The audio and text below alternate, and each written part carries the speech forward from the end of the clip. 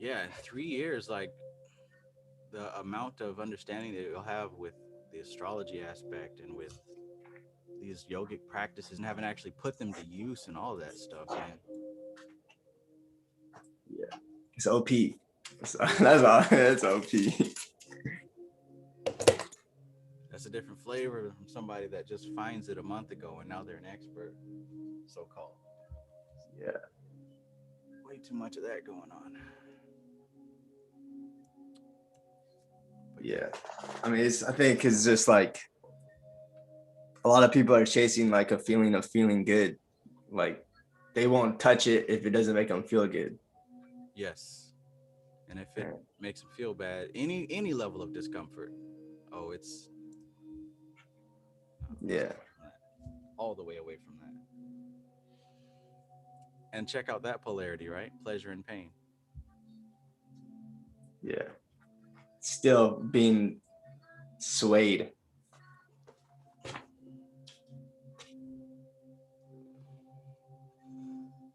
I think that was the big takeaway for me.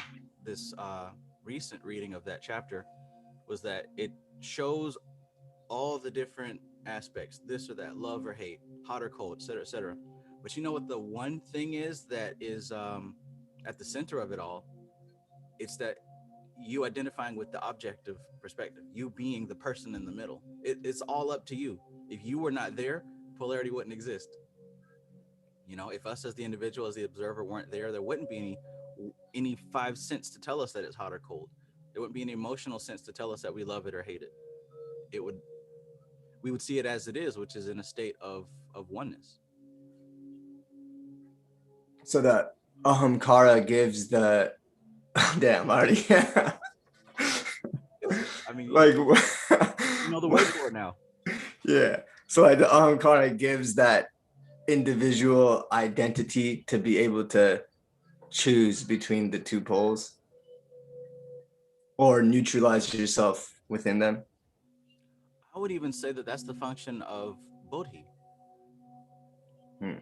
because when looking into to Bodhi, to Mahat intellect, that's the first child of Purusha Prakriti, and it says that its entire function is to delineate what is Prakriti and what is not Prakriti. So the first aspect of consciousness merging with matter, the first thing that happens is it develops a faculty to know, okay, this is me, this is not me, this is not me, this is not me. But then we identify with the thing that we say is me, and that's where our Ahamkara comes from. So maybe polarity is an effect of just being incarnated in the first place.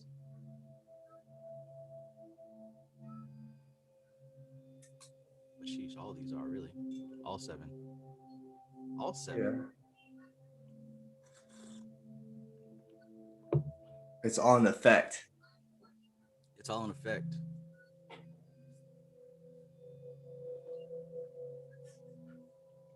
Hmm. Another interesting thing that was mentioned in this chapter was about how pretty much what they were saying was the strongest, um, the one that is most concentrated affects the others. I guess to put it in human terms, a person who is strongly polarized in a particular direction is going to affect the others who are not really, who are more wishy-washy, who are more unstable. You know what I'm saying? And we see that everywhere. This is where influence comes in, right? Yeah. This is how America America and the world works. Donald Trump won the election up based off of the law of polarity. Whether the people hated him or loved him, they all cared. They all cared.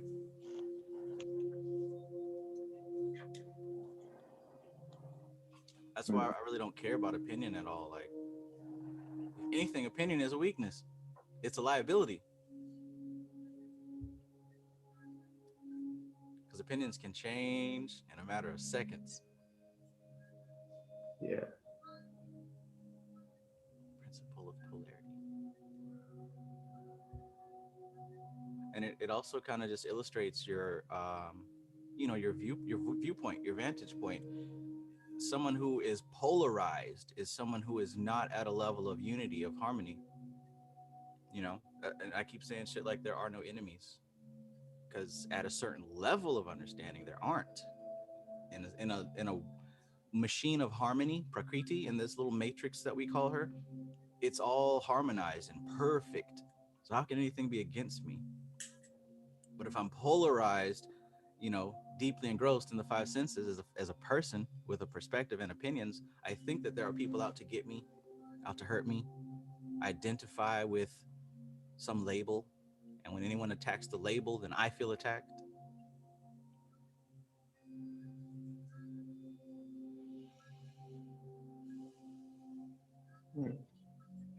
So the identification with the grosser elements would be tamasic.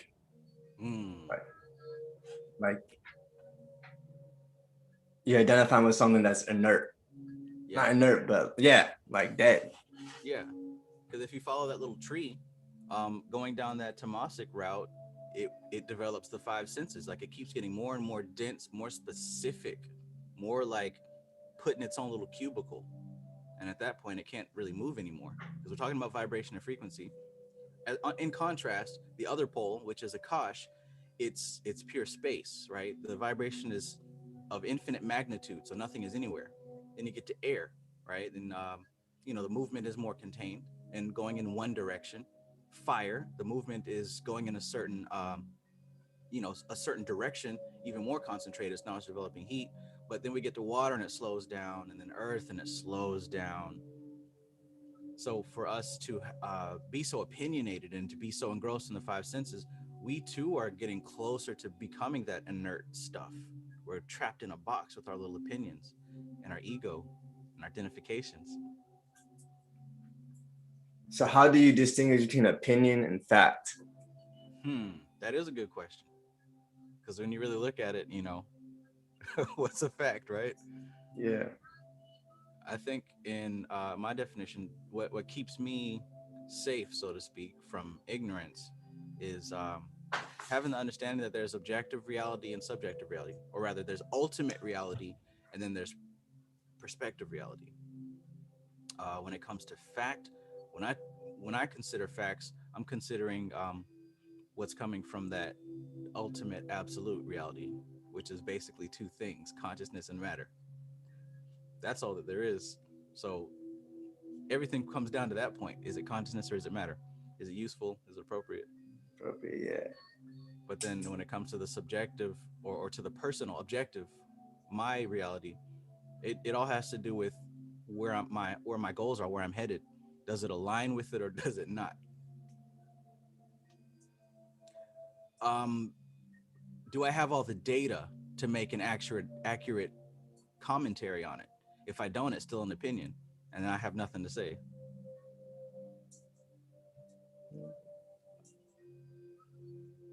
I was talking As about if it can be like, if you were to like take a flamethrower, this is how I think about it. I think you talked about it, how you like slice it up into pieces, and whatever's left, then you use that and build it up. I think about it like that's like, you think about it like an airy way. I think about it like in a fire way. If I took like a flamethrower and like burned everything, whatever is left after that burning, that's what I use to like build with. yeah, yeah. What remains after all the fluffy shit is burned away, or sliced away, Yeah. or washed away if you're a water sign?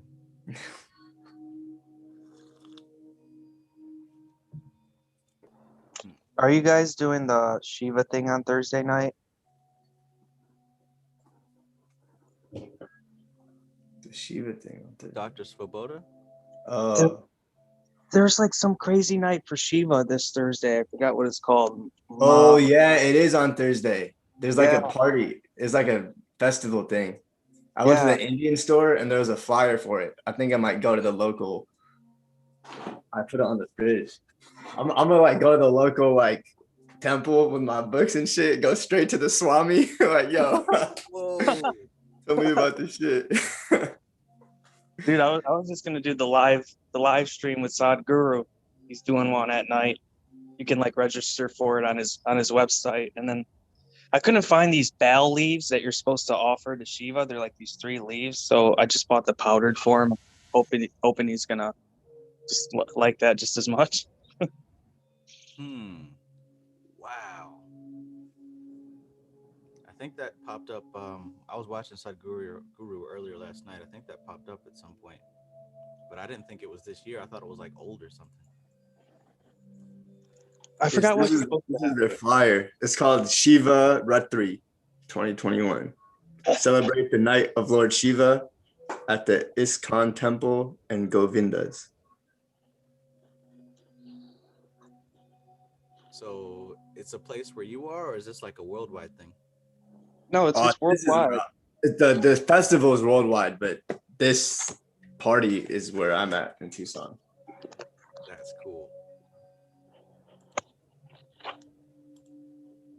I'm guessing like they got some type of swamis are gonna be there, so I'll be able to talk to someone. I'm like, yo, look at these books. Like, let's go talk. It's the night of marriage between Shiva and Parvati.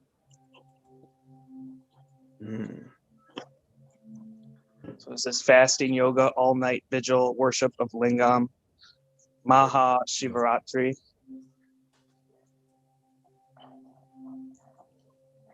Interesting. I think like if you do it the right way, he's supposed to like forgive you. He's supposed to remove some bad karma from you if you like participate in it.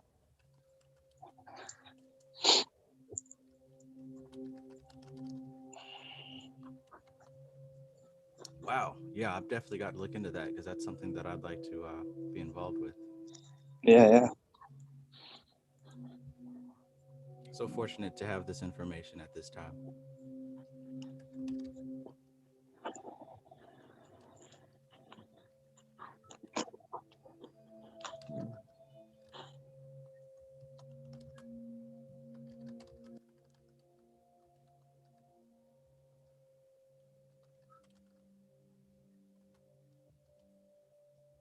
Okay.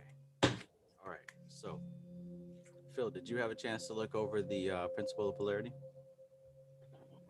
I did not, but I just figured I'd kind of jump on while you guys were discussing about it. Right on. Are you familiar with that principle? Like, what does it mean to you from what you have seen in the past? Polarity. I mean, are we talking about just like two extremes of two different things, almost like I don't know, yin and yang. I mean, hot and cold. Uh, yeah, I don't know. Yeah. That's a perfect example of what's going on. Polarity. And it manifests on all levels: physical, emotional, mental. And when you look at it from all levels, you start to see a few connecting things. One of the things that I mentioned earlier was that how the defining factor of what makes it polarity is an individual perspective. If there's no you, then there's no polarity really, because it's all in a state of harmony. But when you are involved, then you have a tendency to choose one, and in that choosing, we form attachment, and attachment becomes more and more, as we say, tamasic.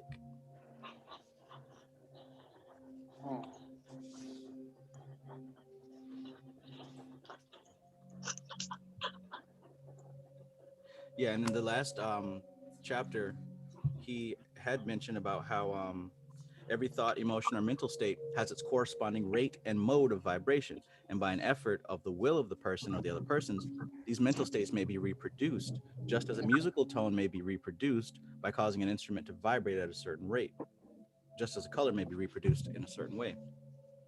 And again, we're talking about polarity here because in this chapter it said, in addition to the changing of the poles of one's own mental states by the operation of the art of polarization, the phenomena of mental influence in its manifold phases shows us that the principle may be extended so as to embrace the phenomena of the influence of one mind over that of another, of which so much has been written about and taught of the late years. When it is understood that mental induction is possible, that is, that mental states may be produced by induction from others, then we can readily see how a certain rate of vibration or polarization of a certain mental state may be communicated to another person, and his polarity in that class of mental states is thus changed. In other words, one can even liken mental influence to the playing of an instrument or the painting of a picture. If you understand the notes and the colors and how to reproduce them within yourself, then it isn't very far fetched to be able to do the same thing in another individual, especially if another individual finds themselves very polarized. Tamasic people, like, so there's a clip of Vimalanda. Basically, he mind controlled someone, like what this is talking about. And uh, Dr. Savoto was like narrating, basically, like the guy was complaining, like he wanted to quit his job, but he had like a family. And basically, Vimalanda didn't think it was a good idea. So he like stared at him. And then, like, while the dude was talking, he like quieted down and he was like, actually, I think I'm going to go do work and shit like that. And then like everyone around him was like, what the fuck? Like, and then like, so Dr. Savoto talked to him after. He's like, what did you do? And he's like, actually, I didn't do anything. He said, Tamasic people. He's like, he's really Tamasic. And Tamasic people think that all their thoughts are theirs and they run with it. So all he did was like, he just projected that thought. That guy like received it and he thought it was his. And he's like, all right, I'm going to do that then. Right. And I was like, wow. That's what I mean, like about people who are very polarized. They often don't. How do I put it? I was talking to my brother earlier today, and he was just saying how he just started listening to Manly P Hall, and he mentioned that he heard something where he said about basically if you stand for nothing, you fall for anything, and how there's people who are always changing their mind. One day they're about this, the next day they're about that, and they spend their lives like that. These people are going off of the impulses and whims of their body and their subconscious, and in this case, others who do have stronger wills. This is why it's so important to know yourself and to focus on understanding the components that make up your mind. Otherwise, you will sit here and think that every little thought that comes into your head is your own. I mean, haven't we all experienced that at some point?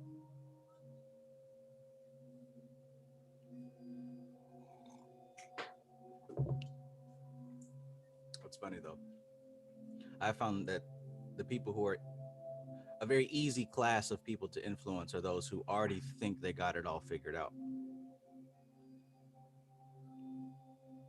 Yeah. Hence the dunce cat. Got it. Because if I have it all figured out, then there's no room for me to learn anything. Mm-hmm. Like the same as like the cup, like your cup has to be empty, like all that shit. And a rigid mind has to be broken. If it isn't flexible, if it can't bend, the only other option is for it to break. Yeah. The dunce cap.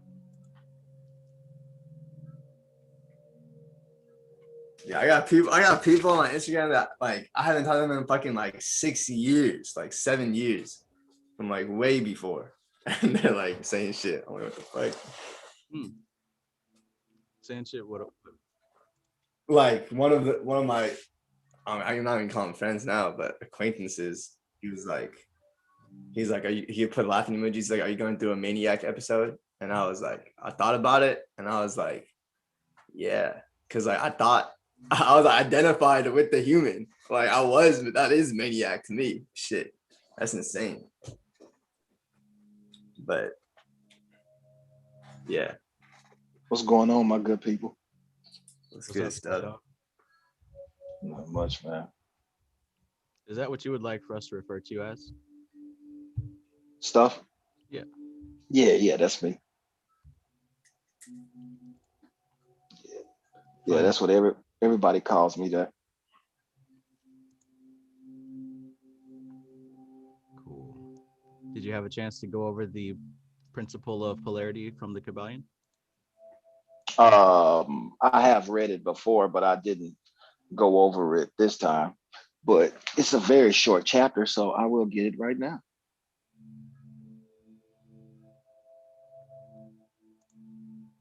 Which version do you guys have of the Kybalion? I think we all got different ones, honestly. Yeah, because I'm noticing there's some difference when we go back and read. It's a little bit. I mean, it's not all the way different. It's not crazy, but I mean, I got a version when someone literally just made the cover and printed the book. No page numbers, no, nothing like that. It's just the book. Where you be finding these books at, man, like that? I got it off of Amazon. Oh wow. Yeah. Polarity, right? Amazon has become like a mother's womb to me. Yeah. Praise divine mother Amazon. Yeah, I love it. She gives me everything I need for all areas of life. Mother Tara. That's why I got in the beginning of the Agora book. I think that's the first chapter. It's called Ma. Yeah, it is the first chapter. Phil got the hardcover. Ooh, okay. Hardback.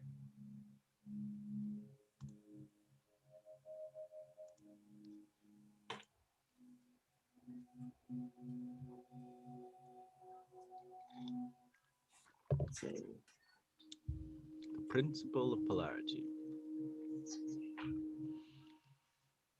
So when it talks of mastery in this book, one of the things that I pick up from the concept of mastery is staying out of the waves and the torrents of the two extremes of, of polarity, right? Because with rhythm and polarity and correspondence and all these things, there's always one and the other. There's always one or the other. And trouble seems to happen when we find ourselves in either or position, as opposed to maybe superposition where you can entertain both without really, you know, claiming one over the other. I think it even takes a level of maturity to be able to do that. I mean, who says that you have to choose everything all the time? There's a lot of issues of polarity where I haven't really chosen. I just experience what's there. You know, for example, are you left hand path or right hand path? Would you consider yourself this or that? I don't. I just I study, I do what works. Are you this? Are you that? I don't care. I don't care enough to choose. But the polarity that I'm looking for is surface level over depth. That's my polarity that I'm into. Because all these different options, they spring from a central source.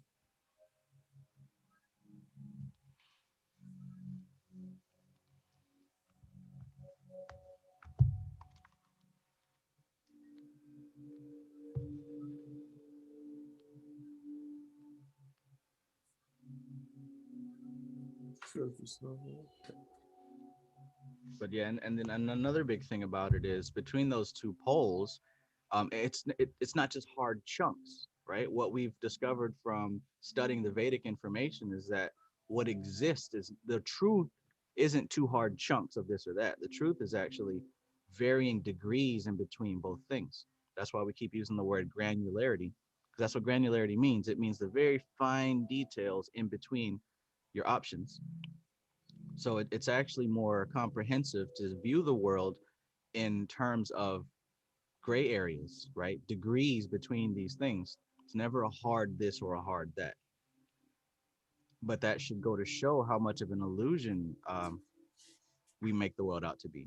You know, things like race. You know, are you white? Are you black? You know, what would you call my son? His mother's white. Any category really has to do with various degrees.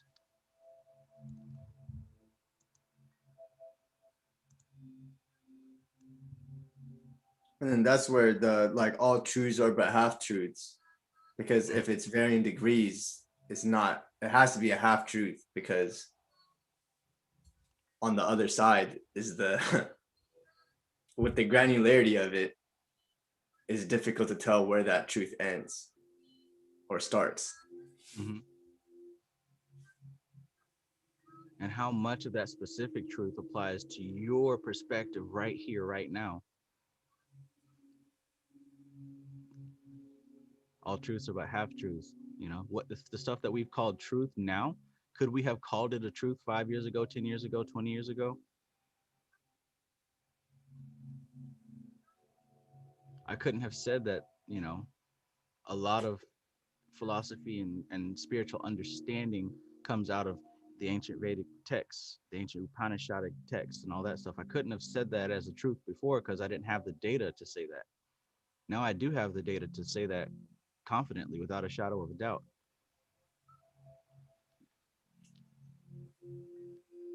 So when Kristen is on, and then, you know, we talked about there's people who call astrology, oh, that's just floating rocks, you know, that's just superstition and shit like that. There's no reason to get upset about that or fight or argue or try to convince them. We're, we're dealing with people who have a lack of data. They don't have the data to understand that it is a science and it has very real implications on everyone's lives, regardless of what you believe.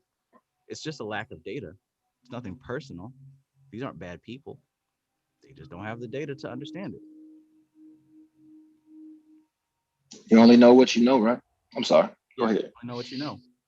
I was gonna say at that point, you know, and whose job is it to? It's no one's job to teach them. Just like you, if you wanted to know, you went to find out. If they really want to know, they'll go find out. If not, leave them be. What did Jesus say to the homies? You know, go preach to that city. If they're not trying to hear you, dust your shoulders off and keep it kicking, keep it pushing, keep it moving. Yeah, I always like to what you're explaining. I guess it comes up a lot because people can only you can only come from where you are, you know, and you can only build on what you know, you know. And I like to use that the analogy of somebody like if you have a master's level education in art, Hmm. and you you see the same car that maybe a first grader has in art, and that car is red.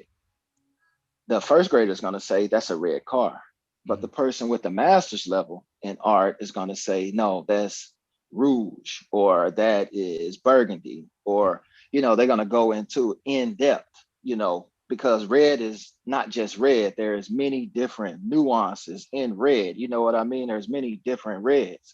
Yeah, But if you only know red as being red and all reds are the same red to you because you don't have the knowledge like you were saying, then you're going to call everything just red, and it's not going to be any nuance in what you see in your perception. that So granularity, right? yeah, right, right. The detail, the specificity.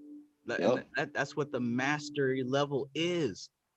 The mastery level, like you said, the master artist, the difference between them and the first grader is they understand that gray area of reds. There's no such thing as red because there's so many little details and degrees in between. There's no such thing as hot. There's so many details. There's no such thing as good and evil. No such thing as right and wrong. There's so many details. That's what a master understands. So that's why I say also, when you hear somebody giving their strong opinions about stuff, you can kind of pick up where they are because it's a lack of data. Every a person tells who they are by the words and the actions. It displays what quality of information that you're operating on.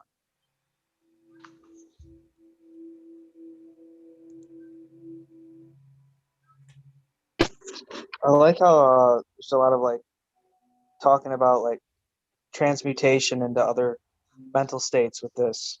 Like says like the this great hermetic principle will enable the student to better understand his own mental states and those of other people. He will see that these states are all matters of degree, and seeing thus, he will be able to raise or lower the vibration at will to change his mental poles, and thus be master of his mental states instead of being their servant and slave.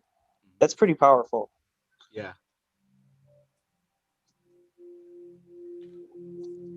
And it's kind of hard to think like that all the time, though, to kind of they kind of make it sound so easy.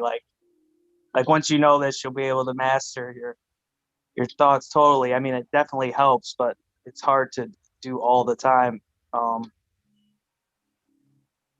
I'm sure at one point in your evolution, you said it was pretty hard to walk all the time. That's true. And then it became to the point where you literally don't even consider it anymore. Yeah. Oh, this is great though, man. This is like, it's the first at least it's in your mind now, at least now you know it, you're aware of it. Uh, I think that's one of the most important parts of this chapter is just like learning that to transmute your energy states or to chatter or to keep it in the back of your head at all times. Yeah. Transmute energy states sounds a lot like reframing and maintaining your frame Yeah, maintain your and like frame. your perceptions. Because like going into what Trav just said about the walking with the baby, like you never see it like when a baby walks and it falls back down, it's not like, oh fuck, I just fell, like I'm never gonna be able to walk. I'm the fucking worst. Like all that shit. But like that's the childlike mindset. Like children don't they don't even think about that shit because they're in a state of learning. And they're willing to do whatever it takes to learn. But That's an awesome example. yeah. And I think with like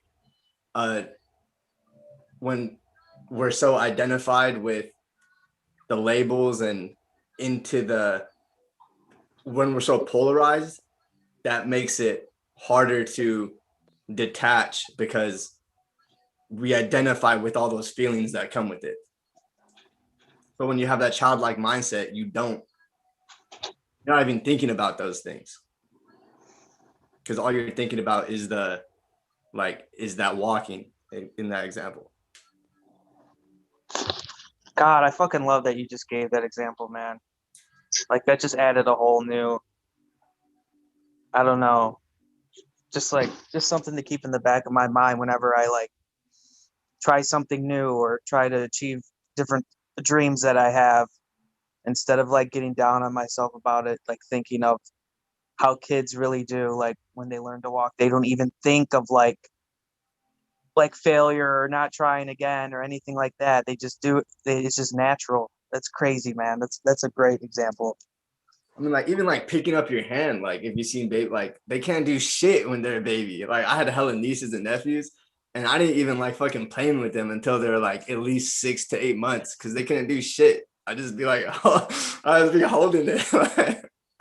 But like once they're Yeah. able to like get control over their arms and stuff, but it comes with like if you counted the failures, you wouldn't even be able to count that shit. It's like That's what they say in the Bible. You got to come as a child. You got to empty your cup. If your cup already full, you can't put nothing else in that motherfucker. You know what I'm saying? So shit. That's what anything, and I guess that's a wise mind that follows that understands that analogy. I think that goes into like the fool too, like the real meaning of the Yeah. fool. But Right. A blank slate.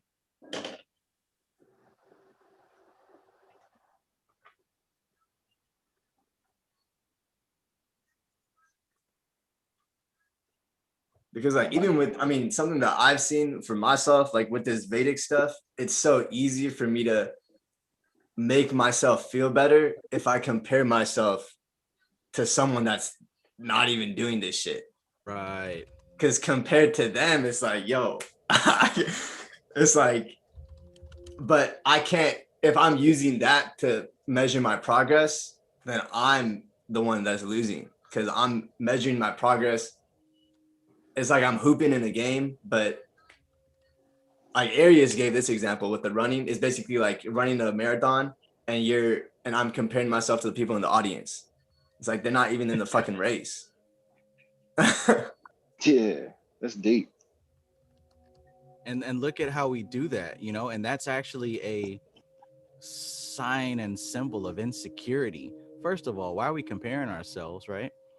And second of all, like that's what a bully does. You got to stand on top of the shoulders of people that you perceive as smaller.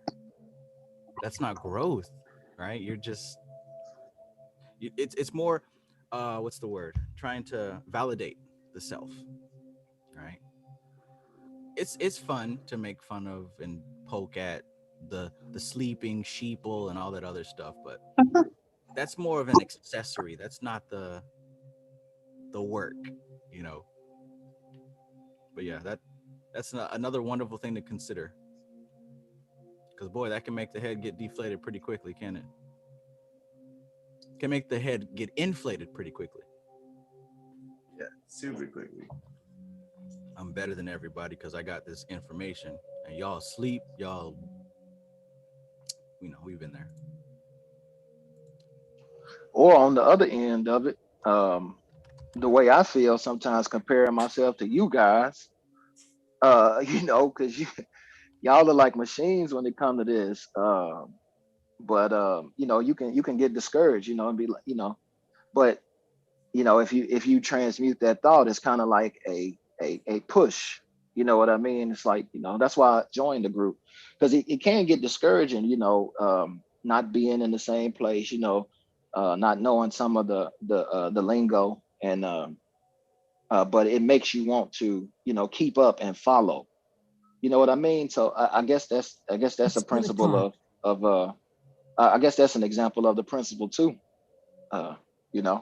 The way I think about it, because I know you hoop, so like I hoop too. So it's like if I'm playing against all people that are better than me, it might not feel good because I'm fucking losing all the time, getting the ball stolen, getting blocked, and all that shit. But I know that I'm improving my game 100%. That's how I. Love the analogy. That's how I Love the think about analogy. that. Because I mean, if I play with people that are below my level, I start like I don't play to my full potential because Mm-hmm. like the defense doesn't bring that out in me. Yeah. But if the Right. defense is like countering all my shit, then now I have to think of new shit because my old shit wasn't working. Because it ain't working. Yeah. Right. Yeah.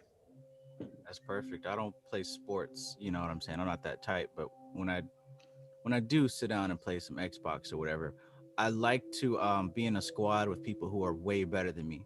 I know that I'm picking up the slack and I'm the weight being carried, but I'm observing what they're doing. You know what I'm saying? And that causes me to learn faster than if I play with some noobs and now I'm like, the king of the court. I could do that any day. I'm not growing. I'm not getting better doing that. Yeah. But when I'm trying to keep up with these dudes over here, I'm growing so much faster. But I guess it's all on what we want out of it. Perception of it. Beautiful day.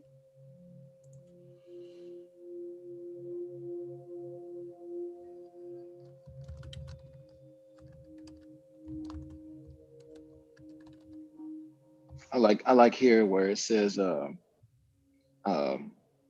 that courage and fear come under the same rule. It says there are degrees of love and hate, and there is a middle point where like and dislike become so faint that it's difficult to distinguish between them. Courage and fear come under the same rule. The pair of opposites exist everywhere. Where you find one thing, you find its opposites, the two poles. I've experienced that, how fear, it could make you or break you. You know what I mean? Um, I didn't play it in front of a lot of people, and like I did, it been to the point where I, threw up before the game, because of the nerves. Oh But wow. but like I said, it could make you or break you. It can make you rise to the occasion, or you fall flat on your face.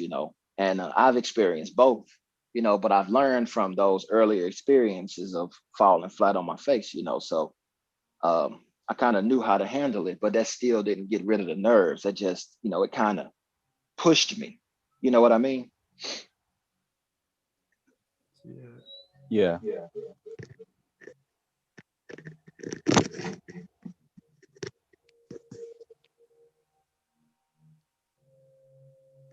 So I guess it's in a way it doesn't really matter what happens, but it's all about how you take what happens, and you can either use it for your benefit or your detriment. So maybe polarity it isn't so much as far as you know, what's happening or whether it's how you classify it. It's all about how it's being applied.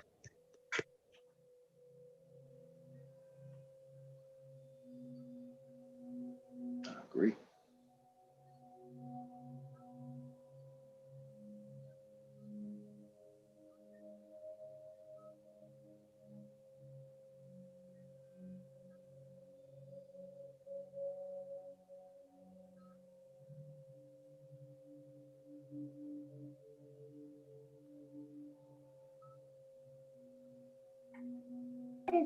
Phil, is that your statue?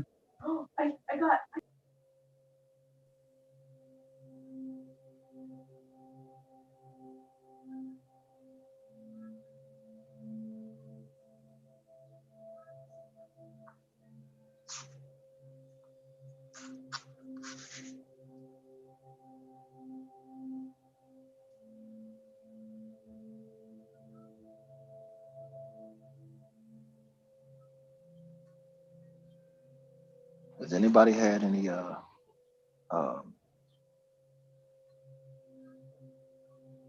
breakthroughs in their meditation or different things that they noticed? I've been like I've been getting to the root of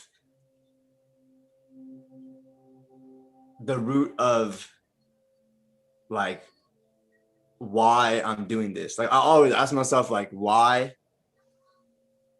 like cutting it down to like basic elemental blocks. So in my meditations, that's what I've been doing. Like basically like getting myself humble about it.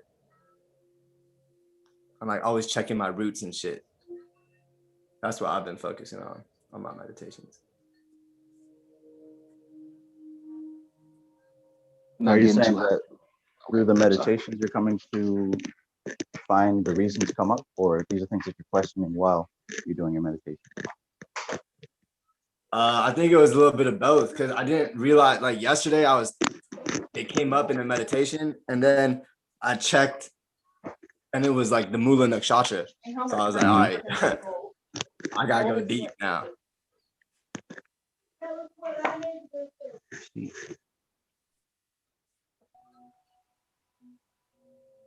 Like that's basically with the analogy of like Arius with the whole race marathon and like comparing yourself to the audience. That's where like I had to like take that into consideration a lot.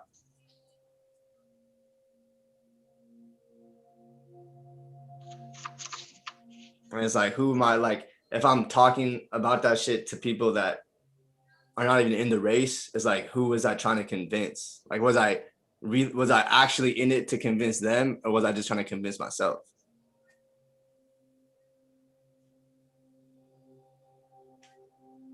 I think that's something important for all of us to consider on this path. You know, how much of our motives are really our own, and how much are we still responding to past trauma, even slightly.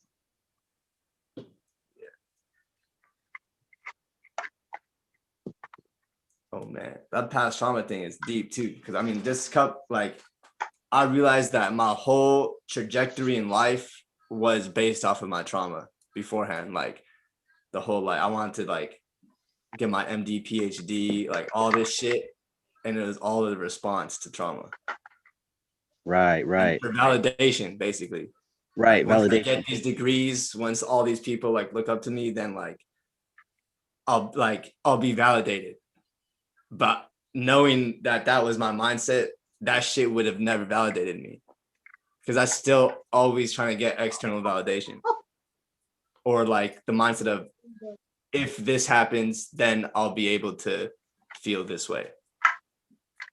When you continue on that path, you begin to see that it's not just getting validation in general. We're usually looking for validation from a specific person, right? I had to come to a point where I found that everything that I was doing was trying to get validation from specifically my father, right? Even when we try to do stuff to get everyone to like us or to celebrate us, we're usually just trying to get one of our parents to like us and celebrate us, you know? And even if we do become a very successful celebrity or whatever, if we don't have that validation specifically from mother or father, it's never even fulfilling. And then with this like new information, we're able to see like who, if I'm still identifying with Amar, then that would be Amar's mom or dad. But it's like where do I, or like who do I identify myself as, or what do I identify myself as? Mm-hmm. Like what is myself? Like what is self? And being able to have faith based on the facts, like we talked about last time, not blind faith, which is based on opinion or feelings and shit like that. Right. Feelings. And feelings have their place. You know, they have their place. They have a purpose. But one of the purposes is not to drive the ship, so to speak. But, you know, who we identify with. And that's not, you know, we ask that every time. And I can tell, or I can imagine that some people would think that, you know, this is just kind of like maybe a trolling thing, or, you know, something that's kind of silly. But it isn't always a question that can be answered right away. Matter of fact, it's definitely not a question that can be answered right away.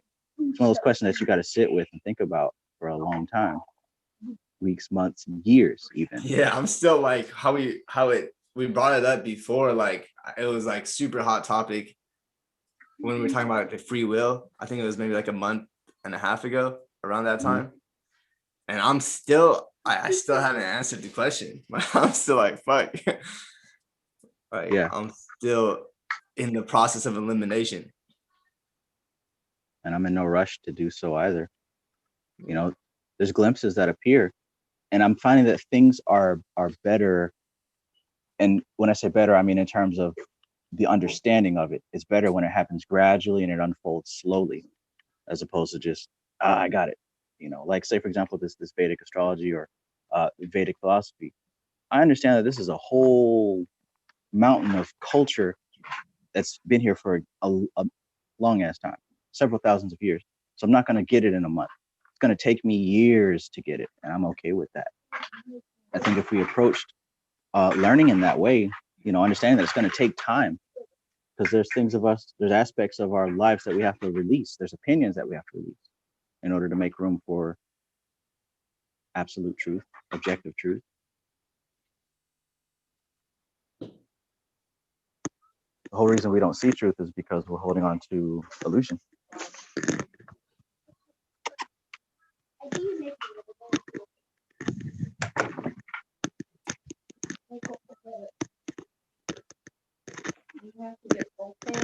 So I got a question for you guys. When you say that when you're meditating, something comes up in your meditation, do you dwell on that in the meditation, or do you just let it pass by? What do you think would be the best thing to do in that situation? Me personally? Yes. I don't know, and that's why I'm asking, because I've read in books that you don't want to lock on to a certain thought, but then when things come up, how do you deal with it in that sense, if you don't kind of sit with it and kind of look at it from a bunch of different angles. So I don't know, that's why I'm asking the question.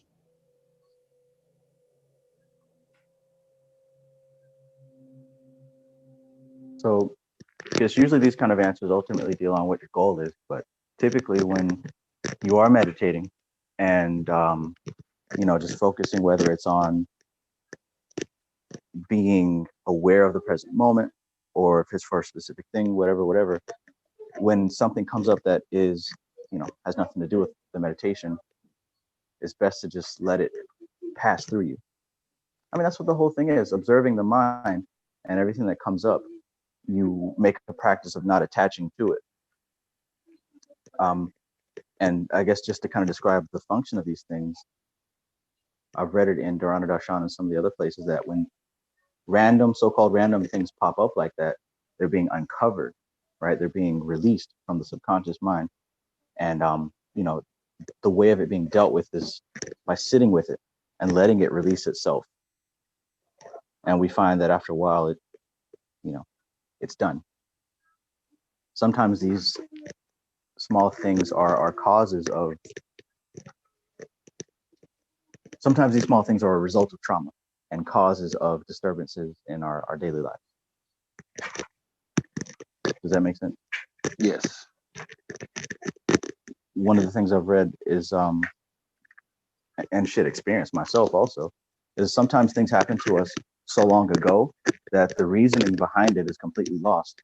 We lost a situation, we lost who did it even. All that remains is that those buried emotions, those buried feelings that we got, the buried response from those situations.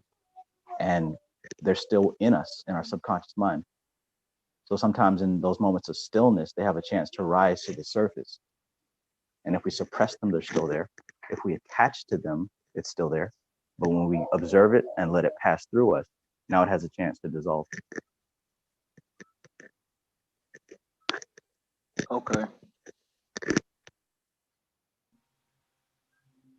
I think I understand. Yeah.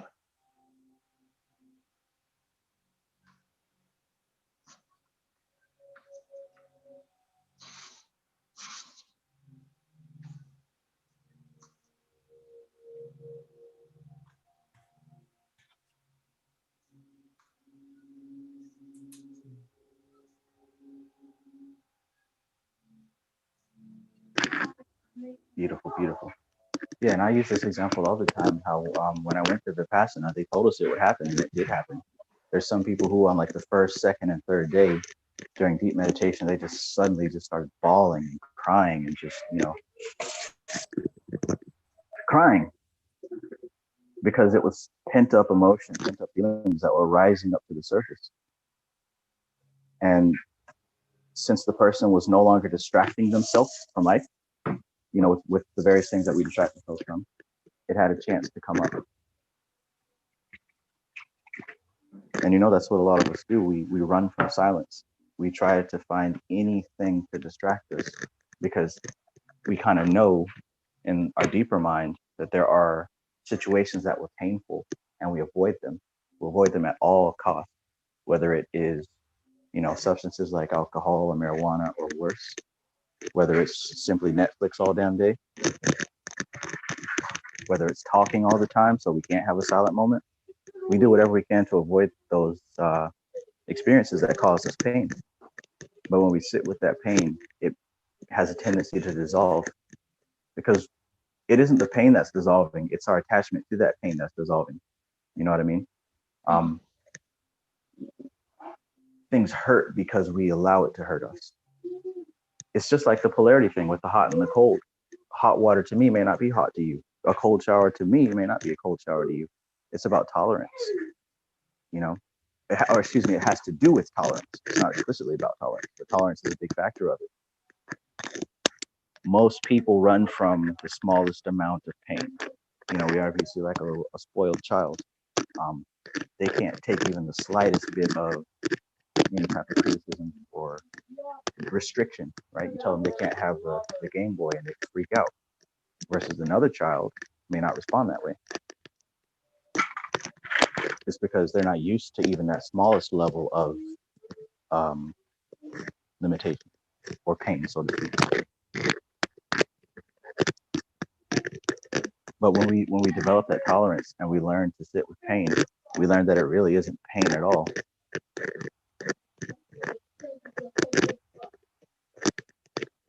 We categorize it as pain.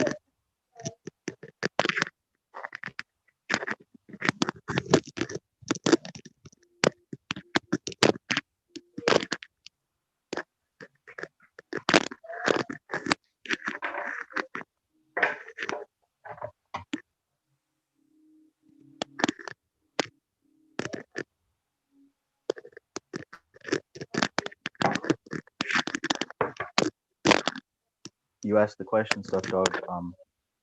What have you been experiencing with your meditations? Have you been seeing improvements in your daily life? or have you seen any type of changes? Improvements in my daily life. I hadn't really noticed any improvements in my daily life, but as far as in the meditation itself, um, I thought some things were just like maybe personal to me, like maybe I was just experiencing this in the meditation, because I've experienced this a lot in meditation before, but I was reading in Dharana Darshan where it was specifically talking about the blackness that you experience when your eyes is closed. It changes, you know, and it like expands. You know what I mean? It's a weird thing, and I thought that it was just me because it seemed like I would be it would move or I would move, but it was definitely a separation. It seemed like it was getting bigger and bigger. Does that make sense? Yeah, and Yeah, yeah, and like, I'm sorry. Yeah, and I was just noticing that, and then another thing I noticed is there's an amorphous like thing in that comes in the meditation, and it's usually like when I'm in it for maybe 30 minutes, but it's like it's a movement of the blackness, and it's another shade. It's like a shadow, and it moves and it forms into things, and it's usually when I'm like trying to concentrate, I guess, on that thing you pick, the concentration, the aspect of concentration that you pick and you use in your meditation. But yeah, yes. I've noticed that it's like forming something. You know what I mean? And I try not to focus on it, but it's kind of hard because it's like right there in your face. But it's weird.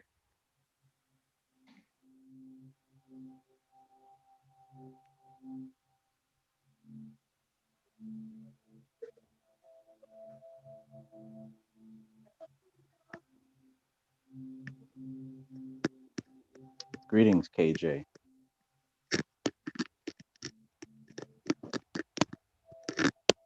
What's up, everybody? What's good? What's good? What's up, KJ? It's curved, man. It's curved. Yeah, that's curve. I was like, is that curve? Yes, Hey, sir. I see What's you with up, the Kurt? Kali. Greetings, Agris Tilks. I don't think I'm familiar with that name.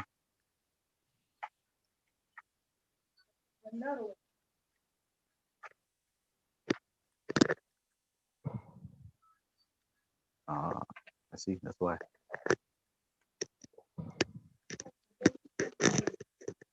So yeah, Kurt, did you have a chance to take a look at the principle of polarity from the Kybalion?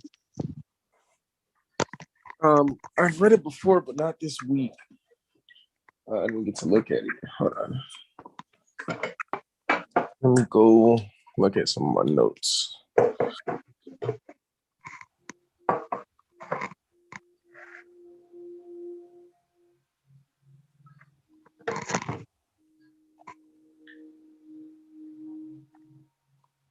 Trav, have you ever noticed anything like I described as far as that seeing those things in the meditation? I have, yes.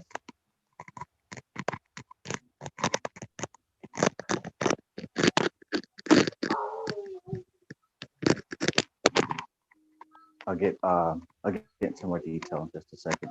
I'm having to prepare some Chef Boyardee.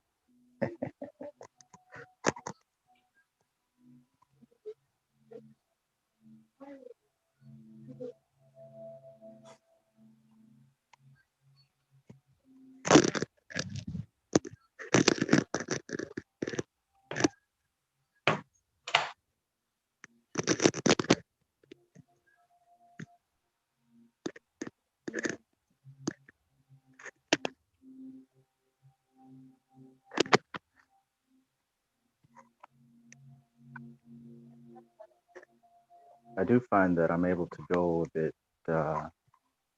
deeper each time, even if it's only a tiny degree. I'm noticing that through consistency, um, it's almost as if this is a map, almost like I'm exploring new territory, and in like those video games where you got the map and it's all dark, but when you venture out to a new space, that path is kind of cleared. I'm kind of seeing, I guess my inner connection in that way. And each time that I'm able to do it, I go a bit further and further. And since that path is becoming traveled more frequently, I'm able to get further a lot faster. Now, I know it's only small, it's only gradual, but I'm noticing that each day, I'm able to go a bit further each time.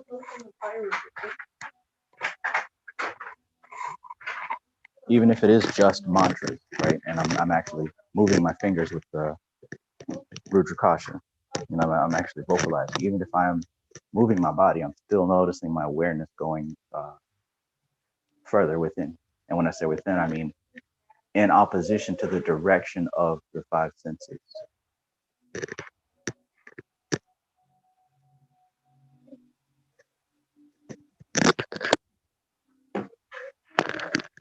Okay.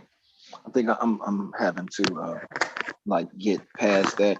I'm not used to doing the mantras and moving during meditation. I'm just used to like being, trying to be as still as possible.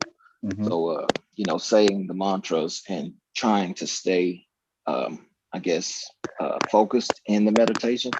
Yeah. It's a learning curve. Yeah. I would definitely say that is something to focus on too. Maybe even more so, because an outsider person would say, "Oh, well, anything can be meditation. Even this, that, and third can be meditation." And it's true to a degree. There are different types of meditation, but looking at this book, Drana Darshan, there are different meditation practices. But what really quantifies what meditation is when you come to that point of experiencing non-attachment from the senses, and at the same time, the awareness, it goes from that, right? That's the opposite side of the pole, attachment to the five senses. The other side is becoming one with the object of meditation. So in my example with the mantras, I'm experiencing becoming one with the vibration of the particular mantra, or becoming one with the experience of the chakras during my chakra shooting, or becoming one with the concept of the tattva during the tattva shooting. Wow, as I walk past this right here.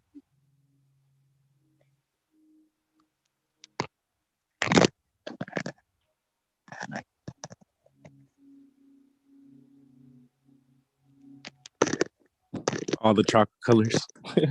Yeah.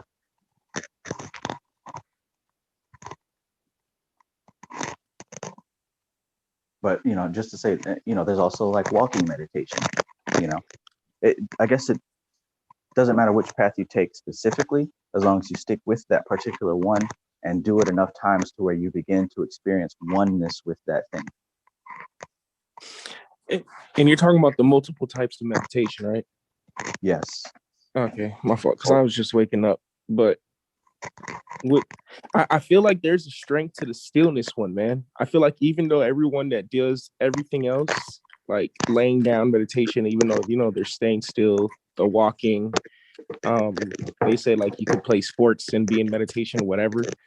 I truly believe there's something to sitting down and actually being in the proper position, Yes, there's much more strength in that, and also like if it's not challenging, is there really any growth?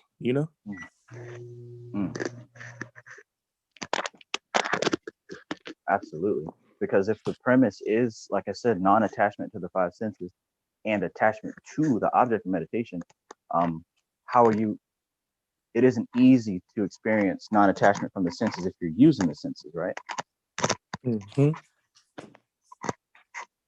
Yeah, I would definitely agree with you on that one.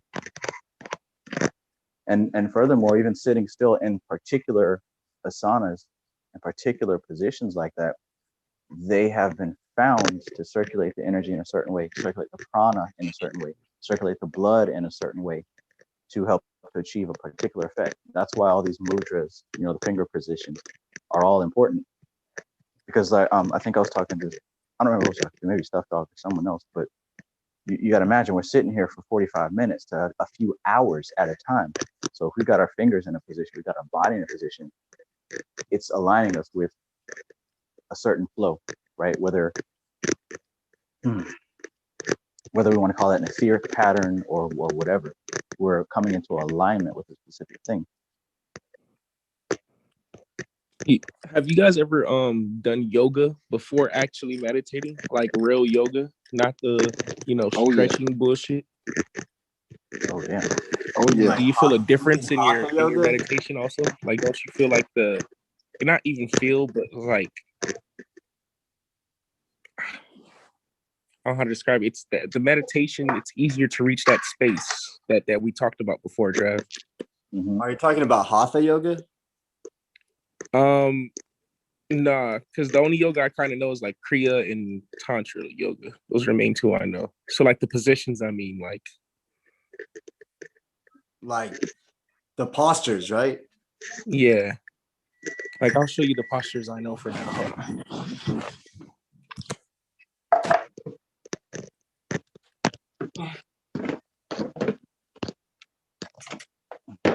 Where does Kriya yoga fall under? Like, actually, I don't know.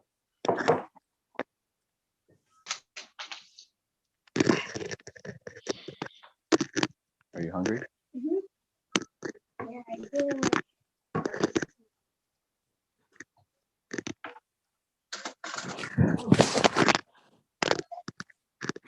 When I eat all this could have.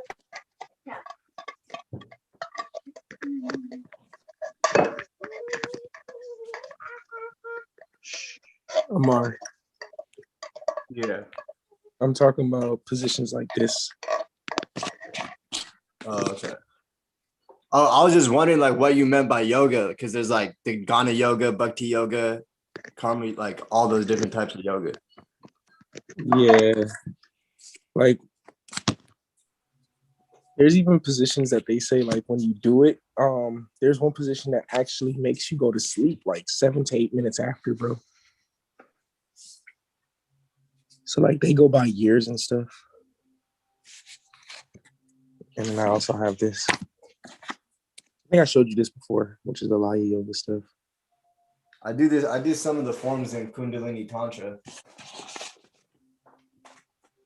And then the breakdown of Shiva. Do you have drawn Darshan curve? Do I have Dharana Darshan? Mm-hmm. No, I don't have that one yet. I know there's a few chapters on the Laya yoga. You might have brought that up. You might have brought that up before. Yeah, I think I did with the little booklet I just showed. I got that from class. So like Laya yoga with the help of the resonance with the subtle sound of a mantra. So that's what we've been doing basically, huh? Oh yeah.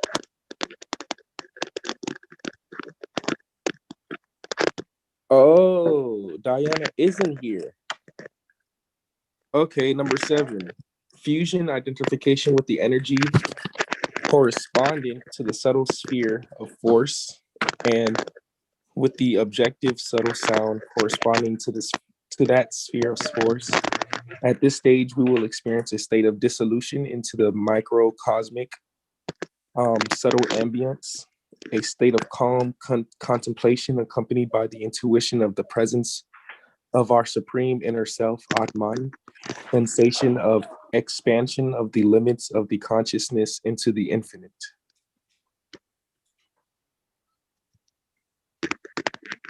Sounds delicious. Expansion. They just said there are 50,000 forms of Laya yoga. That's crazy. 150,000? Yeah, man. 150,000 forms of Laya yoga. Well, that's a lot to choose from. Almost no excuse to not even try it, huh?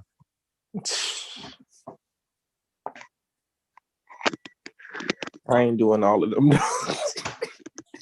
I mean, you know, the destination is one place. It's just showing you 150,000 different paths to get there, right? Say that one more time. Sorry.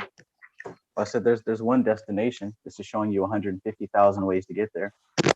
Yes, true. I don't even think that all of the practices of Dharana Darshan are required. I think probably the first few are required, and the further down you go, it depends on what you're capable of, or what your attention focuses on, or technically what your karma says you deserve to be able to do. Hey Trav, I wanted to read you something on mantra because I was looking at this earlier this week and I forgot to send you a picture. Because this is how I learned to do mantras without saying the words. But basically, it says in here the mental emission of the mantra.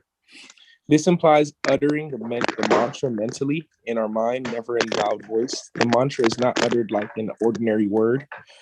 We utter each letter in turn, giving an equal time limit to each letter, a few seconds, passing harmoniously, flowing from one letter to the other. Therefore, we emit the mantra mentally in a harmonious melodic way, as transfigured as possible, by identifying our mental as much as possible with the mantra. At this stage, we get to perceive a state of euphoric expansion into the entire universe, this expansion entailing our own consciousness at the same time. So I know you say them out loud, right? Because are you saying them out loud so they can be clear when you're saying it mentally? So I say them at different rates, depending on what I'm doing, and out loud, so that on one hand, it may sound woo, but so the vibrations can saturate the environment. But on the other hand, to help my mind focus on them, so I can put all of my attention on Okay. by saying it out loud, it helps me to focus, my ears, my everything on just those sounds.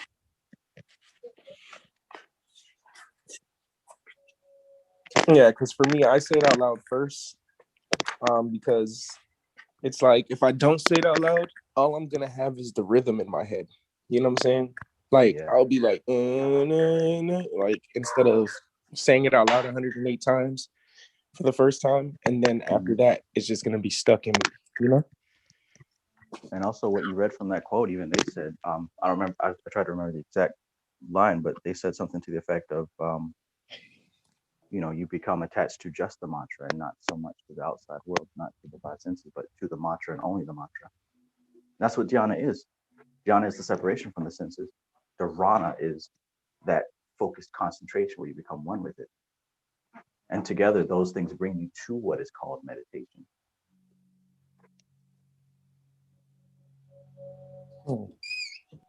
So good to understand the whole thing here. And then the reception of subtle sound corresponding to the emitted mantra. That's number 2. After each mental emission of the mantra, we will aim at perceiving the subtle attuning to the secret sphere of force with which this mantra puts us in resonance. Objectively, this subtle attuning is manifested through a subtle sound, which is not physical, which is perceived continuously and completely, containing at the same time all the component elements specific to the mantra in the moment of emission. Parentheses, the sounds corresponding to the letters that compose the mantra. This received subtle sound is as close as possible to the sound of the mantra that we emit mentally, yet completely different because it encompasses all the component parts of the mantra at the same time. The reception of the subtle sound corresponding to the emitted mantra implies not just to listen to this subtle sound, but also to merge as much as possible with the energy that this sound carries, which is the energy corresponding to the microcosmic subtle sphere of force that the mantra helps us to resonate with, the sphere of force that always exists outside of us in eternity. The perception of the subtle sound corresponding to the microcosmic sphere of force with which the mantra puts us in resonance, is the key element for the success of Laya yoga practice. On a background of On a background of maximum spiritual receptivity, we aim at perceiving. Hold on, am I on the right stuff? Yeah.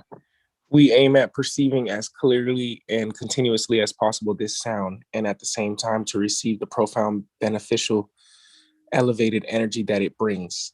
At the beginning of Laya Yoga practice, it is sometimes possible that some of the practitioners will not hear the subtle sound corresponding to the emitted mantra or any other sound.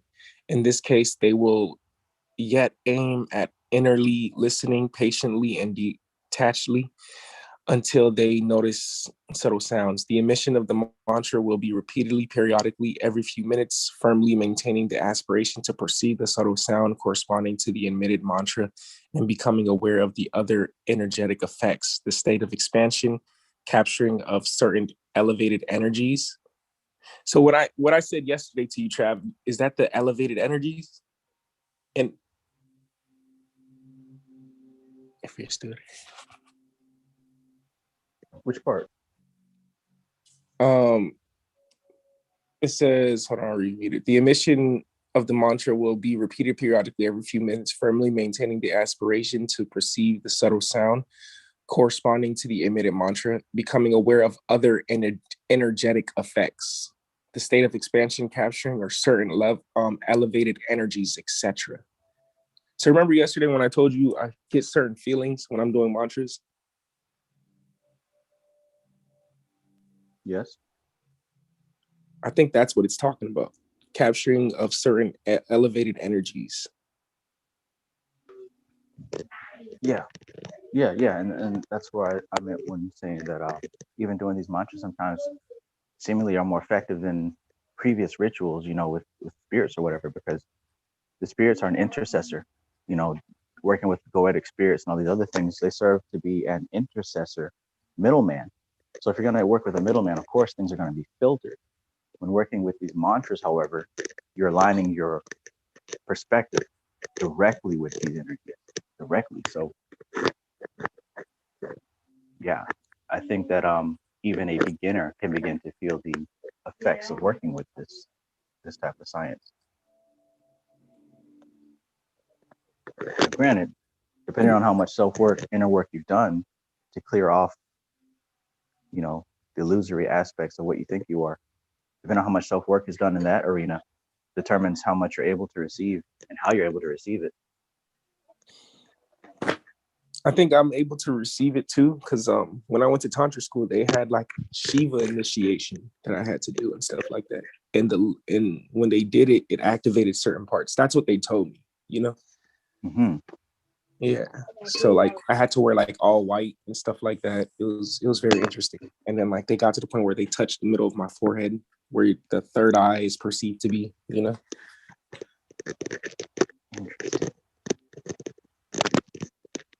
But it says right here, for example, the memory greatly improves only 2 months of perseverant practice. So it's telling you what it does too. Which mantra is that one? It's just Laya Yoga in general. So I guess any mantra. The Laya Yoga technique is one of the most natural and simple ways of focusing, harmonizing, controlling, and energizing the mental. For example, the memory greatly improves after only 2 months of perseverant practice. The focusing capacity and the attention increase very much among the immediate effects of the technique. Perceived even by the beginners, we mention the state of profound mental calmness, euphoric inner quietness, and joy. As this state establishes automatically and by itself effortlessly, the breathing becomes more infrequent and lighter, sometimes being performed less than every 45 seconds. And the superior stages, all right, Amar. The superior stages, it becomes almost imperceptible, even for us. At the same time, the mental calmness calms down very much at the state of inner firmness is settling in. The mind's power of penetration becomes much superior. After 3 weeks of uninterrupted practice, the mental calms down very much. Little by little, the sensation of euphoric expansion into the infinite of mental detachment, of witness outside the physical structure, who analyze from a superior plane, as well as the state of inner peace become predominant. Even after the actual training in the Laya Yoga technique was finished, the greatest effects appear 4 to 5 hours after it finished. Yeah, so that's one thing that I noticed was different from working with spirits and rituals and that nature, is that working with these mantras, you don't always feel these effects right away. The only thing you really feel right away is that sense of calm, that sense of peace, harmony, balance. And for me, like this face tingly, can't feel my face texture. But hours later, you start to notice that some of the other subtle effects of what the mantra was actually about begin to come into play. Mm-hmm. Like yesterday, did you keep anything for yesterday's mantra? Like, I feel like yesterday's mantra was more, it helps me with a lot of self-discipline, and I got a lot more stuff done. And maybe that's because we were doing it on Saturday. You know what I'm saying? Right. So like, and exactly right. It didn't happen until a few hours left. I felt the little tingly sensations, but it wasn't until like 4 or 5 hours. And I was just like, okay, in the middle of everything, I'm like, yo, what the fuck is going on? I'm never really this focused like this all the time. Right. Yeah. Om Sham Shanishcharaya Namaha. Yeah, the Shani mantra. That one. And what I've been doing also, as well as Shani, is the Rahu, right? Because they both fall up under Saturday. So my Saturdays are usually a bit longer because I'm doing both. Okay. Huh. Yeah, okay. So probably for one of the first time, I didn't really feel like doing my chakra shuddhi yesterday, but I pushed through it, because whenever I'm doing my meditations and I don't feel like it, I consider it, this is karma right here. An aspect of my karma needs to be burned off. The fact that I don't want to do it means that I need to. If you catch what I'm saying here. Because that's what I was going to ask you about too, and you perfectly said that. These cities, dog. I'm telling you, I was going to ask you, because like okay, like as I'm saying the close to the 50th one, something is like, bro, just stop. What are you doing? This is pointless. And I'm like, no, I'm gonna keep going. And it's like, and then even after like I went through that part speaking to me, right? Like, the mind, the I, me, and you, basically. But it was more subtle after that. It's like it wasn't even saying nothing, but it was like something, it was like a force within the mental trying to stop me, Mm-hmm. Like how like a child complains, I don't want to do that, but you're trying to drag the child along. Yes. That's how it feels like. But once you get it passed through the exercise, it's more relieving, Right. And it once feels like you defeat it, like it's more weak, Or you come to a higher level of understanding. I think that's one of those examples of really understanding the whole thing about the pain and the pain threshold. When you push yourself to go through it, you experience being stronger than you thought, right? Because like I said, most of us run away from pain. But when you actually put yourself through a situation like that, you realize that it wasn't pain at all, and that you are capable of more than what you previously thought. That shows a level of focus too, and dedication. Most people would stop at that point and justify it later. Oh, well, everyone's practice is unique. Everyone's journey is unique. Oh yeah, I'm supposed to stop talking shit about people. Wait, what made you say that? What? The fact I'm supposed to stop? Yeah. I had a dream, or actually an astral projection. What? No, because yesterday I was meditating, and I was gonna hit you with that, but I'm like, I don't want to come from a different place, because I know we all do it. Like, we sit there and talk shit, or we tend to, point out who's fake and who's real. And then I swear I was gonna message you yesterday, bro, or wait for today, but I was gonna wait till we do it. Like, I was gonna be like, bro, we gotta stop that. That's all Ahamkara. Exactly. And I was gonna say, bro, I don't see none of the gurus doing it. You know what I'm saying? They do if you know how to pick it up, but it's not something that they do on a regular basis. Yeah, it's not like they're talking specifically about someone that they specifically know. I think they're just talking about their experiences, and it's not like a pointing at elbow type of thing, you know? Right. And like you But said, that's an experience of ego. That's You know, dope that you said that, dog. That's crazy. Hey man, that's 2 out of 3. I got one more to get from you. That's crazy. And when did that occur to you? Yesterday at some point. Bro,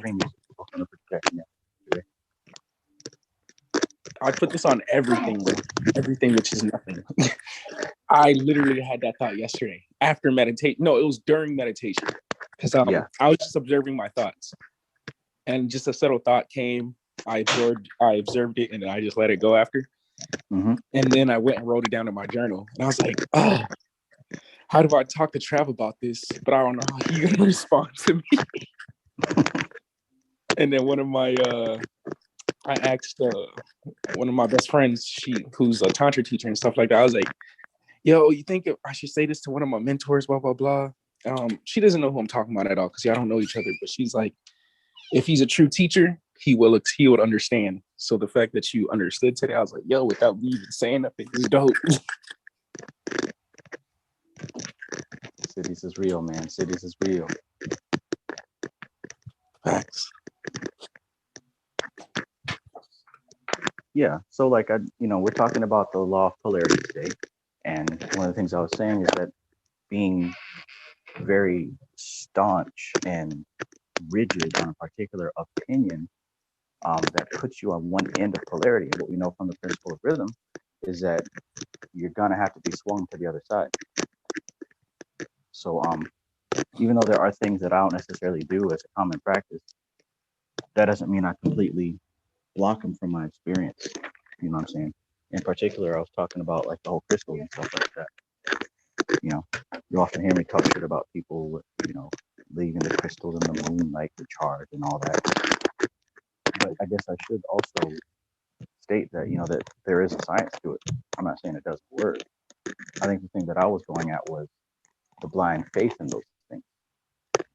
But anyways, Kristen was telling me that what I should do is take a bunch of my crystals and sleep with them in my bed.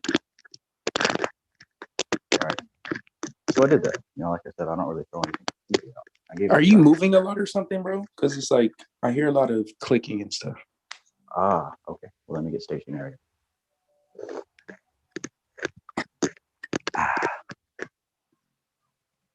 Matthew, go get your brother. Okay. Go get him. Bring both of them back up here.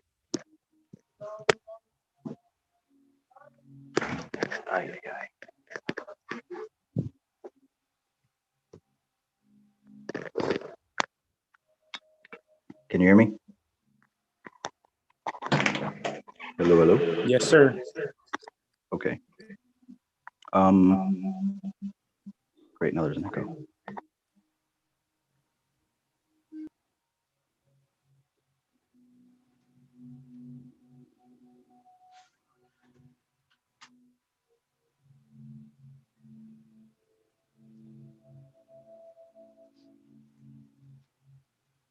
All right. How about now? Yeah, I can hear you clearly. Okay, so Kristen told me that yesterday, well, not yesterday, but it would be a good idea for me to take all my crystals and put them in my bed. And what I've been practicing doing is all year, basically, or at least when we started doing the Durana Darshan thing, I started to sleep very still, with my arms crossed, almost like the death position. And I kind of tuck myself in like the blankets up under me so I don't move. Anyway, I left the crystals on my chest. And I did that for almost a week. And it ended up actually having a lucid dream, which turned into an astral projection into the crystals. And I was actually communicating with them, asking questions, right? And I recalled during the dream, parts of the Kybalion came clear, especially the one where it was talking about how there's a dimension of mineral mind, and I believe that that's where I went because that's where they said I was. But anyways, it started out one way. I was hanging out with an African princess, and she kept giving me money and shit like that. Right there's an earth symbolization, right? African princess. If you look at the princess on the tarot deck, she represents Malkuth. She represents the earth element. Money is from Pentacles. That's also earth element. So according to tarot and Kabbalah, that dream took place with the Princess of Pentacles. But anyways, we went to a Wu-Tang concert. I didn't figure out the symbology of the Wu-Tang aspect of it, but one of the main dudes died. And anyway, it was like a concert to remember him. And the lyric, I was rapping along to my favorite song, and one of the lyrics became quotes from the Kybalion. And that's when I started to get lucid because it wasn't right. When those glitches in the matrix happen, that's what triggers lucidity for me.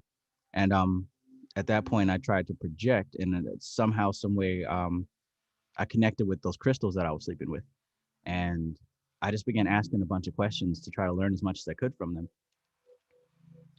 I came out from that experience with a newfound respect for crystals in general. And I also made a resolve to not really be so judgmental on people who have blind faith on crystals, because there is a certain level where that blind faith does resonate with them. It does connect with them. What's the word? Bhakti yoga, the worship of a thing. It does connect you to the subtle energy of it. So, if someone has blind faith in crystals and they leave them out under the full moon to soak up the moon water, there's a level of very potent truth there. You dig? One of the things that they told me was that the crystals are actually in a state of absolute samadhi. They're in a state of absolute connection with the divine.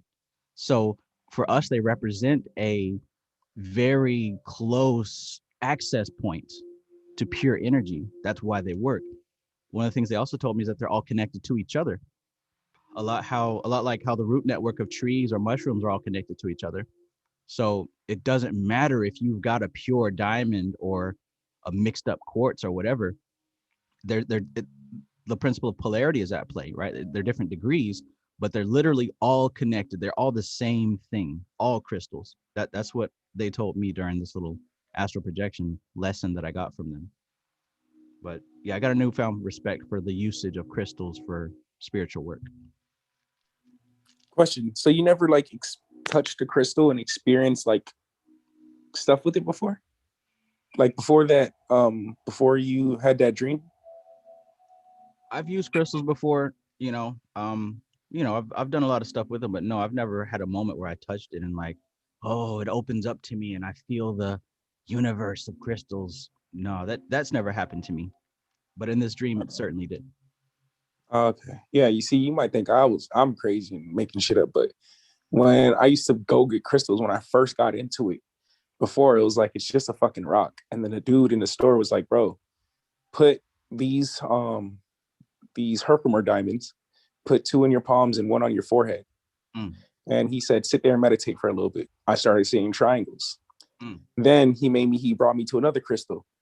He's like, if it's cold, it's not for you. If it's warm, then it's for you. I started doing that technique, and there's certain crystals in my hand would get warm. Some of them I wouldn't feel nothing. So the ones that make me feel a certain way is the one I took home. And that's how I would buy my crystals. And that's how it worked, for real for me. So that's why I heard you say that before, and I just never said anything. It's they actually do kind of work, but to rely instead of doing the practices on the, you know what I'm saying? To rely on the crystals instead of doing the damn work is where you're going too far to me, Yeah. If you think you're just gonna fucking go to the moon, put the crystals in the fucking moon and shit like that, and then come back and start drinking liquor and partying with your friends, and you think your paradigm's gonna change, that's some bullshit, bro. If I was that store owner, I would use that line, right? The one that's cold, it's not for you, but the one that's warm, go ahead and get that. And, heat up the most expensive one. No. You said heat up the most expensive. That's a dick move. Bro, they have they have the biggest crystal out there. Like one dude, they name it after a dude because the dude was trying to move the crystal and then the crystal crushed him and he died trying to move the crystal. So they named the crystal after him. Hold on. Let me find the store so you can go look at the website, because that's one of the biggest crystals. That's a sacrifice, right? He gave his life for these crystals, for real. Mm-hmm.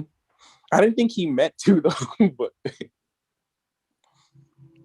and even though the Kybalion does talk about how even crystals and they have a consciousness, it's a different level of consciousness than ours.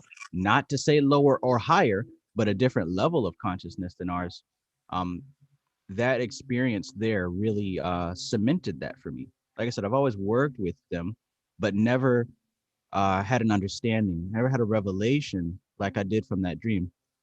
I was legit being schooled by big ass rocks. Like one moment I was here with those big red plateaus in Australia. Then the next I was in the earth in this cavern with giant amethysts. Like I was going to all these different locations, but it was one voice teaching a continuous message. And yeah, that was enough to convince me that working with crystals is serious. Now anything can be taken overboard with blind faith, but to have an understanding of what's going on, um, that makes the connection all that more powerful. And that's what happened for me that night.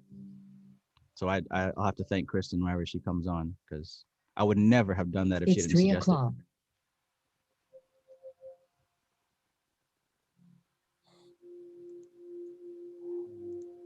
trying to find that.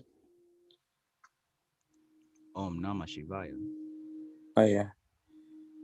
Yeah, so actually it's the largest crystal quartz in the world. I'm gonna send it to you on Instagram.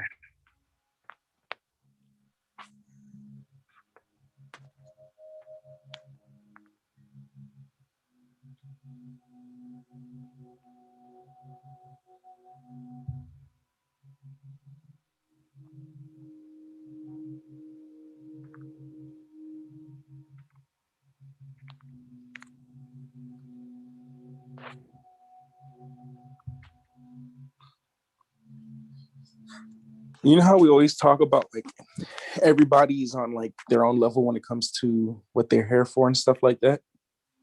Yeah. I think I found a piece, and I was talking to my other mentor about this. I found a piece in like being able to study everything that we're studying, but also being able to choose that path of like, okay, let's just say someone's here studying and stuff like that, but they're like, you know what, for the next 5 to 10 years, I kind of want to play out this life I always wanted to live. And then I'm just going to straight focus on stuff. You know what I'm saying? Like you can see what level you're at spiritually, or not even like spiritually, but more of like, it's like you could choose to dissolve your karma, or you could choose to work on moksha, or you could enjoy this. But at the same time, you're more at peace with it, just because you know what's going on with you. You know that you're either gaining or losing karma in these different type of scenarios. If does that make sense what I'm saying? I take sense from it.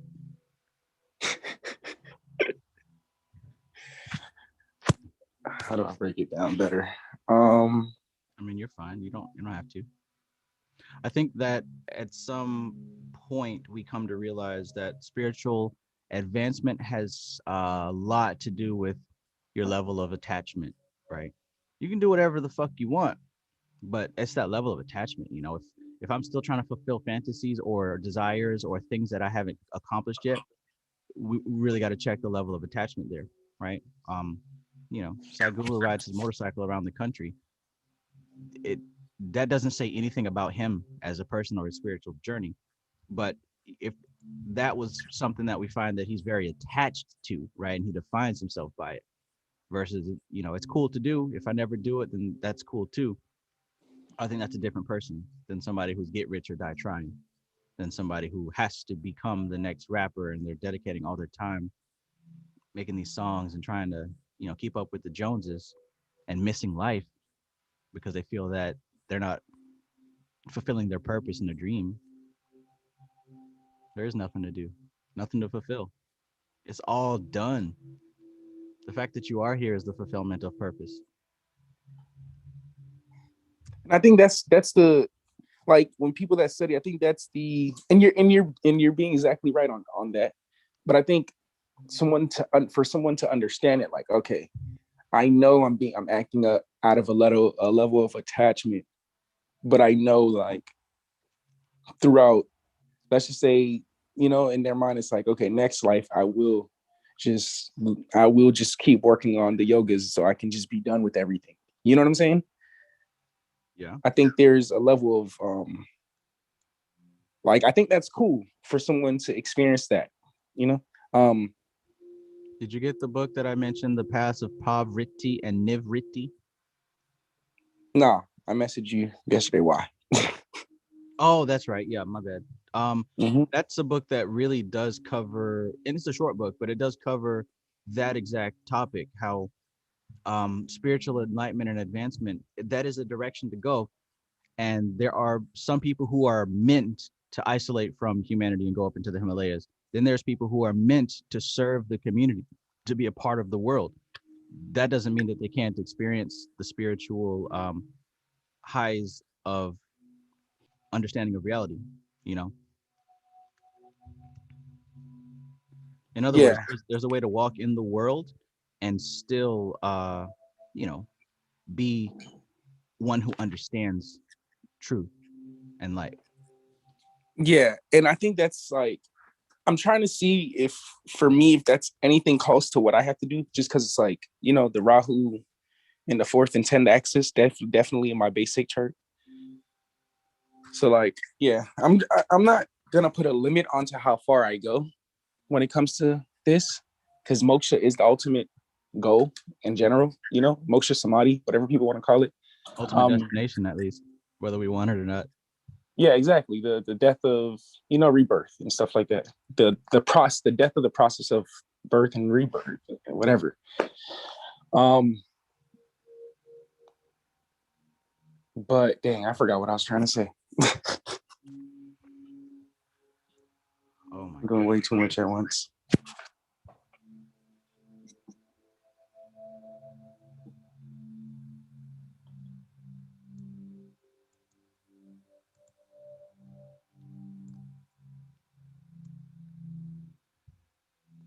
Hmm. Yuri, how you doing tonight?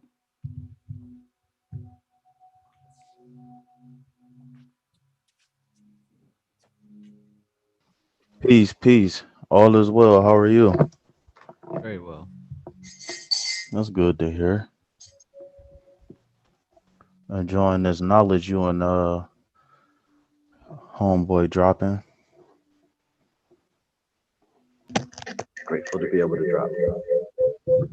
I'm grateful to be able to receive it.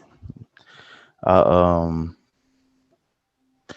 I had a breakthrough recently in my meditation where I was meditating and my face caught on fire. Like my face caught on fire. I was like, man, they were just talking about this like a week or two ago. Nah. Um Besides that, ain't nothing really much going on. Just,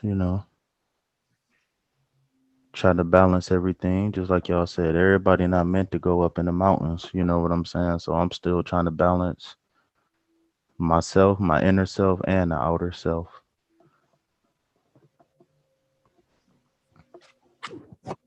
I know I got more work to Gotcha. do, because, man, I could definitely see myself in the mountains. Like, I do find the peace of being by my damn self. But then it's like once again, that fourth and 10th house access. Like, I feel the peace in being by my damn self. And then it's like, I like being in public sometimes, but it's draining. It's hella draining for me. So, It is. um, That goes back to that conversation y'all was having about purposefully, meditating with distractions because the moment you step outside your house or even inside the house, but once you enter the world, it's nothing but distractions. nothing but. I mean, it's a small practice, but I like to just start by even just being in control of my breath. You know what I'm saying? When I'm out in public or whatever. You know what I'm saying? Like just starting somewhere small.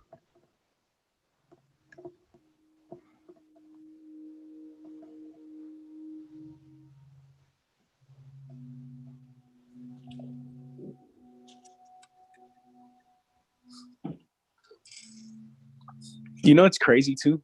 When I went to when I was first going to my tantra school,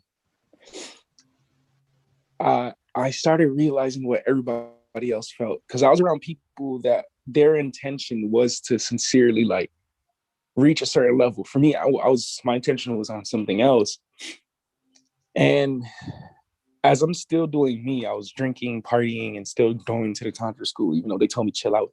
I wasn't eating meat though. The reason why I left is because I felt uncomfortable. It like in my head, it was like these people's energies are too high for me, but like sincerely, and it's crazy because like to be able to speak to people and see how they run away from the information, I can understand it because I've done it myself, you know. So I think that's very interesting. Also, I know we're getting a little off topic, but that's very interesting too.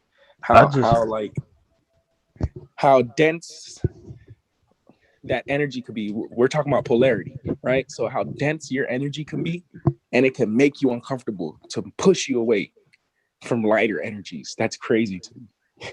yeah, so the I think the main thing about that is just remaining grounded in the fact that it wasn't your time to be on that level yet. Like you still had more stuff to do. Like sometimes I deal with that feeling like, man, I got to be on this level and I got to be on this level. And I had to sit down and I meditated on it. It was like, you know what I'm saying? Like, it's not a race.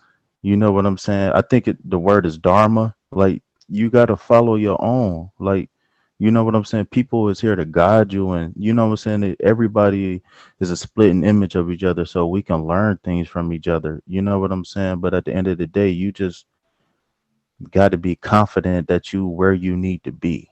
You know what I'm saying? And to add on to that, I think the whole point of the Ahamkara, aka the ego, is to find an individualization. It doesn't matter if it's once again polarity, if it's negative or Mm-hmm. positive. So it's all linear. There's no separation. But the Ahamkara will make it feel like it's a separation. You know, it Mm. doesn't matter if it's good or bad. It is what it is. I mean, you know what I'm saying? Like it is what it is. Like like like when you talk about these planes and stuff like that, or like polarity or the principle of vibration, like when you think about something, right? And you say if you're thinking about a hard decision you got to make, but you worried about the negative effects of the decision, you know what I'm saying? You're gonna get half-ass results because half of your mind is worried about what could go wrong or how other people is going to feel instead of keeping your mind on the task. I think I read somewhere they said you don't focus on the results, you focus on the task. So that you know what I'm saying? You got to be present in the moment. And if you remain present in the moment, then you can possibly avoid that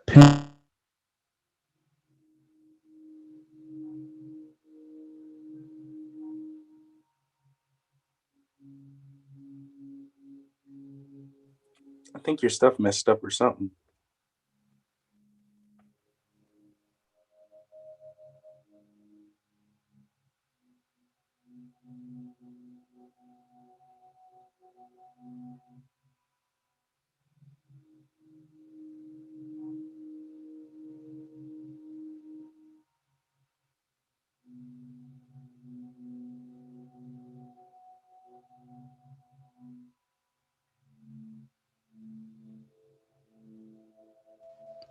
am I still here?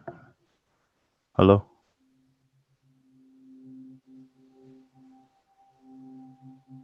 Yeah, I hear you. Oh, okay. Yeah.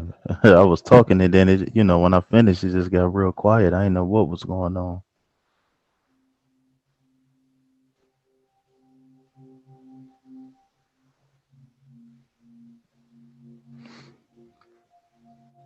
So what happened after you left the tantra school? My fault. I'm brushing my teeth. What happened after? What happened after? After I left that school, I went to go find a different self-help type of activity because I didn't see how sacred the Vedas were. So I went and spent like 3,200 or 3,500 on a course. And guess what that course was teaching me? The Kybalion and the Vedas. Because the dude got his source from Sadhguru. And then after I did the course and stuff like that, I went and took a trading psychology course. And in that trading psychology course, guess what the dude's talking about? The Kybalion and the Vedas. And I'm like, motherfucker. And then I came and found Trav. I thought Trav was on that magic shit. But guess what Trav was on when I came to him when I signed up? The Vedas. So everywhere I went, it was just, everything was just Vedas. And I'm just like, yo, why is it so prominent, bro? I'm seeing a pattern here. Yeah, Yeah, exactly. I'm the same And way. Oh, my bad. and Go ahead. and even the mother, it didn't even start from there, actually. It didn't even start with the Tantra school. When I first got into meditation and I actually started doing the work, I happened to be with the mother of my child. I was like 21, 22. And guess what? And she's a Me painter. too. And guess Me what she too. was painting? She was painting Lakshmi. She was painting Kali. And her dog's name was Ganesh. But at that time, I'm doing meditation. I'm not being aware of all this. So this stuff was surrounding me this whole time. Every time I pull away, it kind of gets me back. You know, it's not even get me back. It's like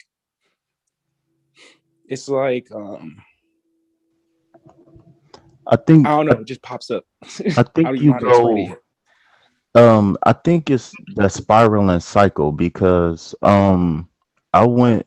I too got a similar story. As far as like the age and stuff like that, and you know what I'm saying. And I just think that every time you spin around, you just reach a different level because my first my first experience with anything religious or spiritual was like at 15 because I didn't grow up in church or nothing like that. Like I can't lie, like we never went not on Easter. It was a couple funerals, you know what I'm saying? Either a couple homies died or you know what I'm saying, I had an auntie that died, grandparent that died. You know what I'm saying? Like I didn't have no experience in church. So my first experience in church, you know what I'm saying, we got a black pastor so they teach in a certain way. And I was saying this last night, like my first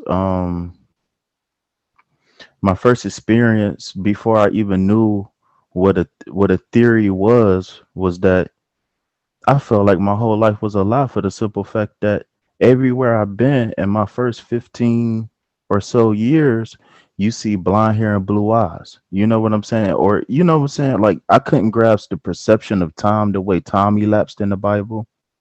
Like it was a lot of things. So with that being said, it just like that pushed me away.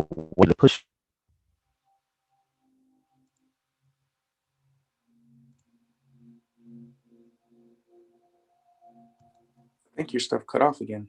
Did it? Solitude. And then I went wandering on the path again. I think that's Shiva, right? Where you out in the wilderness and you got to be able to be the warrior. You know what I'm saying? And overcome yourself. But it seemed like every single time that spiral goes around for me, I reach different levels of understanding. But it's almost like I ping pong back and forth through different things before I actually, you know what I'm saying, make that full complete circle and reach that complete new level, if that makes sense. Yeah, it sounds like we're going through that pendulum swing until we just stay focused on one. Mm-hmm. Because I know for a long time, from like the ages of like 15 to like the mid 20s, I was everything that I experienced in my life from childhood to to the religious stuff and everything like that, it made me turn inward, and I developed the I don't give a f attitude. But now I'm learning, like, I thought that I don't give a f attitude was something negative, but it was just that my heart was in the wrong place. You know what I'm saying? Like the concept was right, but the heart was wrong. And it, you know what I'm saying? We suffer because we attach to things that don't serve its purpose. I think I heard that somewhere from around here. But but yeah, though, it's just like when you reach a certain level, it's like you get flicked off a pedestal. You know what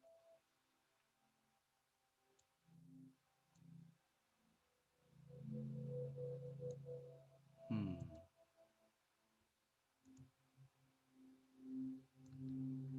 Different. And then next thing you know, you right back at 0 point because the all is in the all. You know what I'm saying? Like you can't avoid it. And if it's meant for you, you know what I'm saying? It's gonna make itself known. Definitely gonna make itself known to you. So so when you go through these different stages, right? Yes, I can sir. tell you this. What I've peeped for me is the reason why I have a deeper understanding when I get back to it, even though I'm not running away at all no more. I'm just gonna stick to it. But whenever I got back to it, it was just because at first they would probably tell me something that I would need to do. And then my Ahamkara, my ego was like, nah, fuck that, and tend to run away. Or I'll feel like, oh, these people are so high leveled and I don't see myself doing it as of yet. But then after I would leave, something would happen to me in life. And it kind of would destroy my ego in a way. Like there's no destroying it, but it kind of would like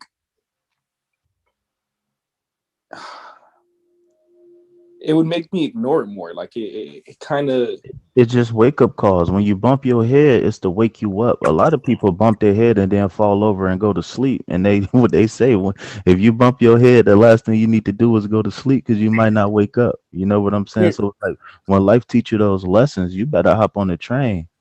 it's not only that, but I think there's like I think okay, if I have to explain it the best way I can, I would say like I think when you give all the Ahamkara power instead of the Bhuti, um, I feel like there's a heavy blockage. It's a heavier veil, you know, Hmm. until once that power is starting to let go, there's deeper understandings that I tend to get. So I can look at the same information, but I understand it deeper now because the Ahamkara is not there blocking it. Like it's not there transforming it into a whole different perception or to its own perception, if that makes sense. Hmm. So I could actually look at the subject for what it is. And for example, like let's just say they would say, oh, you have to stop doing this. And then I'll be like, all right, I'll continue going for like a month. And then I would stop. And then something would happen where I would learn why it's important for me to stop doing this. And it'll show me in my personal life, like, this is why you need to stop doing this because it's affecting you this way. Because like I would wonder, like, why do I need to stop doing it? So then I Scott. would come back to it and I'm like, all right, I'm ready to give in because I know what I need to do, even right. So even with the goals I had, for me to even get to that goal, I have to balance myself, you know? Did you know you just blanked out?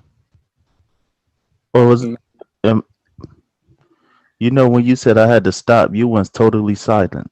And then when you came back was when you said something I forgot now, but it was just so in sync, like you planned it or something, like you muted your mic on purpose. I don't know what's going on.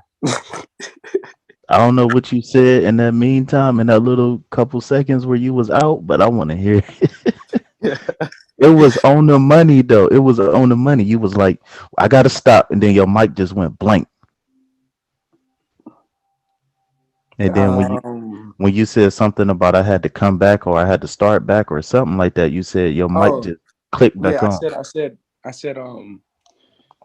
it showed me why I had to stop doing what I was doing, like personally. Because I'm asking myself out loud, like, why do I gotta stop this? Like, is this like people tell me certain things about life, and I guess the fact that I didn't have no parental guidance like that, so it was always hard for me to take what people were telling me to do, you know. Um, so like in a way, the universe, whatever you want to call it, it would show me personally why it's important for me to let go, you know. So Yes, like if sir. the people, if people in the tantra school is like, yo, stop doing this, stop smoking, or stop doing that, stop doing this, I'll probably keep doing it, and then something will push me away from it because of the fact that I'm not changing. And then the Ahamkara would start talking, oh, you'll never get to that level because da da da da. And then boom, I dip for a little bit. And then through my 3 to 6 months process of me leaving, I learned the reason why I need to give up that thing, you know? We constantly going on these small little hero journeys, man, that make one big hero journey. But it's so hard not to stand in your own way. It's so hard. It's so hard not to stand in your own way. Like even and the thing is, it's just like knowing it is only like 25% of the battle. Like 75% is the action. I mean, because obtaining knowledge is easy as long as you apply yourself to the knowledge. You know what I'm saying? Because our brains is made to obtain knowledge. Our brains is made to be ever expanding. You know what I'm saying? The more you put in your brain, the more room it creates. I say the brain. The more you put in the brain.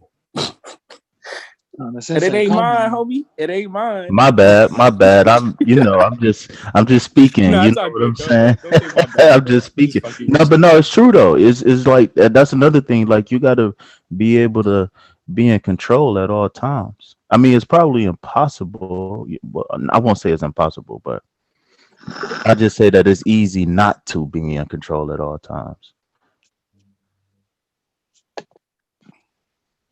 So, Which Trav, question. When it comes to Purusha and Prakriti, would you say that falls under the law of polarity also?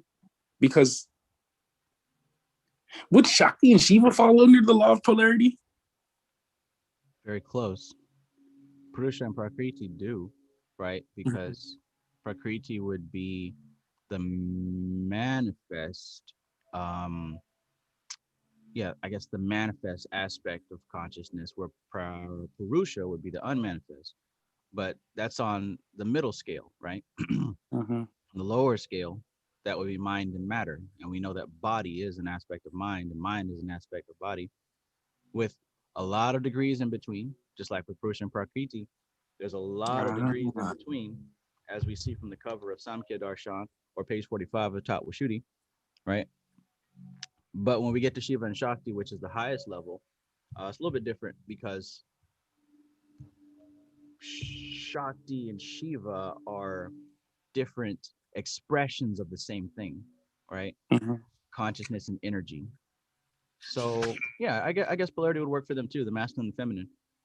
But I think They are. what you're saying is that we would have to look at the overall scale, not just Purusha and Prakriti, but more of mind matter. Would mind and matter would fall under Tamasic.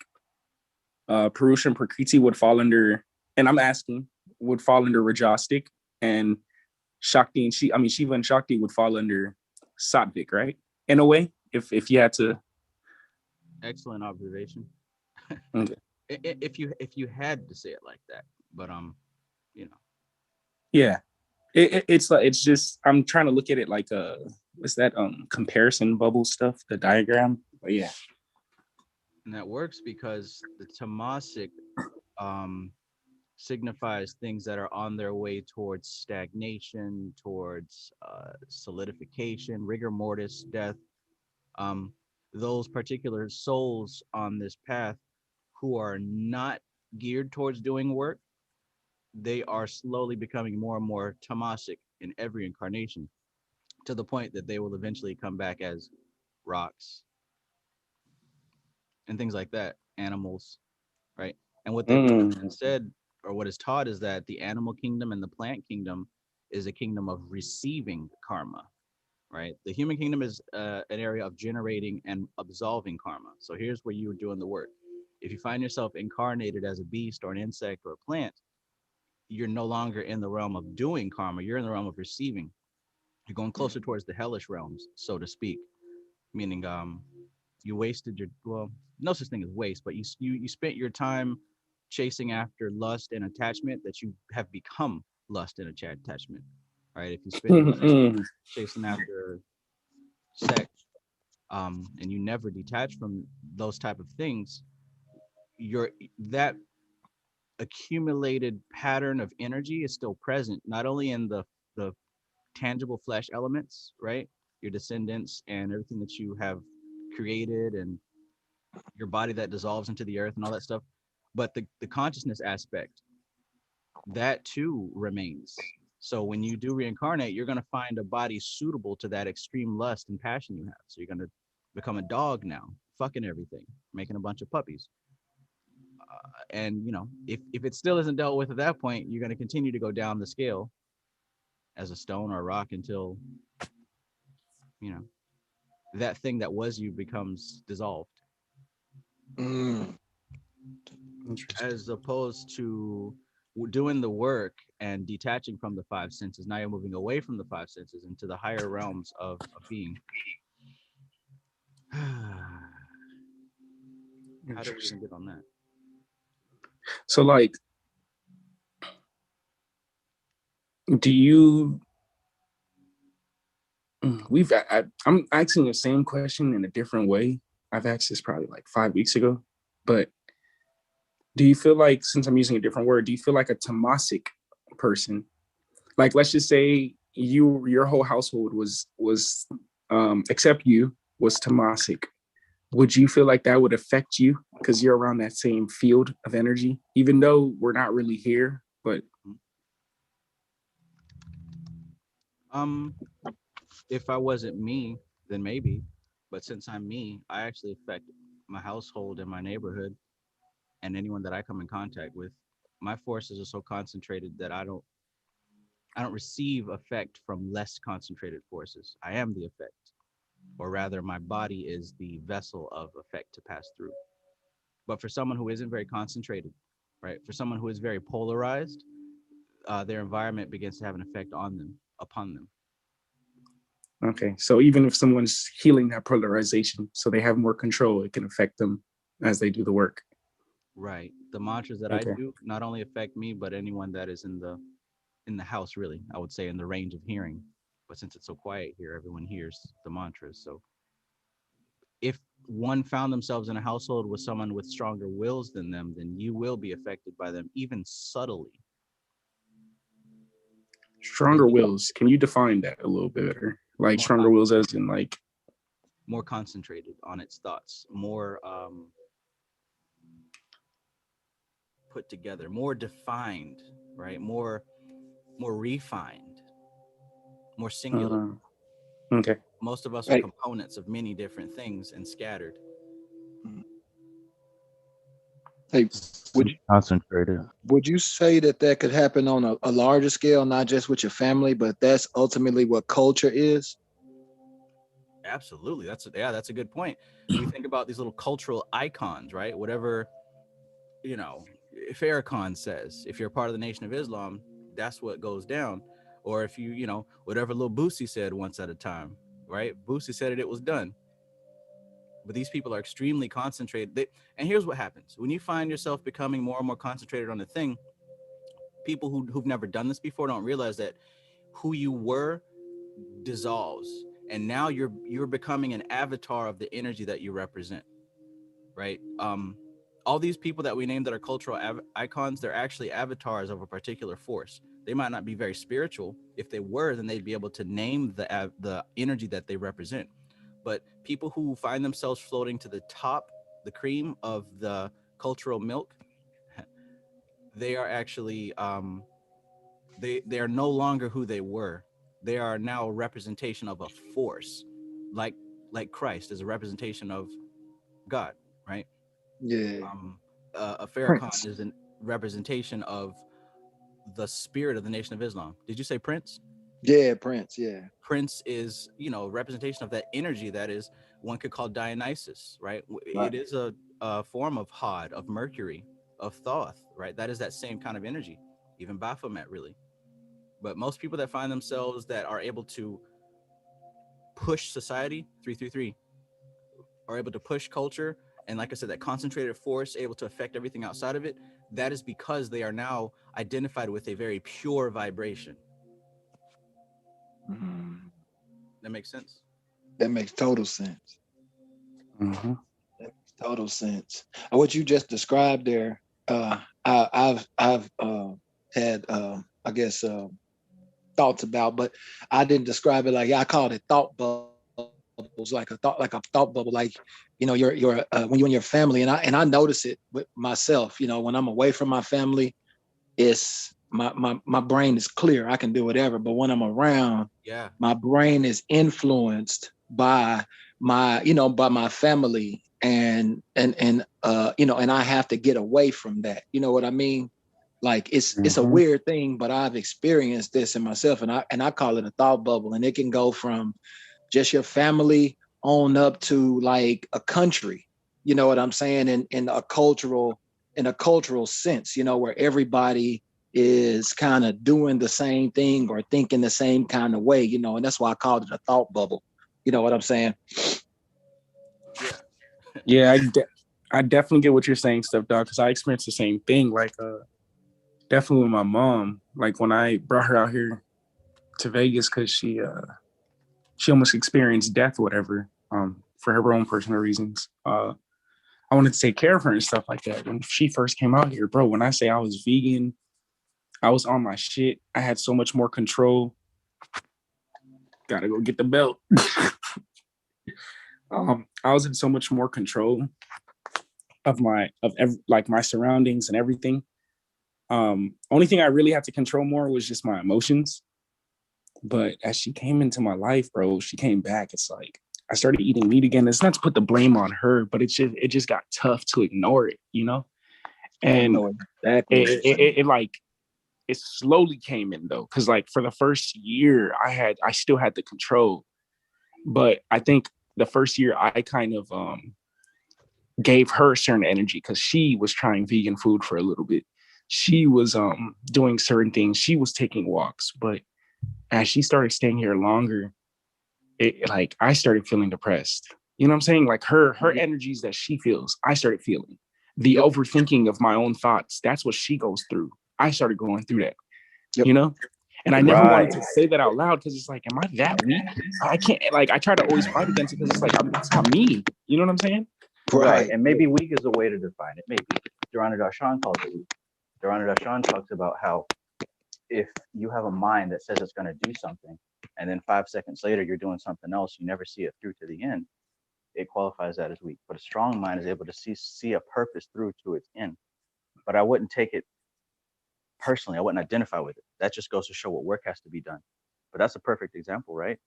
Being in the presence of somebody, and now you find that what you have set out to do is now obstructed, altered, influenced. This is the law of Yeah. polarity in action. Yep. I found it was like you said, curve. It's incremental too. Like when you first encounter it, it's almost like your will is strong enough to uh to withstand those mental forces. But it's almost like chipping away at stone. You know what I'm saying? Like, Mm-hmm. and you start to feel bad. I guess you start to feel like, am I being too, I guess, I want the uppity is the only word that could come to me. But am I being too, I don't, uppity, I don't, I uppity don't bitch know said what? the, Sorry, go but ahead. no, you good. But no, I understand exactly what you're saying, man, because it happened to me. I recently moved back home, and man, I was doing real good when I was away, but I had some things come up, and was still holding my own when I moved back home for a little while, but then it just kind of incrementally crept in. But I guess me being able to see that and, and correct it is a step in the right direction too. I didn't just let it just overtake me all the way. So I got to give myself credit on something, but I understand completely. Yeah.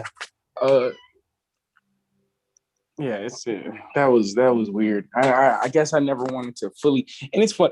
Excuse me. It took me shrooms to really see it because I went on shrooms, and for some reason I was just trying to release something. I was just started crying on shrooms, and then I just go in her room, and I'm like, "Your energy is very dead," and I was like, "It's very heavy. I think you're slowing you down," and that's why I'm like, "You need to go back to Florida. You need to go back to Florida," and she never understood why. But I'm just like, you need to go back, man. Like, this shit is like, it's not helping me. But at the same time, I didn't want to just blame it on her because I know it was more work for me to do too, But it's like, how can I heal if I'm constantly in the same environment that caused the destruction? Well, holy shit. And the deities teach you the same thing that causes destruction is the same thing that can heal you, right? Yeah, I mean, that's what they say. But I mean, I guess deep down you knew you needed that space because maybe you knew deep down that you weren't strong enough to resist it, and that's fine too. You got to do what you got to do to, like you said, you want to use the term heal, but yeah, if you got to do what you got to do and create those parameters, and sometimes it's a subconscious thing, if that's the word you want to use. But yeah. Yeah, and it's not only that too. It's like I think I started creating excuses for her patterns too, meaning like let's just say she likes to order food, right? She likes to order food and stuff. But she'll order the food and she won't finish it. One of my number one pet peeves in the past was unfinished food because I used to live in Haiti. And I'm like, bro, you know how many people could eat this stuff? You know what I'm saying? If you're gonna pay for it, finish the food that you got, unless you didn't like it. So this stuff would be sitting in the house for like 2-3 days. So I was like, all right, fine. I'm just gonna start finishing her stuff. Um, but yeah, things of that sort. Uh, but yeah, I don't know.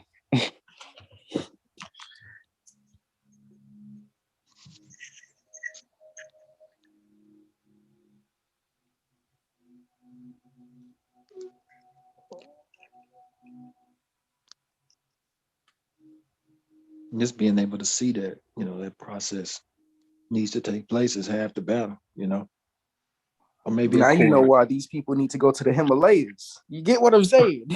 Yeah.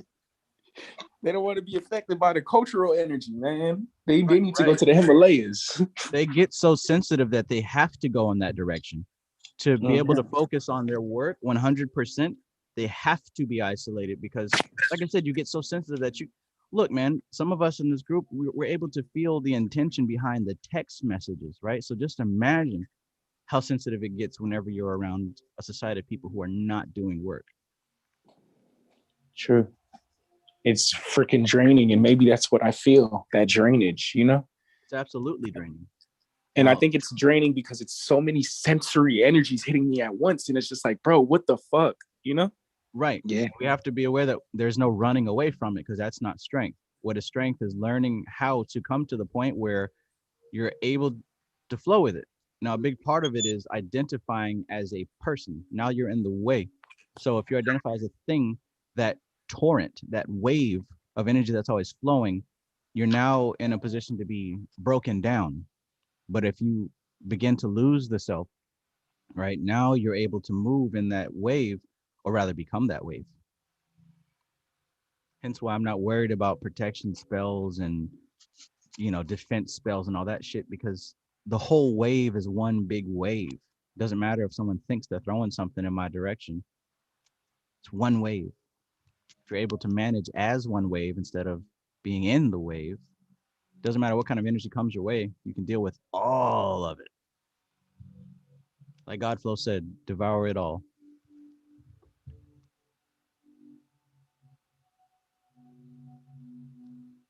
You know how many comments that I had to delete from people that are just like, oh, just stupid shit. I don't even remember him anymore. Some dude tried to tell me that he's a part of some kind of cult and they're watching me and I've been releasing too much information and now they put some curse on me, et cetera, et cetera. I forget about these folks the same day. What? You lack any potential to do anything to me. You need to work on your damn self. That's the only person you can affect. But that goes for anybody. Like nobody can, short from physical, nobody can really do anything to you unless you allow that shit to happen, unless you open your doors to that. Now they put your hands on you, that's a different story. But other than that, it's just words. I don't care if you're mad at me. I don't know you. I didn't do shit to you. But you're using me as a symbol to derive a certain energy or to play out your karma, and that's perfect, right? If that person needs to use me as a symbol to play out their karma, that's perfect, and I am grateful to be able to be useful to somebody, good or bad, doesn't matter.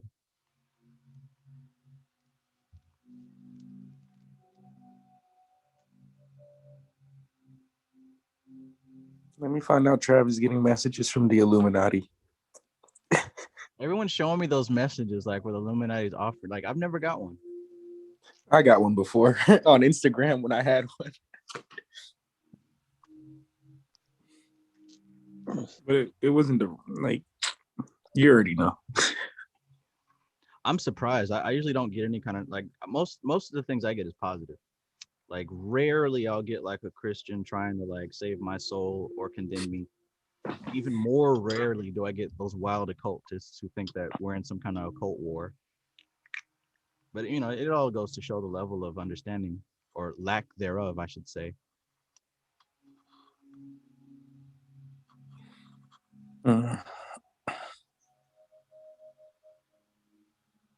Yeah, I find myself looking at things a whole nother way nowadays. That's the fun part about it, going back and looking at the stuff that you looked at before and remembering where your mindset was when you first was introduced to that, and being Yeah, able to see it in a whole nother perspective, that's some cool shit. absolutely. Absolutely. What I really enjoy is like you're saying, all that previous stuff that we're so wrapped up in or have been affected by, you start to see how much it doesn't matter, you know? Mhm. Um, the people that I communicate with on a regular basis, they're getting better. But every now and then, something will come up like, hey, did you hear what they're doing? And I'll listen and let them talk it out because, it's a part of their life, something they're concerned about. But it just helps me to see and help to illustrate that how little that stuff matters. The Bill Gates and the Biden and a Pizza Gate or whatever anyone's talking about. Like, if it doesn't affect your direct reality, you can't do anything about it. So why even waste any energy on it? Yep. It's hard for people to True. recognize that these things are just pulling on your emotional strings. It's triggering you. No one likes to see children hurt. And you know what? When you're researching this stuff, you never actually see any children hurt. You just hear about these little, they might as well be fantasies. Because you can't personally prove any of that. You don't know any of these people. Right.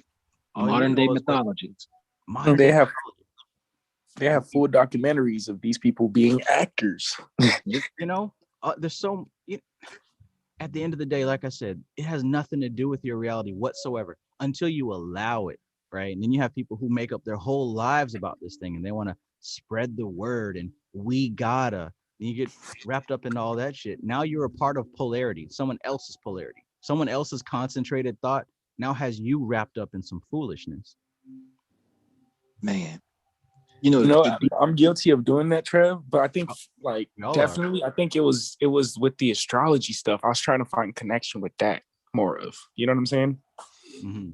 Just to see how like energies play out and stuff. But definitely, I think it's a lot better, even from my perspective now, having the perspective to see how the energies play out in my life rather than the overall general, because now I'm focused on the general instead of myself, Absolutely. think about what we're talking about here right now, and apply it to like commonly known or taught things about history. You know, that shit is crazy when you really think about it. Like you have no clue what was actually going on at the time. All you know, all you're getting is an overview of somebody's perspective of what it was. And it's God, it's hard for me. I'm trying to formulate what I'm trying to say, but I think you understand what I'm saying. I do. That opens up a whole new world. And see, that's what we're supposed to do. We're supposed to continue to open up our minds, because look, our minds are built off of memory and things that we have assumed to be true. There's so much that we were taught that we still assume to be true. For example, George Washington and sailing over the river and whatever Yeah. the story is, Abe Lincoln and the cherry tree. Until you stop and question that, that's still a part of your accepted beliefs.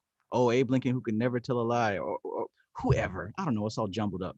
But the thing is, like, let's look at history if you really want to. Like, even with Hitler, there's documentaries that explain that what we've been given in the school books may not have been what actually went down. Mhm. Right. And I'm not Yep. talking about the obvious. I mean, like, the political and a lot of stuff behind the scenes. Even with the whole flat earth thing, there's so much to be considered. Like, we don't know anything. You've never seen a picture of a planet. I've never seen a picture of a planet. No one has. We've seen computer generated images, but we've never seen a picture of a planet, no matter how good these telescopes and cameras are. Only NASA has that, supposedly. And what we're given is computer generated images. So we don't understand the world we live in. It's history. All we have is what somebody gave us. So if all that shit is a lie and illusion, then the only thing that's important is, how do I understand my direct experience? What's going Yes. on in my direct experience? Tree Marie said in the chat, the victor writes history. 1,000%. You know, if everybody died except for us in this little group, we would write a whole different worldview, wouldn't we? Facts. My energy wouldn't be drained no more. To be gone with the motherfuckers. Let me start.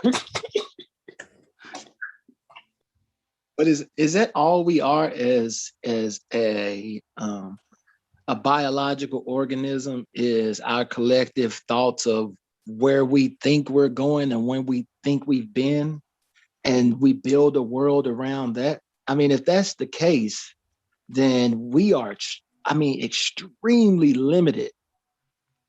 You know what I'm saying? Limited by what we identify with. By what we identify with. Yes, that's my exact point. Yes.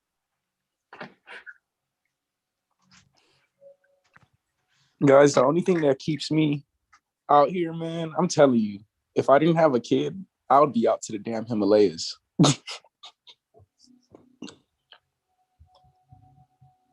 I mean, that even goes to, I mean, what you perceive reality to be, is only, those are your limitations that you set, and it goes it goes on a mass scale too, because we teach these limitations to our kids when they come into this reality. You know what I'm saying?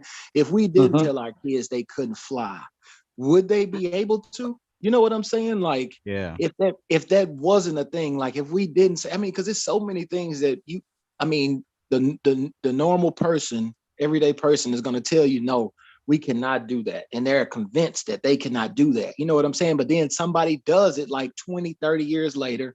And it's like, dang, well, at the time it wasn't possible. It was just a limit. And was it just a limitation in their perception, or, you know what I'm saying? Right. Mm-hmm. Trav, have you ever asked yourself that question? Which one? If you had a chance to go right now, but stay in the Himalayas for 10 years, or however long they tell you to do it, can you drop everything and don't go do it right now? Everything. I'm talking about, like, no relationship with your kid for those years, all that. Absolutely. I would do it today. Okay, you're completely detached. I mean, really, the only thing that I have left, like I mentioned before, is, perhaps the sexual thing. I guess subconsciously I feel like I didn't have enough of it, but once that's eliminated, there's nothing else that I need. I could die today for real.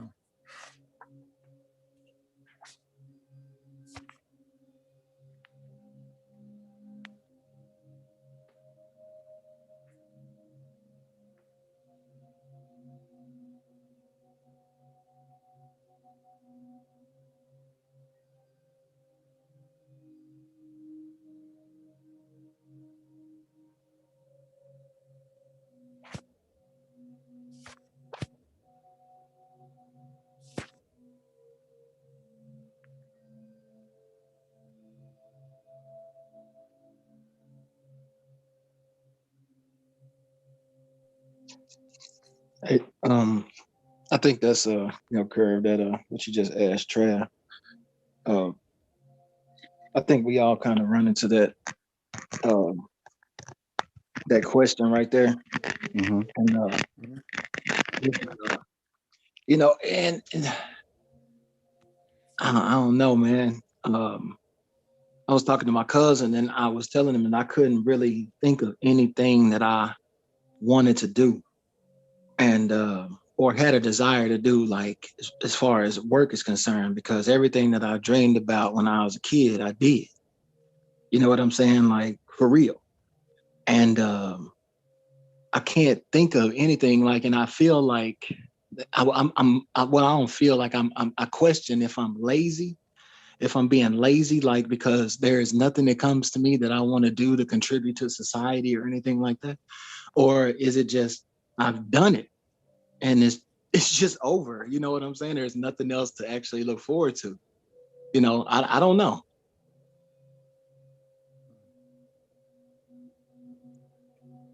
Heavy elements of that second aspect. What's that? What's our favorite Bobby Hemmett quote? This shit is over. You know, I think really, if you think about it, we've already experienced everything. Just the only difference is the polarity of it, right? The different degrees. May not have been, an absolute rock star, but if you've ever performed in front of people, that is a polarity of it, right? You may not have had gourmet food, but you've eaten food. It's just a degree. You may not have been fashion model, but I'm sure at some point in your life you wore an outfit that you thought was really hot and people commented on it. I think coming to understand that it's all polarity, that's one of the many things that takes the taste and the flavor of living for sense pleasure out of your mouth, because you realize that you've done it all to some degree and there's nothing else to do.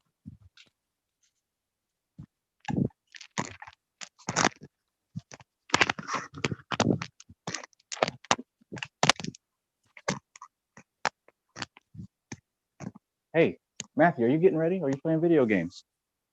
Your mom's trying to leave.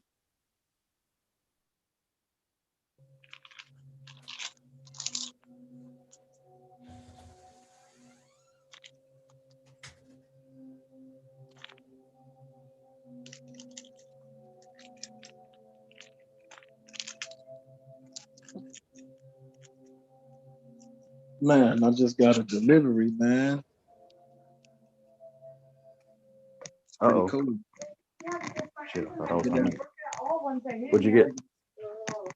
Hold on. See it? What's the name for him? Oh shit, Rudrakasha. Yeah. Snakey, that's yours.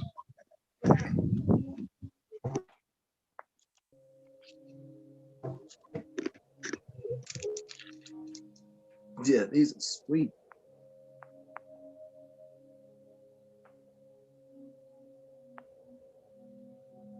It would be dope if I find one that's like Kali with the skulls instead of the stuff on there. I think that would be dope.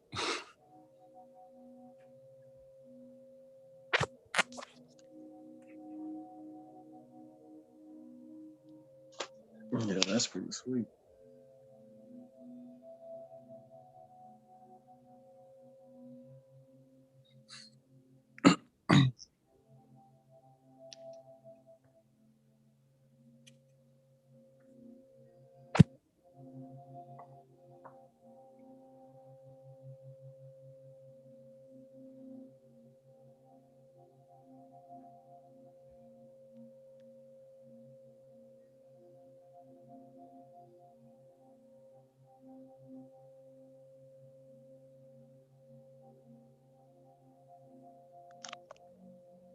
Curve, what about you, man? Would you go up into the Himalaya?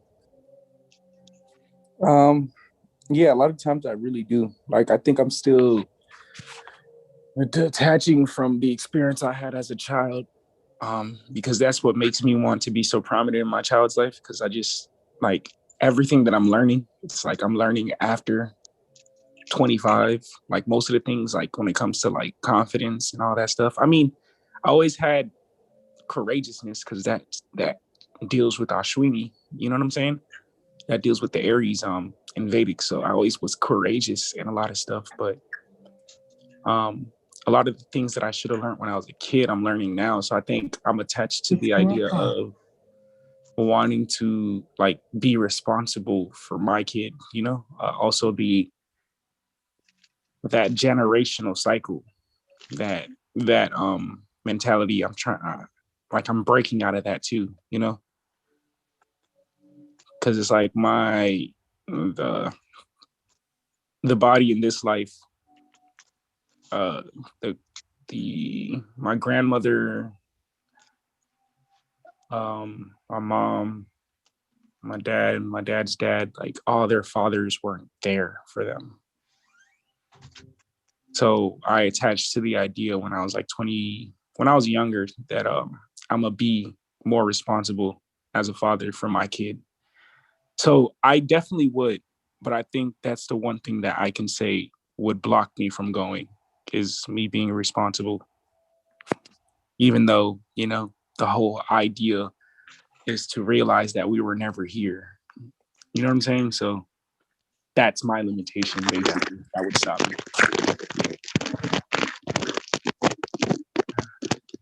And it's very understandable. It's very understandable. Yeah.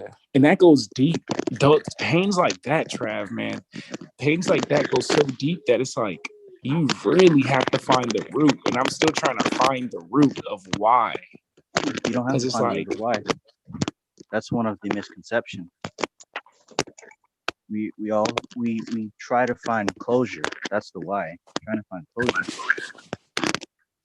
But you don't have to. Because closure doesn't really solve anything. Closure is one of those I don't know. It helps to stimulate the aspect of the mind. But the truth is to recognize it for what it is, to allow it, and to stop attaching to it, to stop identifying your experience of life with it. Because on some level, you're saying, this is me, right? What you said, my father and his father. Just in a way, you're saying, this is me. This is my life. This is my experience. This is what I'm going through. Yeah, and I was trying to break it down because if you heard me before that, I was like, I said the body in this life, but then for everybody to understand, I started saying my grandfather, you know?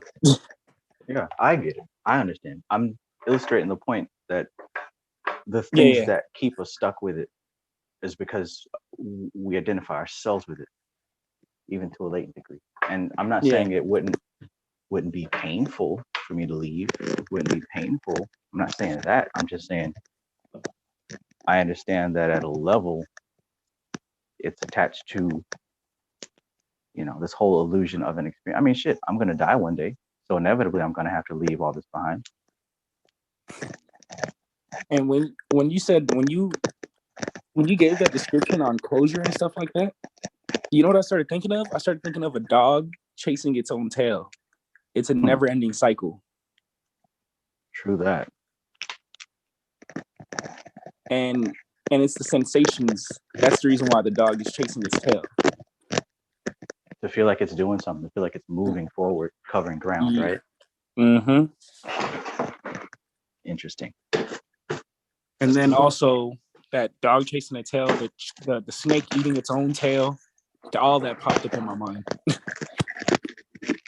If you ever look into any counseling or therapy books, they tell you that also. A misconception is trying to find the reason why it happened. Well, that doesn't really matter. It doesn't matter, because what are you going to do when you find out why it happened? It's going to have more questions. It's not going to answer anything. Mm-hmm. That's what we convince ourselves is going to give us a solution, but it never does, right? The only thing that helps is accepting that the experience happened and it's not anybody's particular fault. Fault doesn't exist. It's a cause and effect situation. The thing to attack is the fact that we're attached to the experience and we allow it to define everything in our lives from that point. Once we're able to overcome that, then it loses most of its power. I say most because this isn't really something that can be done overnight. But at least when you identify the source of the pain, at least now you can work on identifying all the areas of your life that it affects. For the longest time, I was very upset because, both of my parents stayed together. They're still together. And like all of the people that I knew, all my friends and everything, they had parents who separated. So my dad used to always talk about that with pride.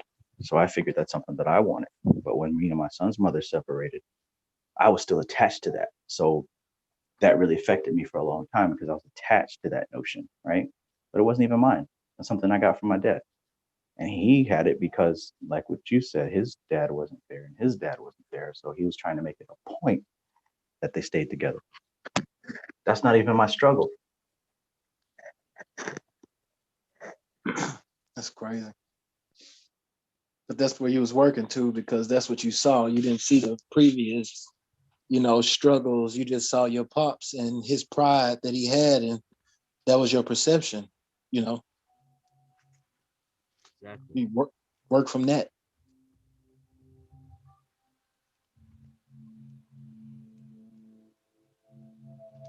Exactly.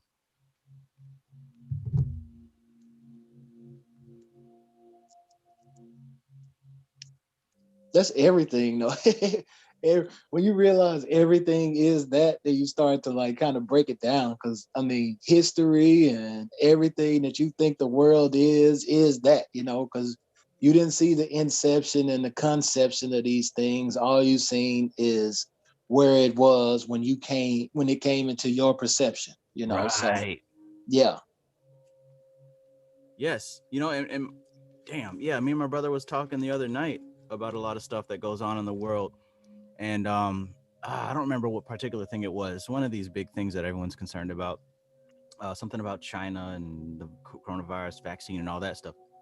And he was like, yeah, it all started back at this point. And my other brother was like, nah, it actually started back then. And I'm like, nah, both of y'all are wrong because it didn't really start anywhere. Life is just an unfolding of effects from this to this to this to this. Like, you can't blame anything. You can't blame anything. Even if it's like abuse, a person will say, oh, it started from here, which is their perspective. But truthfully, it didn't start there. It started with the abuser. And you know what? That experience started from somewhere else and it continues. So there really is no one to blame. This is an unfolding of events.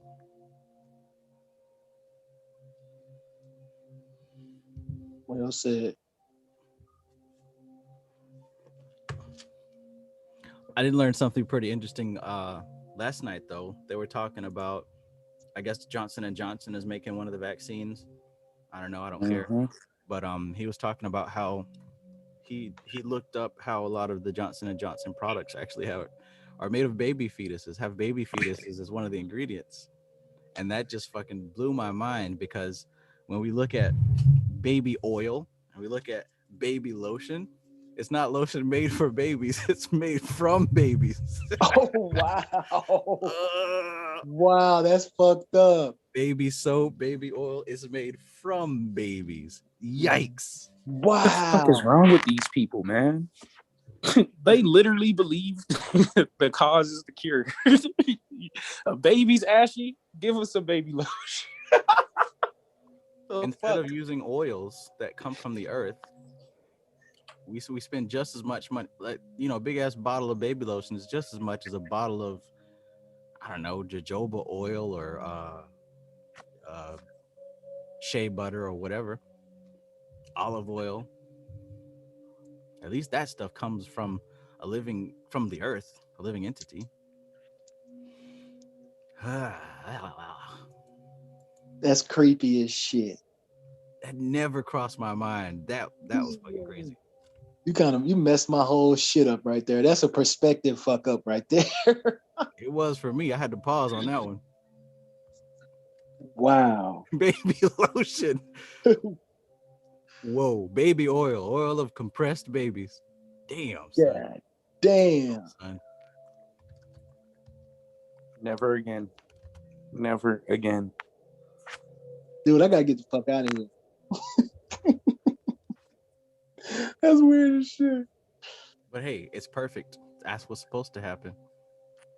That's what's supposed to happen. If it wasn't, then it wouldn't be happening. You gotta put them somewhere. Yeah. Yeah, man. I saw somebody that took the vaccine and their eye got fucked up, man. Their eye was twitching and shit. It was crazy. And then they got it like what? When I saw them, it was like 6 to 8 hours prior. And their eye was sincerely just their left eye, not both, just the left eye was sincerely just twitching. And then the fact that with that vaccine, you have to take multiple shots. But the Johnson & Johnson, apparently it's only a one shot. But I ain't, man, the fuck? Y'all niggas can send me to the Himalayas. Fuck that. I could detach from my child real quick. Messed his soul up, man. You know what? I think it was Alexa was talking about that with that article she read where the soul is contained in the left eye, so it fucked his soul up. Connection was gone.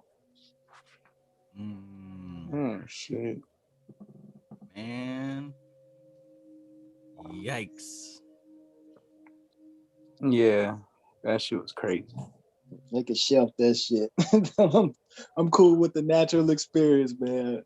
I swear I'm gonna be on some ninja shit. They try to stab me with it. I'm stabbing the doctor. I'm taking it out.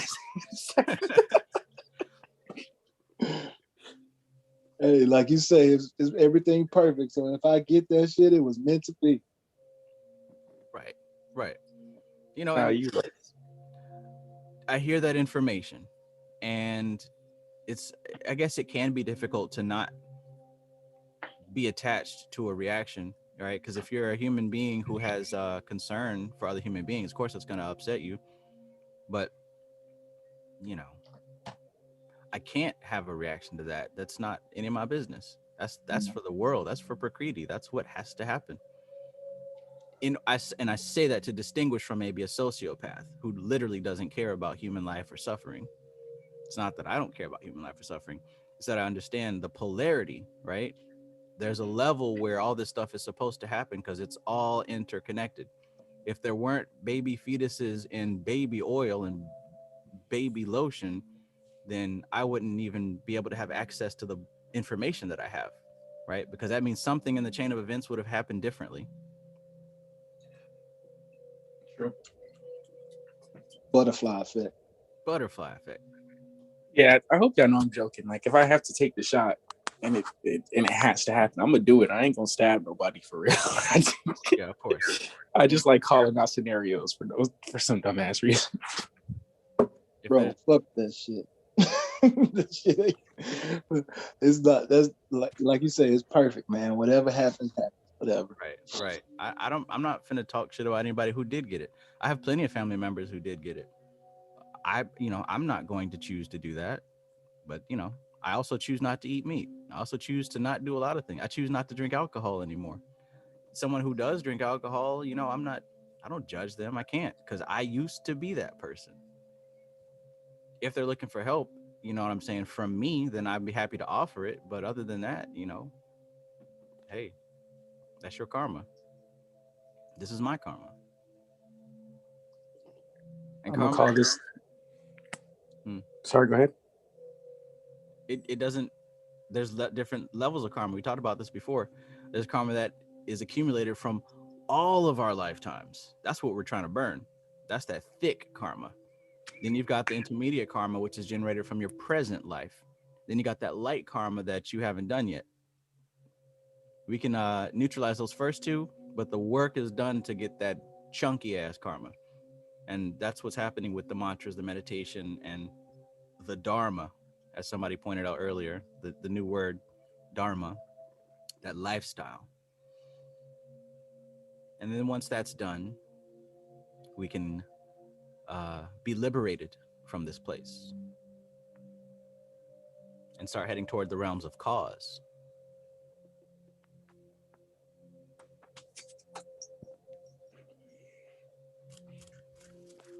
That's the whole point of letting go, so you can be able to create. Tart parts. Get us out of here. It's dark in here. Karma. That's what the Pop Tart is telling you. Yeah, I guess it didn't really show up on the camera. No, I see it, but it's telling you get out of here. Oh, it says it on there for real? Yeah. Oh shit. When I was talking about karma, trying to angle it right. Okay, I see it in the little thought bubble. Yeah, thought bubble. Oy vey. So,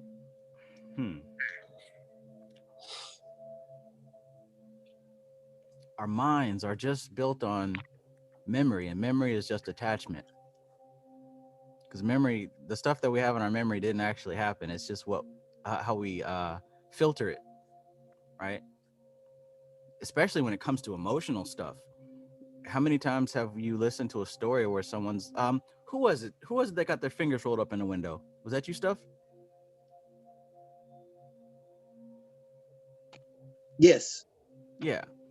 A lot of times stuff that we remember, especially if it's emotional, we have colored it in a certain way. And on top of that, psychologically, scientifically, they tell us every time we access a memory, we alter it just a little bit. Every time. So imagine all these memories that we've got from way back when that we swear is correct. It's been altered so many times that it may not even be the same thing anymore. That's what we built our whole personality and experience upon. You know what taught me that, Trav? I was dealing with a girl and we stopped talking for a year, and then she started saying shit, and I'm just like, oh, okay. People make up things like in their mind after, definitely if you have hella emotions. Yeah. It's like you're painting a picture in the moment, you know? Mm-hmm. Right. And here's what I've learned is when somebody comes to you with those kind of memories, you did this, and remember when you did this, and first of all, you start to identify that they're still clinging to that trauma. Mm-hmm. So what used to happen years ago was I'd fight back. No, I didn't, and you're this, and well, you did this, and you know what I'm saying, back and forth. And honestly, it's just amplifying it. But something else happens when you don't react emotionally. When you accept what that person is saying as their reality, you don't have to prove yourself. When you let that shit come out of them and just let it come out, eventually it stops coming out. And that's facts. It's been pent up in them for so long that it's just like those emotions that you guys talked about a little bit earlier. When you're meditating and certain things kind of rise up to the surface, you got to let it come out. Don't attach to it. Don't identify with it. Don't try to suppress it. Let it come out, because trauma has to come out to the surface and bust. It has to come out and dissolve. Otherwise, it's going to stay underground, and that pressure is going to build. Isn't that what therapy is? You go and you just let it off your chest, and psychiatrist listens. Yeah, And but they keep you in that cycle of trying to find why. Why did it that's happen? the problem. That's the problem, though. They try to get to that why instead of allowing you to come to a place of releasing all that trauma, and once it's released, filling that empty space now with healing. And then if they can't help you find why, they start putting you on pills. This man got hella problems. They put him on some pills. It's tragic. That's so fucked up. It's tragic. It's fucked up. It's amazing, you know, the whole psychiatric industry and psychological industry. It's just weird, man. And change can happen in 5 minutes with the right tools. Change can happen in 5 minutes with the right tools.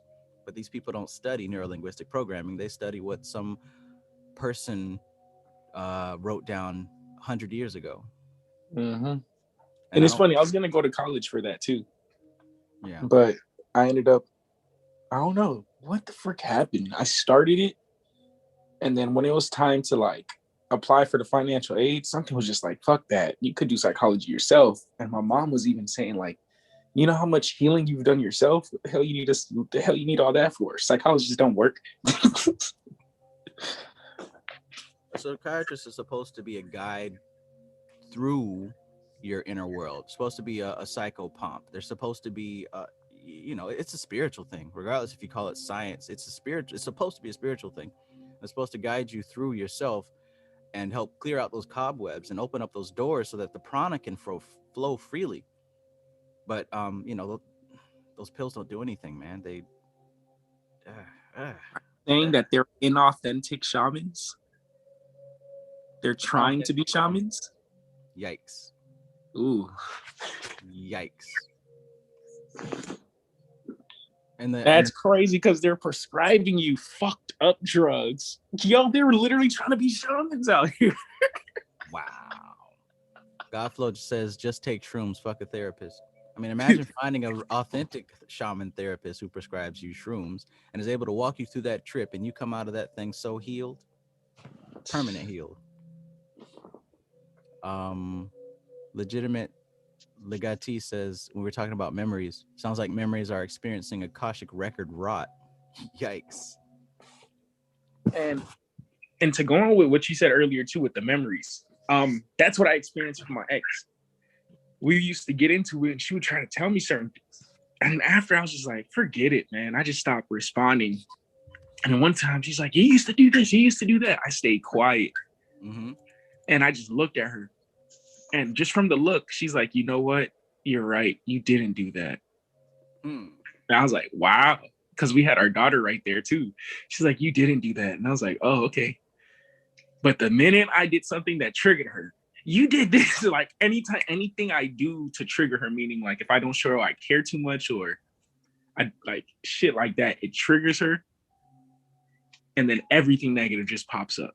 And I'm just like, man, fuck. That's exactly what I was talking about. It's those past relationships and things like that where the person is not healed. They hold on to that stuff. And there's no one else that wants to listen to a person crying about their relationships. No one wants to sit through that shit. So of course it's gonna come out when it comes to you, because you open up that scab and see that fresh wound that hasn't healed yet. So in a way, you would be the best person to help that person heal. But most people aren't looking for healing consciously. They're looking for the why and the revenge. Seeking why is just like seeking revenge. They're both unfulfilling.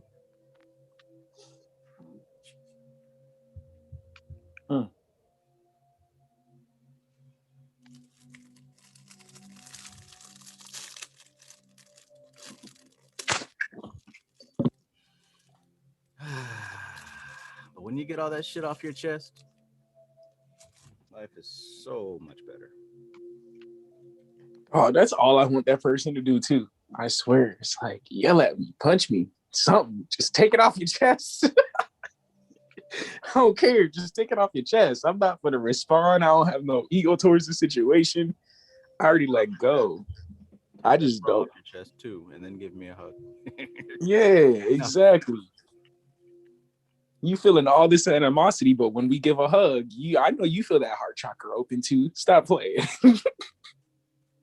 Because that's what sincerely happens. It's like the person I'm talking about, when they're around me, it's either they're in defense mode or they're in childlike mode. Yep. So crazy. And it's like when I bring that childish like mode, it's like, and they catch themselves in that mode, they have to go straight back to defense. Like, oh my God, this, that. It's like, just chill. I know exactly what you're talking about.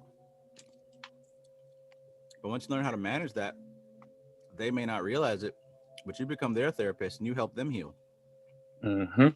Because at first, now we're fighting with them. But once you come to that level of understanding what's actually going on, you let them vent and you become that therapist. You can manage them through their trauma. They don't realize that they're being healed, but every time they come to you, they get a little bit better. You know, it's hard to not to be okay with not taking the credit.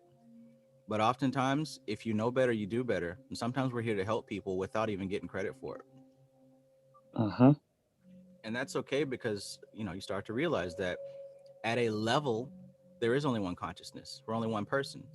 So by me helping you heal and you heal and you heal, I'm healing myself. I don't need credit. I don't need someone to say thank you. I don't need someone to, oh my God, you helped me, da da da. Although it's nice when they do, that's not what I'm looking for. And likewise, when you're dealing with her or with anybody, you're helping these people heal. Uh-huh. And that's And I already accepted that. I truly accepted that. I don't want to, exactly what you said, I don't care to be the cause of their change. Because honestly, a lot of people taught me from actions that they didn't even know I was watching. You know what I'm saying? Like, they taught me without literally helping me in a way. Like, I was just watching their actions. But I can't wait for that person to be ready, because in a way, like, they're talking about this is their last time on Earth and stuff like that. And like me doing this studying, I can see where I can help them towards that. You know what I'm saying? Mm-hmm. So yeah. IDKDKDF says, bruh, I just dealt with this yesterday. But the difference is the person ain't willing to heal within themselves. Mm-hmm. That's what I'm going through too. And that's exactly what we're talking about. That's why I'm saying, like, you end up becoming their therapist and they don't even acknowledge it or even realize it. And that's what I'm saying, like, as far as not taking the credit and being okay with that, because they don't consciously know they're coming to you for healing. But every time they come to you and they argue and fight and bring up all that old shit, they realize that it's getting better for them each time, at least subconsciously. So by being that therapist, by being, like what Tree Marie said right there, you're burning karma, burning your karma and their karma. By burning their karma, you're burning your own karma. So it's okay. Let them vent. Don't get mad. Don't get triggered. Let that shit come out of them. Take it, right? And turn it into something good. Let it happen. Absorb it. Diffuse it, right? Send it out into the ether. Give thanks. Let it happen. And then you'll come to find that things do get better. It's just like when you're dealing with yourself. When you have pain pop up, you run away from it and it's still there. But when you address it and allow it to flow through you, it starts to stop becoming pain. Mental transmutation.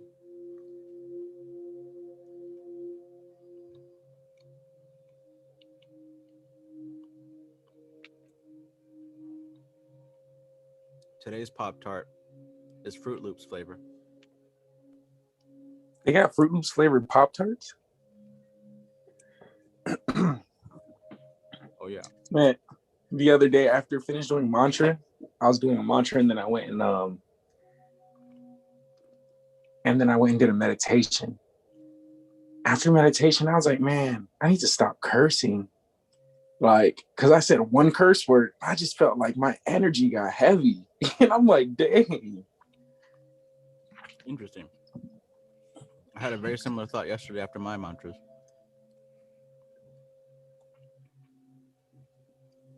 Interesting. You're talking about with the heaviness, right? Not so much with the heaviness, but the fact that I should probably be more aware of saying these so-called cuss words, because I don't know, hard to explain. I think that it might be better that the most of the vibrations that come out of my mouth should be mantras. With the exception of Thursdays and Sundays, I don't use my mouth very much. I don't talk much because there's no one really to talk to. So if my words are minimal, they might as well be mantras every day, and I might as well reduce words that may not be very fruitful in a positive direction. So I guess maybe I felt the heaviness. I think for some reason I have to see, and I've been trying to find it in my chart.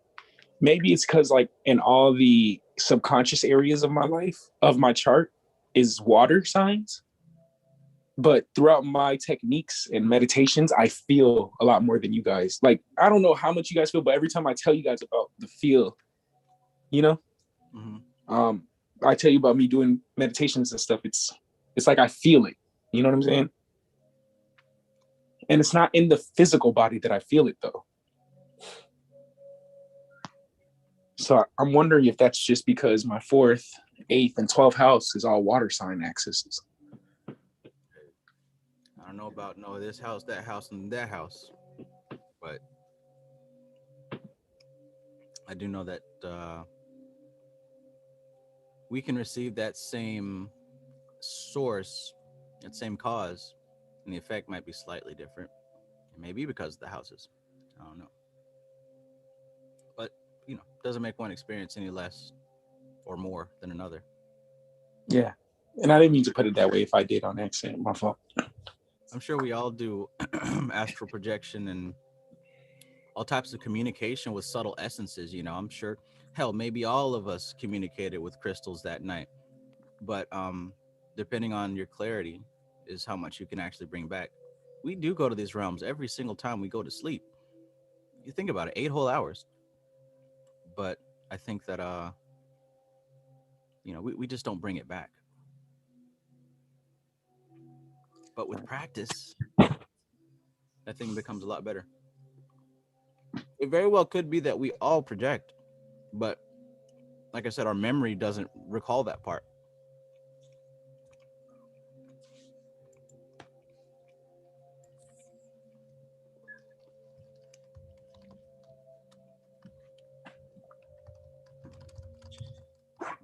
What a beautiful planet, a beautiful system.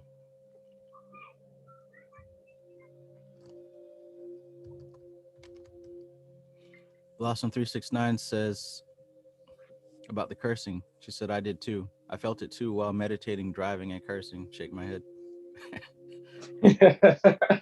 Yeah, that was one of those moments. Hey, Trav, I got a question about that cursing. Is it so much of the words, or is it so much? I know this might sound, mundane, but is it the energy and the gratification that we get when we let that anger out? You know what I'm saying? Like, do we use that subconsciously as a way to kind of backslide?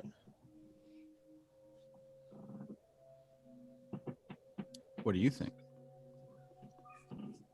I'm looking for confirmation. But no. In all seriousness, though, Wait, did Trav just all say interesting? Is that all he said? No, I said, what do you think? Oh, that was funny. I'm looking for confirmation. No, but I just had that thought because when I was talking, I wasn't even thinking about cutting off, me cursing. It was just happening. You know what I'm saying? I don't know if nobody paid attention to that earlier, but I don't know. I think what made me get more into like, why do I even do this too? It's not only because of, that heaviness feeling, but more of like why don't I control when I say it? It's like I use it as fillers. I remember I made this excuse before. It's like, yo, if you say F this or F that, it just makes stuff funnier. Like, and I think that was my attachment to it. Or like you tell a joke like a comedian and you end it with bitch. It just is funnier. Like you said, it was when it's unconscious like that, there's a deeper reason for it. And it could very well much be a filler. And low key, what I've been trying to have everyone do is to pay more attention to what comes out of your mouth to pay attention to the words that we use, because that has a very real impact on our reality and how we receive it. What comes into our ears and into our eyes is just as important as what comes out of our mouth, right? Because what goes out of our mouth simultaneously goes back into our ears and into our body, because we're showering sound out like a golden, you know, damn, showered in golden. We're putting out these vibrations that come back to us, and to be more specific with our words means that we're being more specific with the type of vibes and frequencies that we're dealing with here, which means that we get a more pure result in our lives. So even if we feel anger and we want to say a word that corresponds with that vibe, anger isn't really the fruit that it produces is more of the same. So instead of letting that out, I'd rather transmute that to something else, or not plant that seed in my garden at all. That's part of the reason for me. Instead of using a cuss word, if I feel that I need to say a cuss word, then maybe I should stop and think about the reason. Why am I being triggered right now? Let's address that. And it's not so much, oh, it's a bad word, you shouldn't say it. It's gonna, whatever the superstition is with those words. I'm No, looking more at the essence of why we would even use it in the first place. Yeah, exactly. If all the mantras that we say resonate with a particular specific uh current, with a specific pattern, if all the mantras we say resonate with a specific pattern, it would behoove me that most of the words that I use are going to resonate with that same pattern. Otherwise, I'm planting all kinds of weeds in my garden that's going to choke what I'm trying to do. That's been a real big thing for me lately. The words that are slipping out of my mouth. I think this might apply towards those of us who have sex and like to talk dirty to one another. Although there's nothing wrong with that. Maybe it would be a good moment to analyze the things that we do say and make sure that they don't contradict uh, the spiritual work that we're trying to do. Just saying.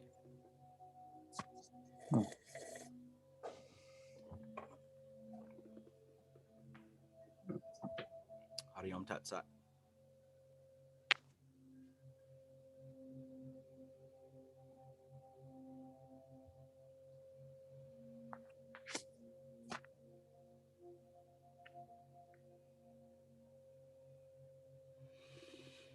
Hmm.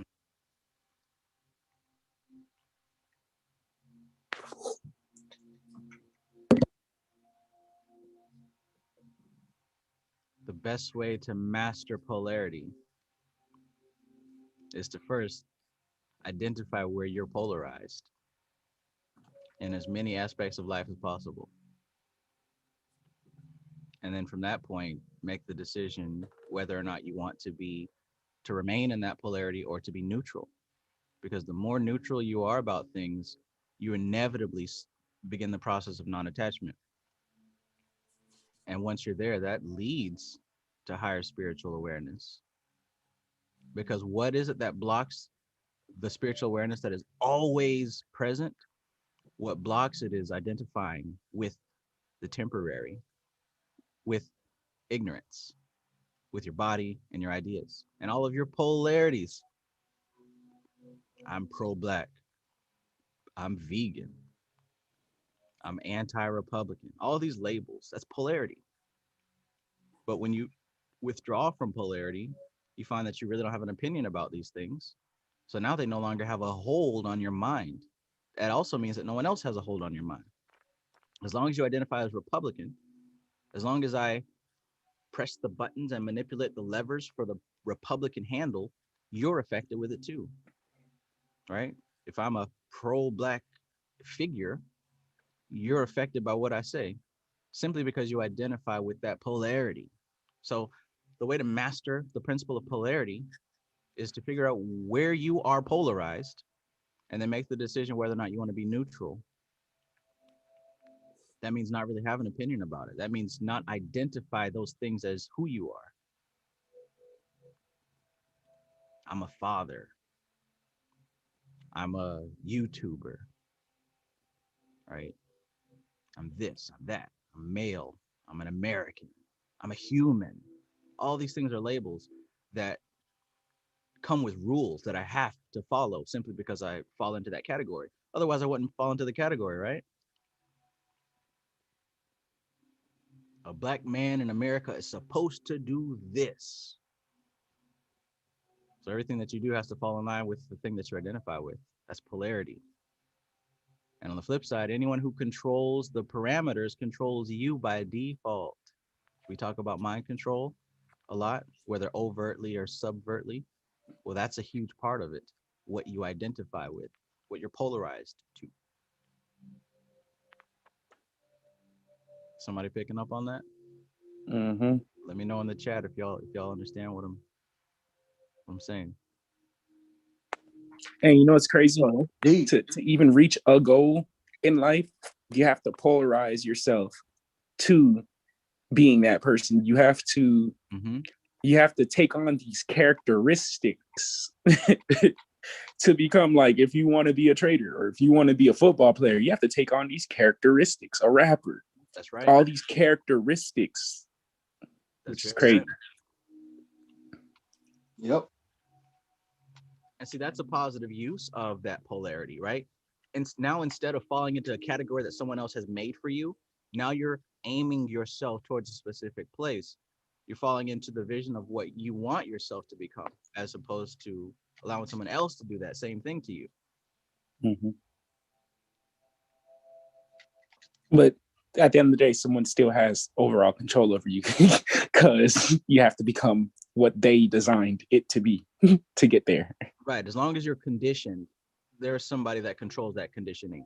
As long as you have a label that you fall under, there are going to be figureheads that represent that label. Like we talked about the avatar, right? As long as you're going to be, as long as your goal is to be a rapper, there are certain rappers that are icons, and you're going to follow their example, Mm-hmm. right? So I guess ultimately the goal is to become unconditioned, because that's the only place free will exists. And Trav, and I think that's what I was trying to explain earlier that wasn't breaking down correctly. I think someone that has the knowledge that we are studying, right? But to be able to say, for the next 2 years, 3 years, I feel like doing this characteristic just because I can, not no attachment, just because I can. Mm-hmm. I think there's a level of peace. You know what I'm saying? And confidence in that, like to and you know, using the Kybalion and also the Vedas, it's like now you're using everything around you to polarize yourself to what you ideally want to do, but then you can also having the power to free yourself from all this stuff. I think there's such a level of peace at that. You know what I'm saying? Absolutely. Peace comes. That's what I was trying to break down earlier. I see. Suffering comes from desire. And to even fall up under any of these labels and identification, there's a desire at the root of that. You desire to fit in, you desire to be a part of something, you desire to be meaningful, you desire to be useful. You have all these desires. That brings suffering. Inevitably, it brings suffering. So peace only comes when you let all that stuff go. I almost said a cuss word, right? Peace comes when you release that.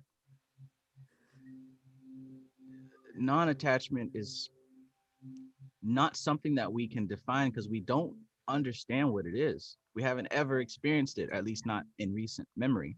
Maybe as a baby, when you were doing nothing but laughing and pissing in your diaper and pooping and sucking titties, that was a great time to be alive, right? But the more that you lived, you began to attach to more and more things. And that's where we begin the process of suffering and feeling left out and wanting and wanting. So maybe it is better to begin the process of letting that stuff go and just enjoying what you are. I don't need to achieve anything. I am that. Now I'm still going to do what I do to make more money so that I can enjoy life and, ensure that my children enjoy life, but that doesn't define me. My focus is the study, and I know that money's coming with it. My focus is not the money and using the study to get money, if that makes sense. Yeah, that makes very much sense. And so let's just say, like, I feel like these characteristics are like clothes. Someone like you, if like, let's just say you wanted to get back into music, and you're like, yo, I have this sound, like you're gonna put mantra with your music. Ooh. And you're like, you know what, I truly want to affect people. Or you're just doing this just to test it out, not because you're attached, it's not because you desire it, because you want to test it out to see if it works. You get what I'm saying? Yeah. I feel like there's a level of peace when it comes to that. Like, okay, cool, let me put on these characteristics real quick, meet these high level people that are into music, because I know they're gonna guide me to what I have to do. Right? Would you say that's still like a level of a non-attachment area, and you're utilizing that power for its benefit, right? Yeah. Non-attachment is all about the intent, the Okay. cause, the root. Like I mentioned earlier, Sadhguru was riding around the USA on a motorcycle. I highly doubt that it's due to his attachment to love of motorcycles and trying to be Fonzie from that good old days show. Hey. You can do what you want. I've even seen Naranjananda talk about it, and even Vivekananda. It doesn't matter what it is that you're doing, it's the spirit behind it. Now, there are things that are better to do for the overall goal. There's things that are better to do for your karma. But, I understand that if I want my music to reach a certain level, it would behoove me to bump elbows with specific people, right? Mm-hmm. It would behoove me to dress a certain way. It would behoove me to start falling up under some of these labels. Or maybe that's our limitations. Maybe. But, that's coming from a desire. You desire to make music and get popular with music. So, it's all there. It's still there. We can justify it, but So would you say these gurus still have their side businesses because of desire, or? it could be, or it could be that, they know that they're not. I mean, to do guru stuff, you can't be working at a job all day. Got to have money coming in somehow. But all the gurus that I know of, they've got, you know, side businesses that are doing pretty damn good. Mm-hmm. But you don't hear them talking about that. You hear them talk about that spiritual stuff. Yeah, exactly. Shoot, Sadhguru was a businessman before that. He had to renounce his business and then get into that. Then he got back into business. Right. When I went to Vipassana, Essen Goenka, he's the guru behind that. He's got several businesses. He's very wealthy, but you see him talking about meditation and reaching that non-attachment. Hell, Jesus was wealthy. Buddha was a freaking prince. Like all these people, they're at a point where they experience where money is not an issue. And really, geez, I forgot which book it was, but that's a requirement. Before reaching these levels of moksha or understanding, you've got to come to a point where money is not an issue anymore. So to reach these levels, basically, are you saying, just correct me if I'm wrong, sorry if I interrupted. Are you saying you have to experience it at least a little bit, like at some degree, like you said earlier, experience at some degree at least to be able to even reach moksha? Experience what? Whatever that's. All right, go ahead, continue. Because you're saying, talking about experiencing the wealth, or not the wealth, but all these guys had it. So are you saying, like, to even reach moksha, you have to experience these things? Yes, to even reach liberation, you have to taste everything, at least to a degree, because otherwise you're never going to be like, well, damn, I missed out on that, let me get it. You see, okay, cool, thank you, you clarified that, because I've been feeling that for so long. I even wrote it in my journal. I'm like, bro, I'm not gonna get over this until I experience it at some degree. Mm-hmm. Because like, how can I say it doesn't matter if I never seen why it doesn't matter? You know what I'm saying? Right. And I think that's where the intellect comes in, to try to have that understanding, or like not the intellect, but, well, the ego has to understand why too, but the intellect is. Go ahead though. Go ahead. Who the heck is calling? I mean, at the end of the day, all we got is experiences.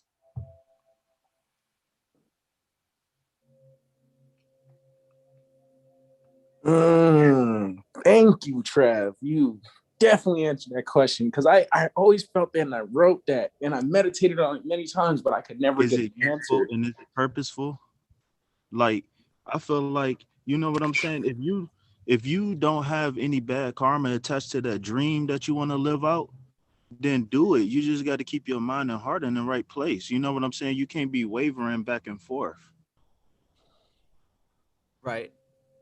And what's being I guess focused on in that particular aspect is that the fact that you have a desire to do it indicates that there's attachment, and that's what has to be dealt with at the end of the day, the attachment. Because to have a desire means that um you feel separate from the all. For me to desire anything means that I feel as if I don't have it in the first place. And the best way to really come to that realization, one of the best ways, it's a very rocky cliff to climb, but one of the best ways to experience that is undergoing experiences of everything when it comes to sex and money and getting intoxicated and doing all sorts of things. Because while they may not be to the degree that you'd like, you still experienced it. And once you've come to these experiences and you recognize, okay, I've tasted all these, now you can begin the process of moving upward towards consciousness, because you begin to see that none of them satisfy you on the deeper levels. They may be temporary satisfactions, but before it's even completed, it's now pregnant with a new desire. That's the slippery slope of desire in general. As long as it's there, it's always going to be there. And as long as desire is there, as long as it's pointed at the five senses, you're going deeper into the five senses. Until we turn desire upward, it doesn't become wisdom. So it's not that desire shouldn't exist, it's the direction of desire. If the desire is pointed upward, it becomes wisdom. If it's pointed down at the five senses, it's tamasic and it becomes karma. What's the motivation? Is So it the higher self or the lower self that's motivating it? I would just add, though. Go ahead. so Trav, let's just say someone has a desire to open their own business, right? But that desire is to actually open their own business so they have more time so they can work on the spiritual. Right. So the desire isn't open a business. The desire is it the To create effect more of free the time. desire. Okay. Yeah. The desire is it's always deeper. Like we have this surface level stuff. Um the root, there's always a root to everything. And that's what must be addressed in order for growth to happen. The root of things.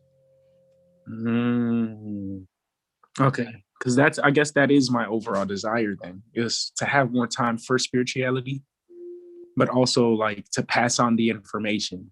But hell, the whys. Let's keep asking why. That's something that you should do. You said the root is for you to have more time for spirituality. Why?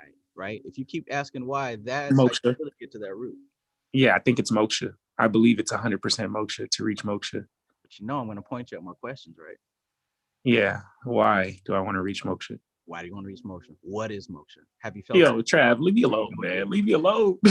I'm just kidding. I'm just kidding. This is how you get there, right? This is how we get there. Yeah. Sometimes just those questions get you so much closer. That's part of Jnana Yoga, the questioning of the intense inner questioning.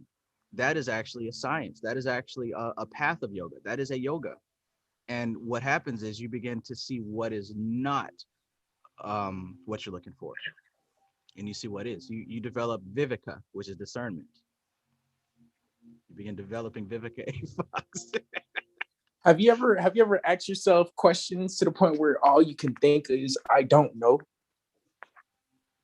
That's lazy. Oh shit. It's time for stop questioning it and get some action going.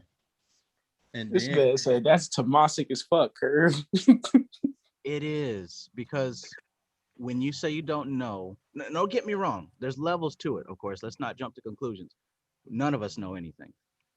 But when you're doing that intense questioning, you say, I don't know, in a way that's giving up. You have to dig. That's part of the work, the digging, the going deeper. Sometimes it isn't readily available. So that's why we sit in meditation or we do some self-study, because sometimes the answer doesn't pop up right away. You got to sit with it.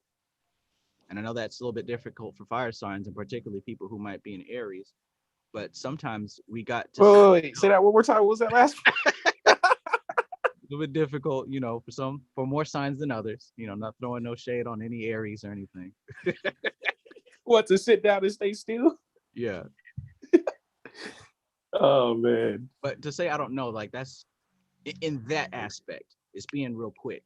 Sometimes we got to sit with that thing. Yeah. Yeah, don't run away from the question. Okay, that's averting the question and saying I don't know.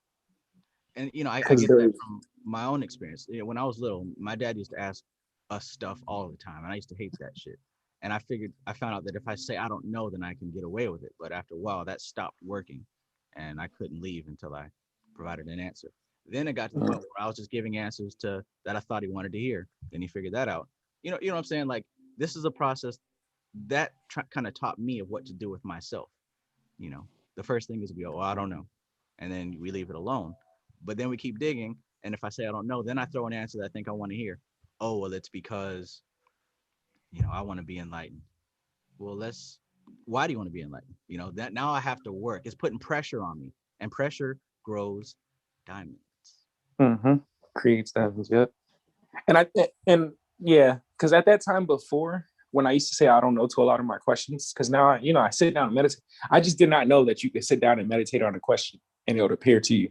Yeah. So like now that I know, I utilize it, of course, even if it takes me a week. Because one thing about being in Aries is once we put our mind to something, we don't give up. I don't give up. Like the eye doesn't give up. That's true. Yeah, it doesn't, unless it's just like unless it's very narrow and you just see no point to it, then it's just nah. But yeah, you don't give up. Oh, here's a good one. In the chat, Anubis asked, but I don't know why I'm single. So maybe you're asking the question in the wrong direction. Why do you not want to be single? Why do you want a relationship?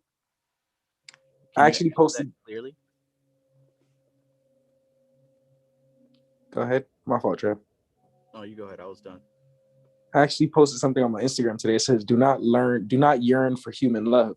It will vanish. Behind human love is a spirit love of God. Seek that. Man has come to earth solely to know God. He is here for no other reason. That's by Yogananda Paramahansa.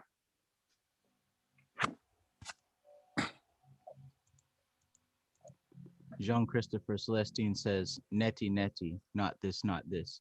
Exactly. That's part of Jnana Yoga. They call it neti neti, which means that you're going through and you're saying, okay, well, it's not this. All right, well, it's not this. Okay, well, it's not this. And after enough not thises, you begin to see what it is. You just can't stand in your own way. That's the biggest obstacle. You. Now be lit. Curvananda. Yes, sir. Curvananda. Yeah, that's raw. I'm gonna stick with Negro Nanda. I'm gonna take that from Mike. The Negro Nanda Foundation. Negro Nanda Foundation. The Negro Nanda Boys and Girls Clubs of America. Here's proof, Curb. Oh, what the heck? That's lit. Oh yeah. Wait a minute. Who's a Barani? Up it is at the same time. Tree Marie, you're not Barani Moon. I think you are Barani Moon. Wait a minute. I gotta check.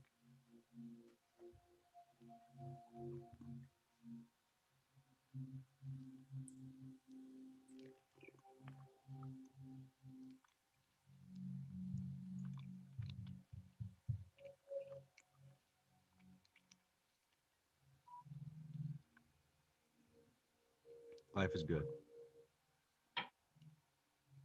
Mm-hmm.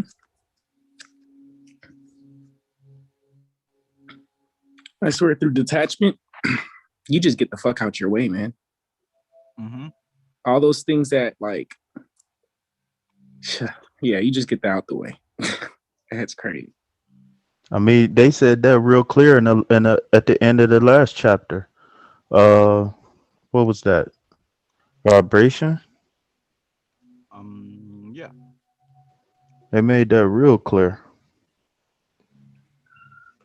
Mm-hmm. Oh, I gotta ask for some now, man. What you smashing on now? You mean Yeah, that's another Pop Tart. oh, I should talk about something else. What? Indeed. Toucan Sam. Yeah, it's a Pop Tart.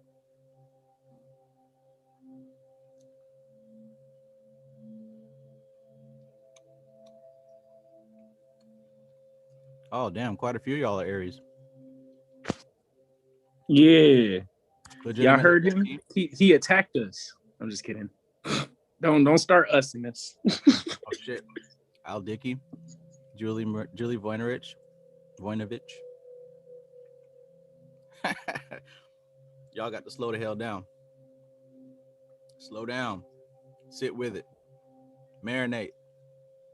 No, that's a fact. Suffering comes from attachment. No, I don't even think like sometimes we just impulsively do shit. Like just impulsively, like for example, instead of reading a book about mantra, I'm gonna type in mantra on YouTube and just hop into it, not knowing what the fuck it is. That is an Aries right there. Oh man. Okay, so now that I know that y'all are Aries, y'all like to try to figure that stuff out so fast. Thanks, Maxine. Y'all want to ask a question and get the answer now, which is I what most never people thought ask about questions that. for. But like, y'all want the absolute answer immediately. Y'all don't want no questioning. Y'all don't want no metaphors. Yes, Y'all want yes. the answer. Don't beat around the fucking bush.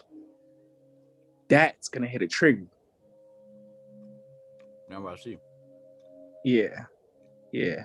Hate beating around the bush. When someone likes you and they keep trying to beat around the bush or some shit. And then, but it's like you see the signs, but it's like, say it, nigga. Damn. Chill. Chill, folks. Chill. You say chill, folk? Chill.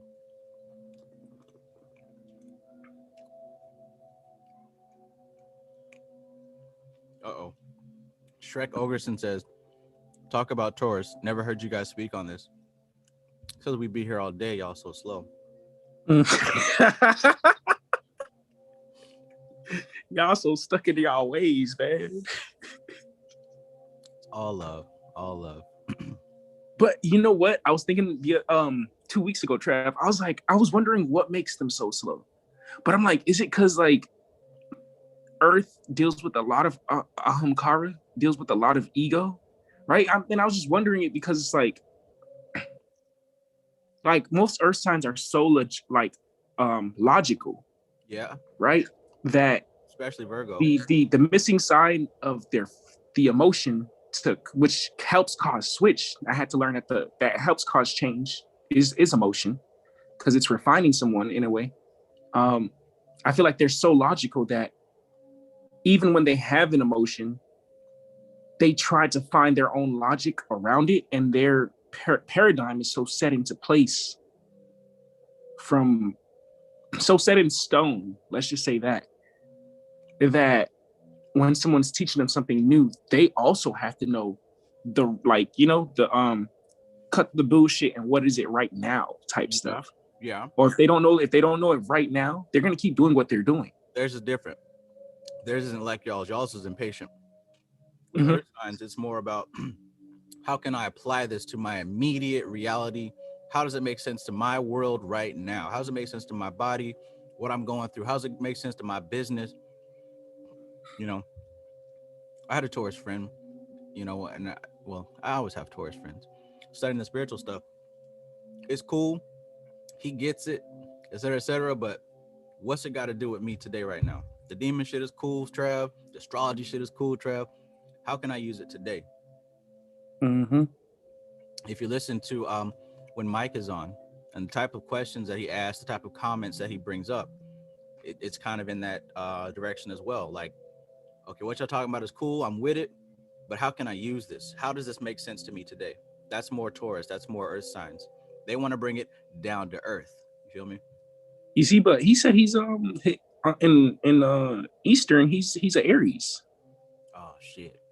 Yeah, I know and enough. and that's the thing for me too. Like, because on the Western, I'm an Aries Taurus, and me and Mike's birthday's pretty close. Like, I think he's like a few days away. And that's how I think too. I think I want the answers now so I can know why I should apply it to my life today. If not, I'm not going to take it serious. And that's how I think, like even when someone likes me, it's not that I'm impatient. It's just like, yeah, I'm impatient to know how do you feel, but it doesn't mean I want to hop into it with you right now. It's just, I'm just trying to see how I should look at you. Because once I look at you one way, it's hard to go back. That's just how I view it. Maybe it's the the Leo rising too, Leo Virgo, on the cusp of Leo Virgo rising. I don't know, but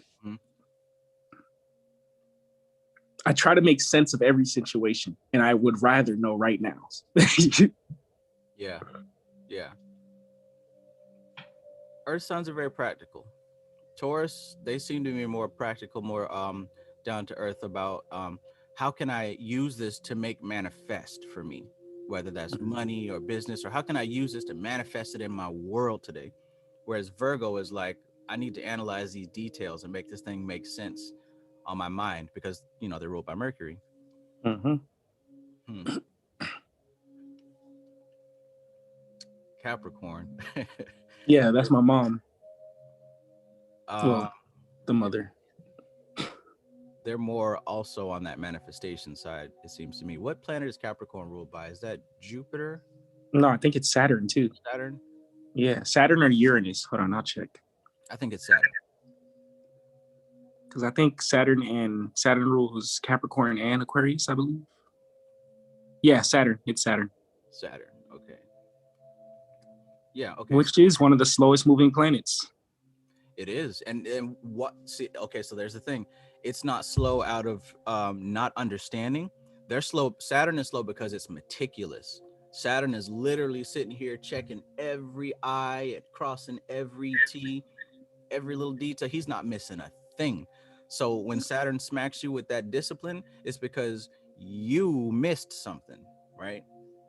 He's counting every vote, right? And if you print the newspaper saying that you won, Saturn's gonna put you out there, right? He's gonna expose you quick, and not out of anything personal. It's just, hey man, the facts don't add up. It says here in Article 42 of Section 38 of 29 4256, you got this shit wrong. So bring your ass over here. We're gonna do it again.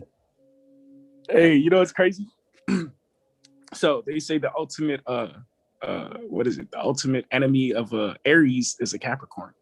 Why? Because the Aries is gonna learn from the Capricorn to slow the fuck down and analyze everything before you're impulsive. Yikes. And it's so crazy when my mother moved back, when I brought her back into this shit and shit like that, to Vegas. I mean, there's that Saturn playing out in my life.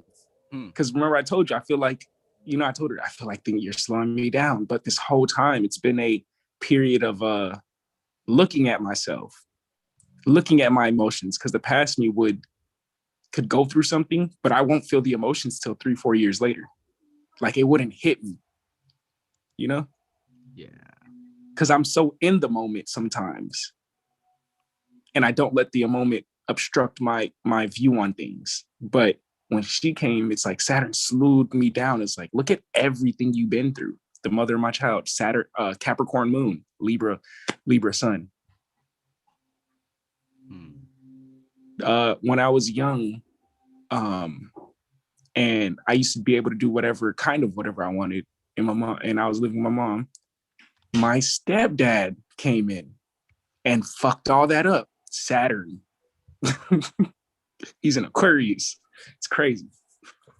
And Saturn is ruled by, Aquarius is ruled by, I believe Aquarius is ruled by Saturn too. Let me check. Might have to double check that. I'm not sure of all the. Oh no, I was super wrong. Uranus, my fault. Yeah. But in the Vedic, I think it's ruled by something different because the Vedic stops at Saturn. It doesn't include the others. Yeah, and I was wondering, why doesn't the Vedic include Uranus like that? Do you have like some charts, they don't always have Uranus. Do you have any idea why? You tell me. Oh, you're going with the I don't know option? Damn it, I'll figure it out. But just think about it for a little bit. Oh yeah, Aquarius belongs to Saturn also. Yeah, in the Vedics, Aquarius belongs to Saturn. So I knew I was, yeah. Yes, I'm learning. I'm not Kristen's level yet, but give me a little while. Let me see. Jeez Louise, I can't imagine. After about 3 years of this intense study, I'm going to be broadcasting straight from the astral plane. Just everybody meditate at 3 a.m. Tune in. The video is going to be directly beamed.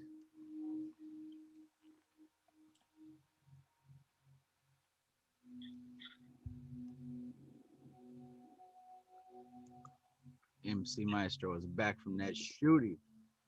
The outer planets Uranus, Neptune, and Pluto were not used in traditional Jyotish because they were not officially discovered until relatively recent. I mean, if you would have thought about it for a minute, like I was trying to get you to do, you'd have figured that part out. Oh, I thought you were asking. I didn't know you were asking. Yeah, because the Vedic information has been around since the beginning of recorded history. So we didn't discover Uranus and Neptune and Pluto and all that shit, excuse me, cuss word, until the most recent, 100 years or so. Okay. New kids on the block. Now they still have an influence, and they have been discovered for a reason, and they are applied to astrology for a reason, because now we're dealing with generational, we're dealing with more numbers and stuff like that. But as far as humanity is concerned on the biggest scale possible, those planets are so new that they're negligible.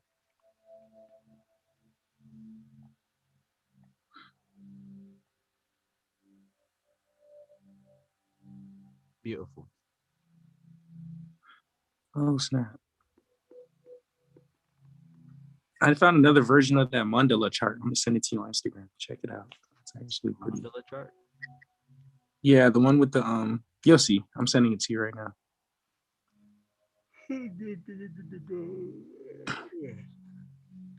In case anybody missed it, earlier Philip was telling us that there's a Shiva festival going on Thursday that might be worth somebody's attention if you want to check that out. I don't know the details. Shiva festival? I don't know the details, but I'm letting you guys know in case you want to go look it up yourself. By the time I find the details and you see me again, it's already going to be Thursday. So there's a worldwide Shiva celebration on Thursday. I'm pretty sure it has to do with the marriage of Shiva and his wife Parvati.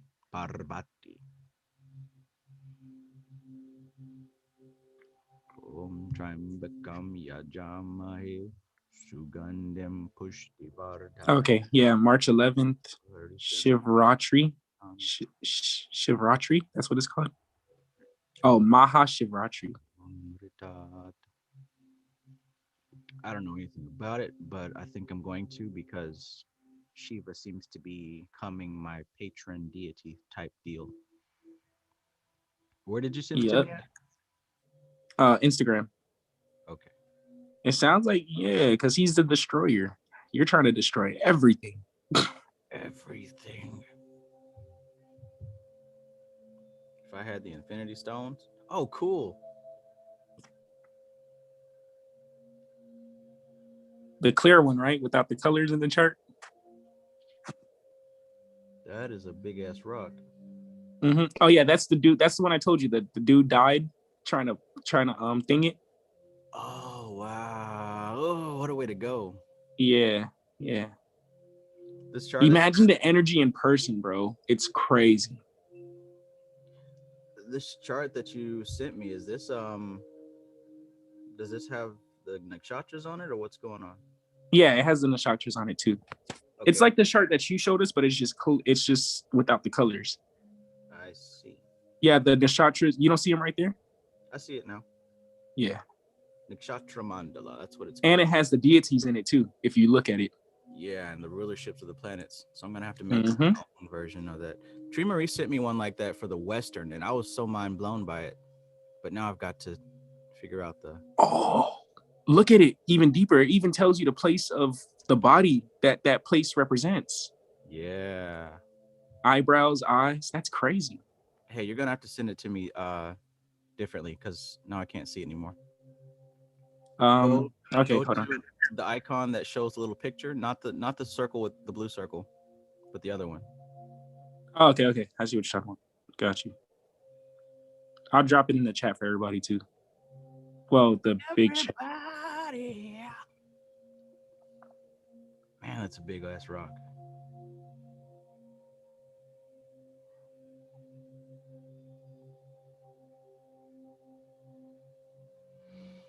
Thank you. Nakshatra Mandala. But yeah, and then it shows what affects what on everyone's body. So of course, the first place that I always look is the sex organs, and I see Jesta and Anurada. Those are the two Scorpio nakshatras that deal with the sex.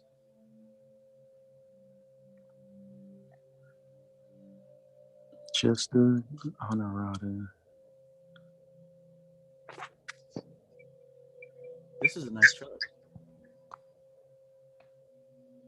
Oh wow, hell yeah! I'm really gonna break that down because I'm looking for the correspondence between the Goetia and this chart, and I believe I'll find it by analyzing this. That puts things in some nice perspective there.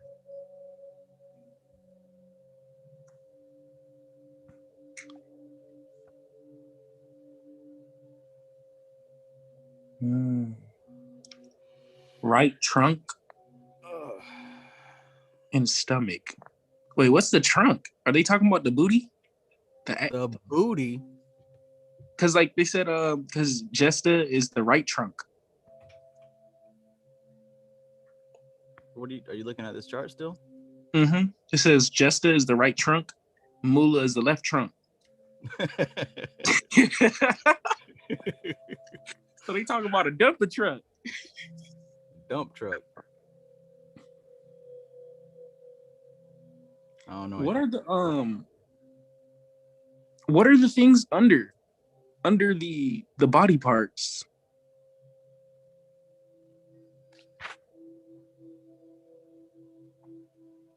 I don't know.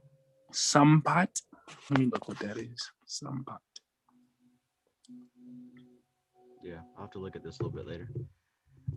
So I was looking up like the ritual, and it says the ritual that's happening on Thursday is actually the most important one because they have 12 throughout the year. But the one that's happening on Thursday is the most important one. And they're called Shiva Ratri.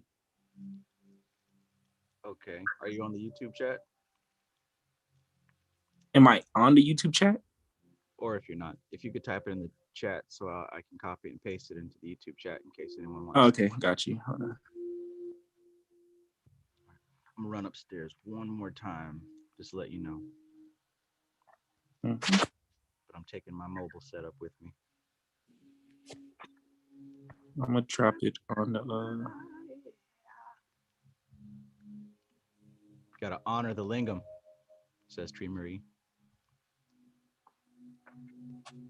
In Tantra, they have a thing where the women honor your lingam. Oh. And they say even when they honor your lingam could actually grow from the honoring. Well then. I dropped it in the YouTube chat. I'll drop it in the Zoom chat too. Thank you. Shiva Ratri. MC Maestro says, I know I've been wanting to buy a lingam for a while. You might want to research that. I know that you said you wanted to buy a lingam? That's what he said. Nah, man, you don't want to buy no lingam. I said MC Maestro said, not me. No, I was talking to him. You Yeah, might wanna MC look Maestro, into you it. don't want to buy no lingam, man. Kristen talked about how it might be considered inauspicious to have an icon of that lingam in the household. Oh, okay. Okay, an icon of a lingam. I thought he was actually talking about buying a penis. I mean, some people do that as well. Like a whole real penis? A real penis. I mean, they make plenty of fake ones. It's a booming business. Yeah, true.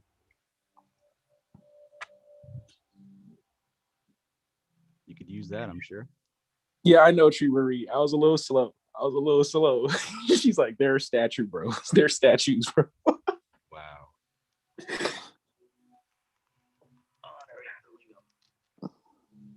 Ding-a-lingam. He said, I got to use my own then.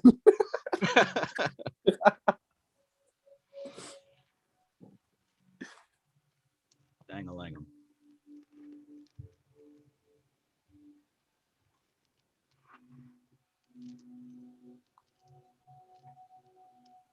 Oh God, Flo, we just do our Shiva mantras that day. So what I was reading, it was saying that I'll go ahead and read it to you guys. Mahashivratri is one of the most significant Hindu festivals annually observed in honor of Lord Shiva. The festival marks the union of Lord Shiva and goddess Shakti. On this day, devotees worship Lord Shiva, observe a strict fast, and do various religious activities to please Lord Shiva, and do purana on the next day, or Shaturdashi.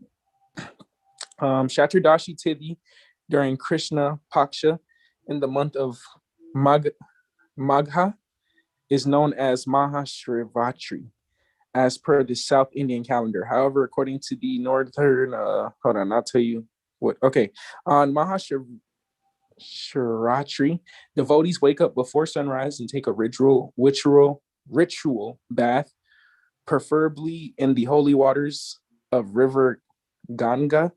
Next, devotees pay a visit to the nearest Shiva temple and do Shababhishek, on Shivaling with 6 different. Okay, man, these words. I don't even feel like reading it. I would drop it in the chat.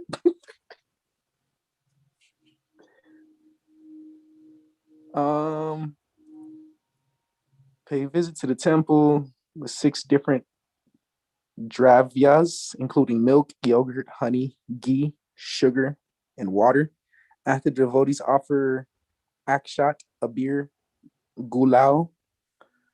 Devotees also burn incense sticks, light lamps, offer white cloth, sweets, any 5 fruits.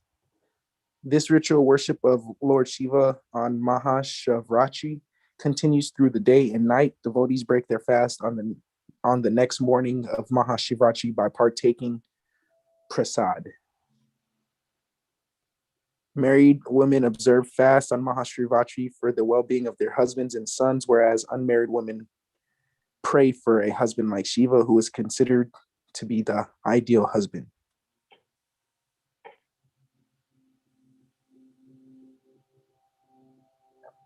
Well, I wonder why, especially considering the clip that I posted on my story about Shiva and the lingam.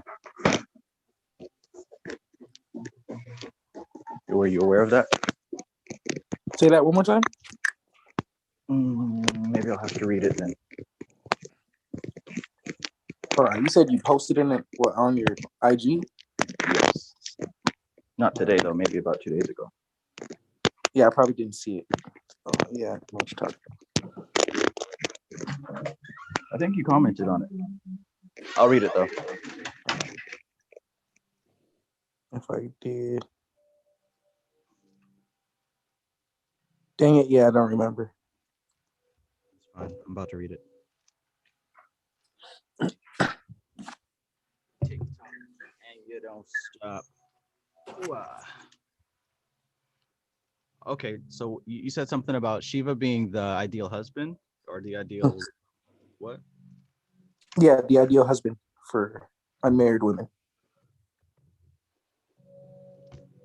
For many reasons, but I'm just being a perv here. Let's see what page that's on. Whereas if unmarried women pray for a husband like Shiva, who is considered to be the ideal husband. Check this out. So in Agora, page 99, for those who have it, I thought this was pretty awesome. At first, the sexual part was cool, but then it got deep real fast. But basically, it says, That's what she said. I'm going to go through the whole page. It's not long, but all of this is worthy to hear. You see, Shiva is absolute. Any form you worship is only a form, and your worship is worship of the absoluteness behind it. For example, take the Shiva Linga, the most commonly worshipped image of India, the most commonly worshipped image in India for thousands of years. What is it really? It is absolute firmness, stability. What is firmer than a rock? You may beat on it, shake it, and do whatever you please to it, but it will never budge. The Shiva Linga is Shiva's penis, and the base in which it is mounted is his wife Parvati's vagina. There's a saying in Sanskrit, Bhagamukhe Linga, Agnimukhe Parada, which means no matter how well you discipline the penis or solidify mercury alchemically, the penis will always ejaculate when placed into the vagina. The mercury will always melt when you put it into fire. But this is not true of Shiva. He has completely burned lust from his consciousness. His penis forever resides in Parvati's vagina, and yet he never loses control. This is why the tantric alchemists worship Shiva, because Mercury is Shiva's semen, and only through his grace can they achieve the ability to solidify it so that it will not melt, even when cast into a fire. Pretty cool. That sounds like goals. But check this out also. Now that was gold, but this next part was even more goals. Mount Kailasa in the Himalayas is said to be Shiva's abode. Why? Because it's intensely cold. Where there is no heat, there is no mental turmoil. Heat is turmoil, which arises from desire. Lord Shiva has gone beyond all desire, but that is not so easy. Life is only a memory. It may be a sweet memory or a bitter memory, but it is only a memory. As long as you remember that you are such and such a person with such and such an address and you have relatives and friends and whatnot, you can stay alive. When you forget, when your karmic debts have been paid and your warehouse of karmas is empty, you can no longer self-identify with anything. Without memory, there is no life. In Sanskrit, the word for memory is the word for memory, and the word for the god of lust is the same, smara. Desire is the cause of karma. And when desire is destroyed, memory too will go, and you will be free. This is why Lord Shiva is called Smarahara, meaning destroyer of lust, as well as destroyer of memory. Sma in grammar means past. Memory is only of the past. That's where I got it from. Yeah, I did read it, because that's why I called Shiva the Destroyer today, because I read that post. Yeah. Man, that's sweet right there. Indeed. So it's funny how they say the heat is the desire, but the Kybalion says, they try to switch the sides, like, you know what I'm saying? They because in the chapter that we're on today, they said that heat is the higher energy and cold is the lower energy. And I think that's in reference to temperature, though. Okay. Oh yeah. Duh. Man, I be so slow sometimes. It's all good. Not as slow as the Taurus. Is it? Don't you got a Taurus mood?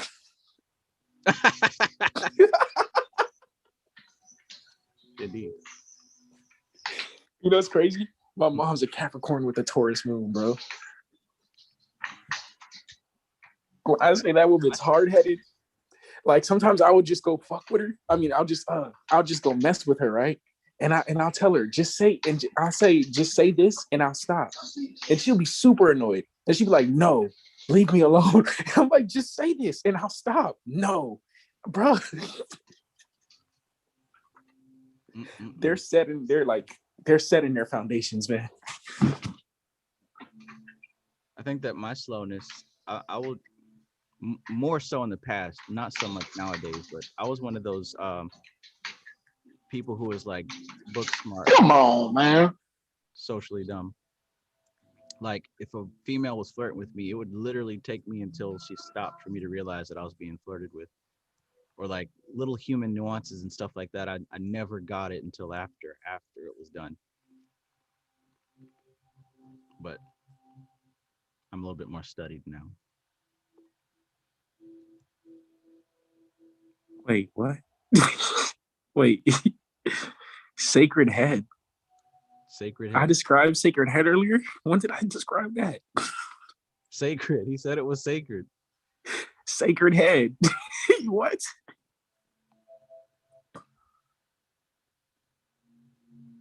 What's your Tantra book club? What Trav, what's your rising? If I may know. Capricorn. Wow. Nope. Sagittarius. Okay. That makes so much sense. Your mixture. Okay, that makes so much sense. No water, right? Hence being so cold.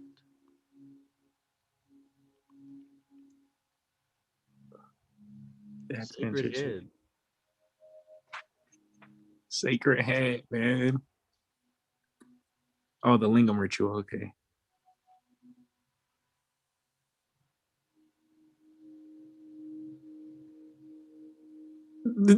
This girl said, maybe y'all meant scared head. What, Julie? Scared.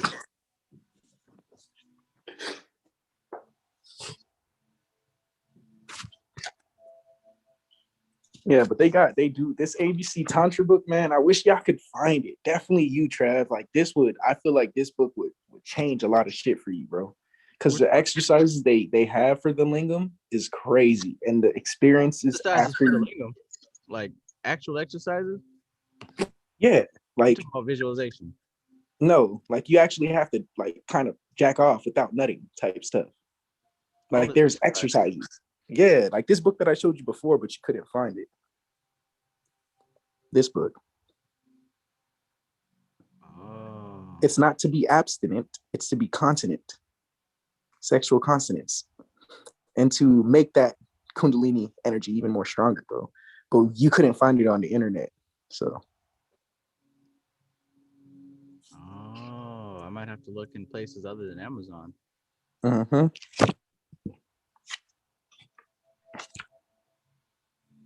Tantra book club.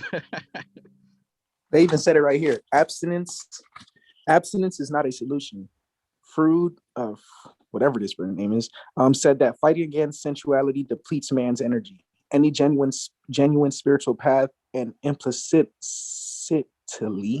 excuse my language, the great world religions address the issues of sexuality. Most declare it a forbidden territory and impose sexual abstinence. A few call the lucid exploration of sexuality to master and use the huge resources it hides. One thing is certain: because of the huge energy stored in the subconscious and the subconscious echoes generated, our sexual potential cannot be ignored. Psychology has disclosed an inconvenient truth. Most of the problems that embitter our lives are rooted in the deep layer of sexuality. Prejudices, violence, frustration, stress, disharmony, inhibitions, and inferiority complexes are all caused by sexual stress. The contemporary world lives under the continual bombardment of pornography, excesses, confusion, and deviant sexual behavior are major causes of the moral and spiritual decay of our planet.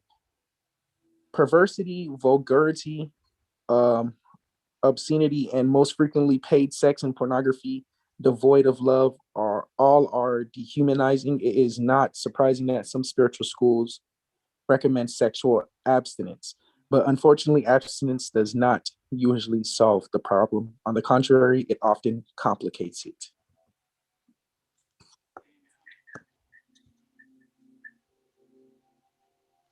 I can see that. Most definitely. Especially in Western cultures. Most definitely. We have this weird issue with sex in general. So Hey, I found that book on Kindle. It's a Kindle edition. Let me see the front of it. Hmm? If you could show it. Let me see the front of it if you could show it. It's the same one you got. Okay, I so saw it's your the your ABC of book. It's the Tantra. same. Yeah, it's the same one. Oh, okay. They have it on Yeah, Kindle. it's a Because the Kindle way I edition. got it, I didn't buy it. They gave it to us at the Tantra school. And I understand why it's so hard to find.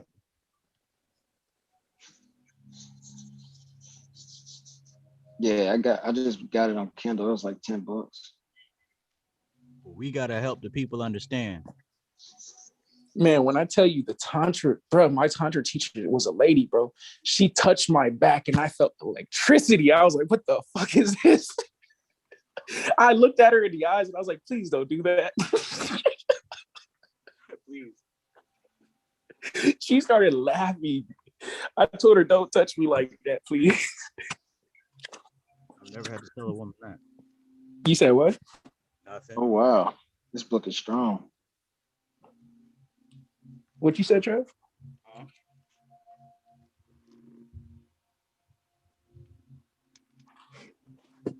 Ah, that's better. Okay then, Kerr. You said what? You see why it ain't on Amazon? Oh yeah, because you see the little pictures in it too, huh? Oh yeah, this Yeah, they have like yeah. people doing. I'll show you. No, I can't. I don't watch you. I don't watch YouTube Nah, to ban don't you. do that. That's a YouTube Yeah, they'll strike ban your right ass. Yeah, there. they That's a actually have strike. people like having sex in the book. Yeah, it's strong. That's why it ain't on Amazon right there. Ah, They only mostly show the women body parts, though. They don't show the male, so that's dope. are you upset about that? Nope, I'm excited.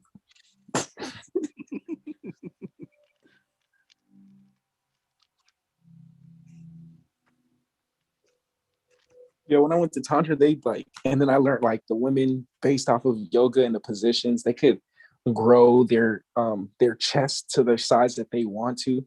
They can grow their booties to the size that they want to. Men, if they actually do the practice, they can grow their lingams to the size that they want to. There's a reason why the whole world don't got this knowledge, man. As a man, can you also grow your booty to that size? That's all up on you, man. Well,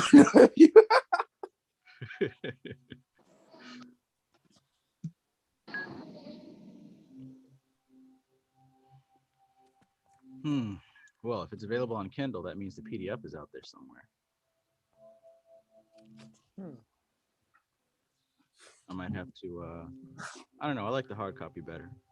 I like to highlight.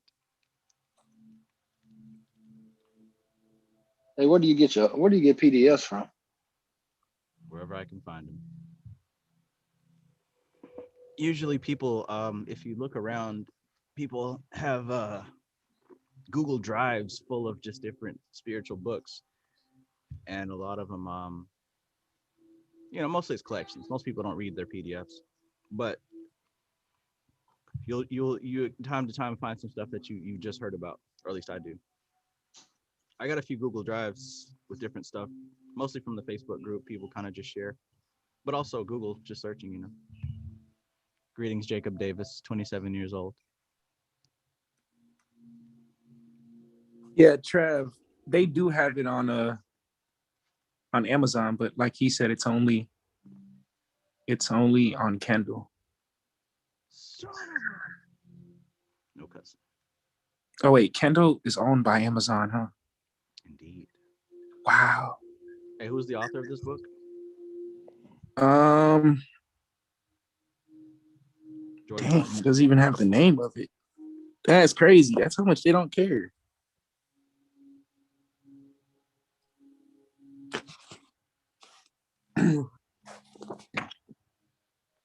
On the website, it's saying it's by a Hermana. Well, Hermina.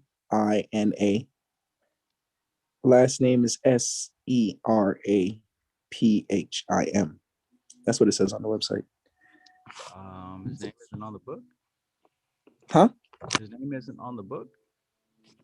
On the book, look, I'll show you real quick. This is what it says on the book.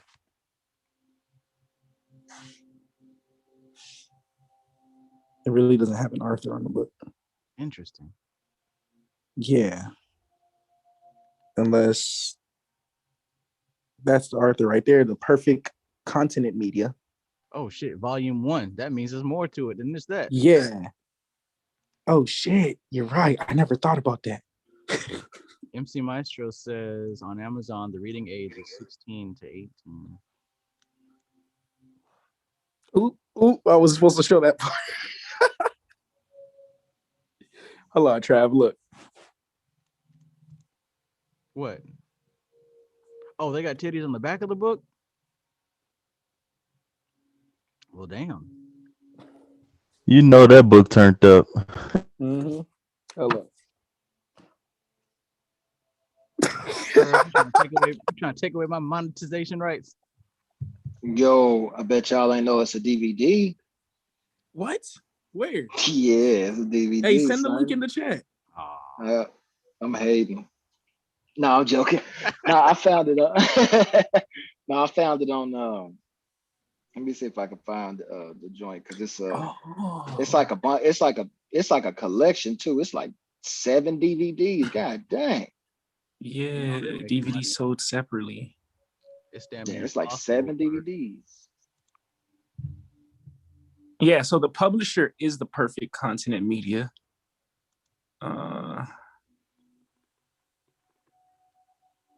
Yes. Let me look them up real quick, see if they have the whole collection. Because that was a good book. Definitely with the exercises in it.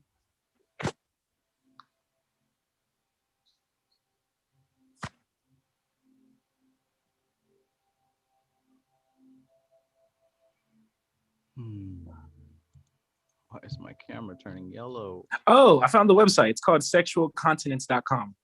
They have everything on there. Now we're cooking with grease. There you go. Yep. Oh, they have the titties on the website too. Straight up. What's it called again? Sexualcontinence.com. Trav's gonna like this website. Maybe. I've done a lot of work on myself the past few months.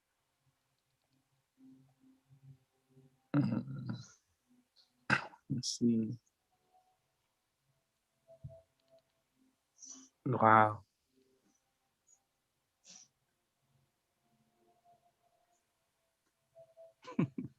Curve reads it for the exercises. Right. Really, man? Right. Dang, y'all try me like that.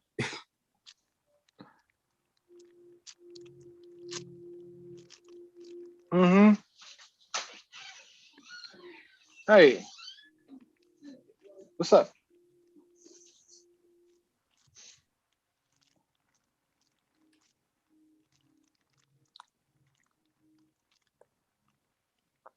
Unicorn Lingam.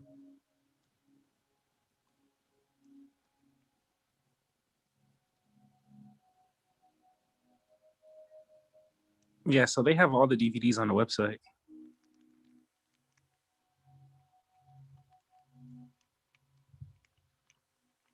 For like $47, I think.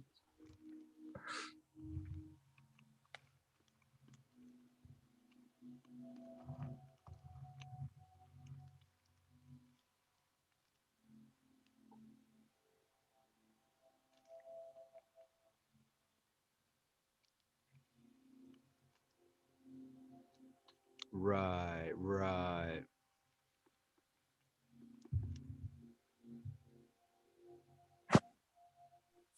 I must not be spelling it right.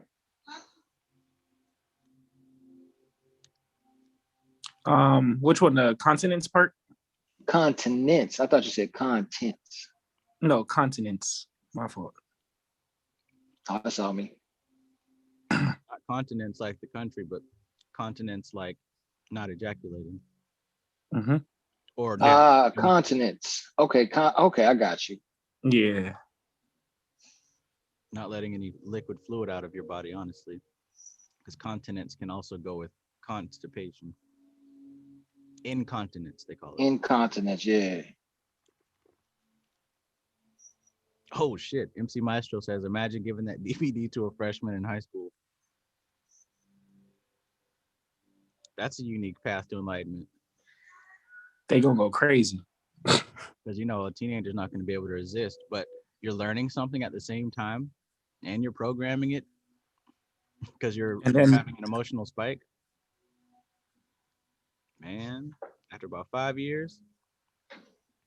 and in that book alone, it says that when you do practice sexual continence or just abstinence in general, when you retain your semen, you manifest your life faster.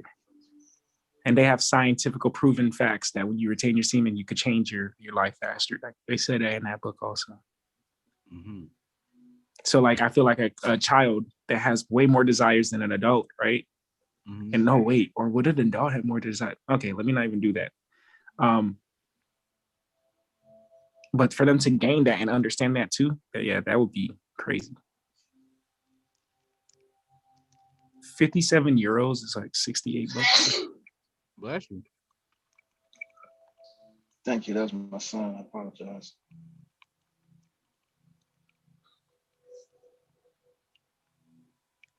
Sunshine Chick asks, so I think the Tantra you guys are discussing is the Western view of Tantra, or am I missing something? No, we're actually Tantra talking about Eastern. Tantra isn't explicitly sexual. I'm pretty sure the sexual aspect is a very small part of it. But being the human animals that we are, sex always stands out to us. So people make a huge deal out of it.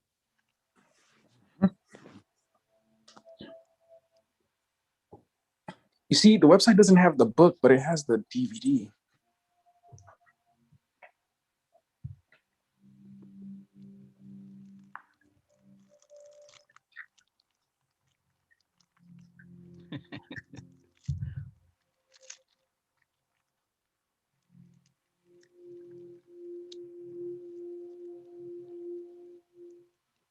Do the stanky leg.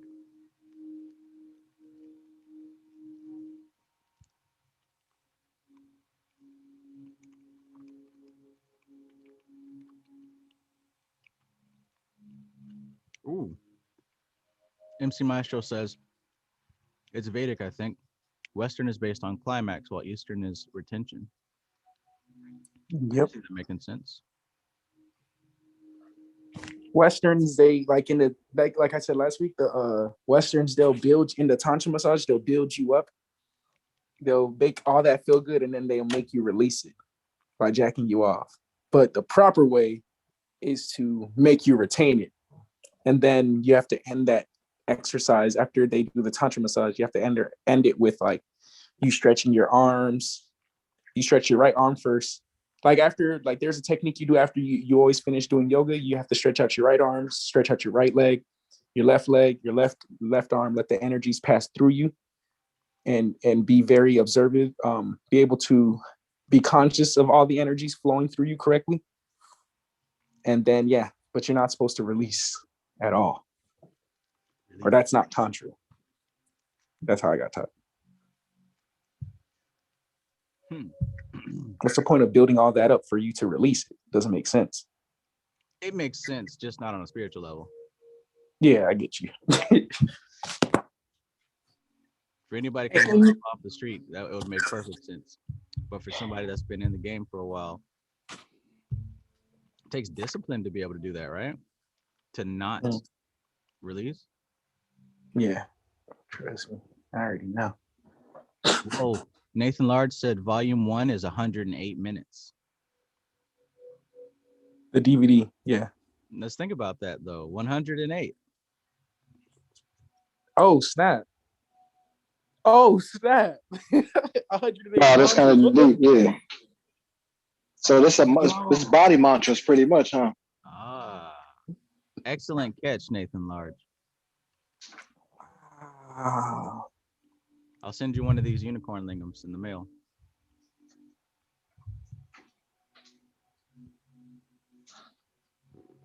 Oh, you can't even find the PDFs online. It'll come to you if your karma deserves it. I mean, I don't need it. I was trying to, yeah.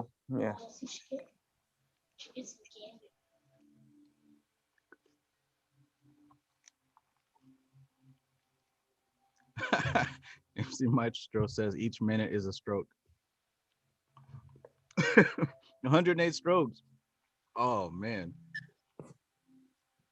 You gotta be in that talking about some. I am not the body. Each stroke, I am not the body. 108 strokes. What if someone was able to sit down and count how many they're able to withstand? Half of society can't even last 108 strokes. 108 strokes. One mantra each. Om Namah Shivaya. Om Namah Shivaya. No, stop. Let's not take it any further.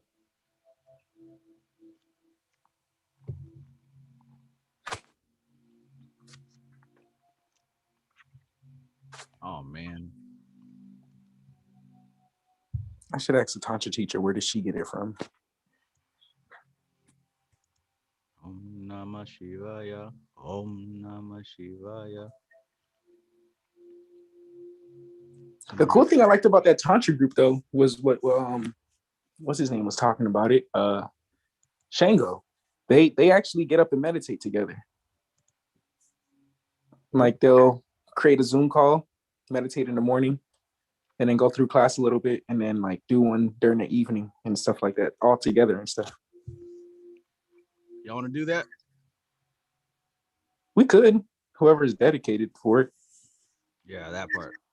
I'm dedicated. That part.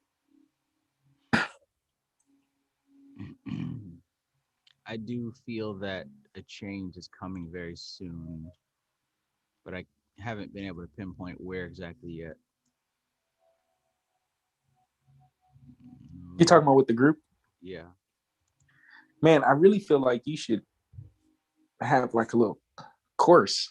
You know what I'm saying? Like definitely a little course, like the course that you were creating. I think you should finish it. And then tie it in with the Vedas and just have like a step-by-step guide. You know what I'm saying? A step-by-step guide for what? Like, I'm gonna send you my username and password and a website to a course that I paid, that $3,200, $3,500, whatever course. And I just want you to look through it. And I feel like if you can follow the layout of that, you'll have a great idea for it. You know what I'm saying? Okay. And then like also like in that course they have like a little group, like let's just say it's Facebook. They have a Facebook specifically for our group, basically. Yeah. Yeah. So it's called school.com, SKOOL, where you could create your own group, social media, basically. And then like that dude, he actually has like people that surpassed the school or finished the course, and they did very well even after the course. He kept in contact with them. He has them as the coaches, you know? Yeah, that sounds like something I'd like to do. Yeah. So if you're offering. Yeah, I got you. Hold on, let me go use the bathroom real quick first. I'm incontinence right now. You might want to keep that one to yourself. Actually, you are, because of incontinence, right? Exactly. Greetings and peace. Greetings.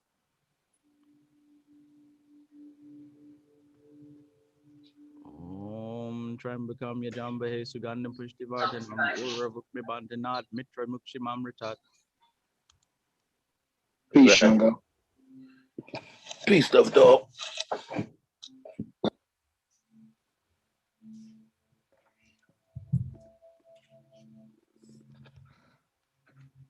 Trav, what you were just not saying sounds like a sample Jay-Z used in a song some years ago. He used a mantra in one of his? He did use a mantra. I wish I could. I actually would love to remember what that actual song was now, so I can go back and do the knowledge to what it was, so what it really was saying. Yo, I knew somebody big or famous had to have done this. You know what I'm saying? I know I didn't just have this idea. I know that somebody had to have done it. Jay-Z. Wow. You got to get to a billion. You got to mess with uh, Eastern science, man. Absolutely.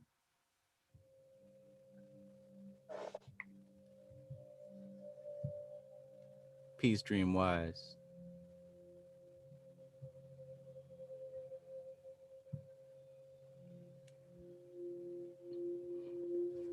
Yeah, that one's been the Mitriunjaya mantra that I've been listening to and practicing lately. Mm. I'm gonna send you the PDF of that book that I put in a group. That's $870. The top was one. Yeah, I mean, I do have it. I have the PDF copy of it.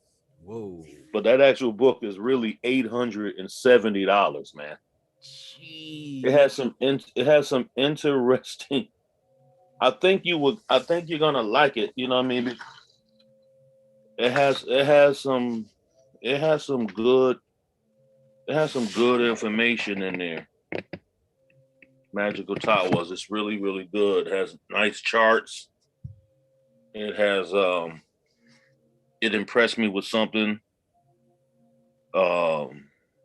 It mentioned that when the shot Kona is pulled apart so that the apexes of the triangles are touching, it is a symbol of Shiva's drum, the Damaru. And the Damaru symbolizes this dissolving of time. And as I'm looking at, you know how you've seen the Star of David, Mm-hmm. how they interlock. So what he's saying is you take the top and the bottom and you pull them one up, one down. If you pull that becomes the Damaru. Okay. Because he's equivalating all of these, you got to read this book. You gotta go through this. This book has some I'm not saying it's worth $850. You know what I'm saying? But it definitely has some valuable information. You know what I'm saying? Whoa. Wow. Hell yeah. Yeah. I remember seeing that in the past, but I never thought that I'd be able to look inside of it. Yeah. I'll definitely send it to you. Anybody else who wants it, $300. I got it for the low, $300. The original price is $850. Without the cards, it's just you're gonna just get the book. Yeah, you're gonna have to make your own Tatwa cards, which actually I'm gonna do. I'm gonna make my own Tatwa cards. You know what I mean? Yeah. So I can at least, as I'm going through the book, I can at least working with the cards. Wow. Yeah, I'd love to see that and compare it to what's going on in Tatwashuti and some of the other stuff we see. Oh man, it's interesting, man. YouTube. It really broke down some interesting information when he went through a whole history from like how the four elements have always been going throughout the systems for hundreds of years, from Plato to Shakespeare even mentions the four elements in one of his writings. Then from the Jungian, then he mentions, of course, how they were, how when they're using the sanguine, the choleric, the phlegmatic. Those are really the four. Those are really the four elements, and how it all goes back to basically the five elements, because you have to have five, because you have to have a space for all the elements to be within, So would the fifth element be the story, and the The four fifth elements be the characters?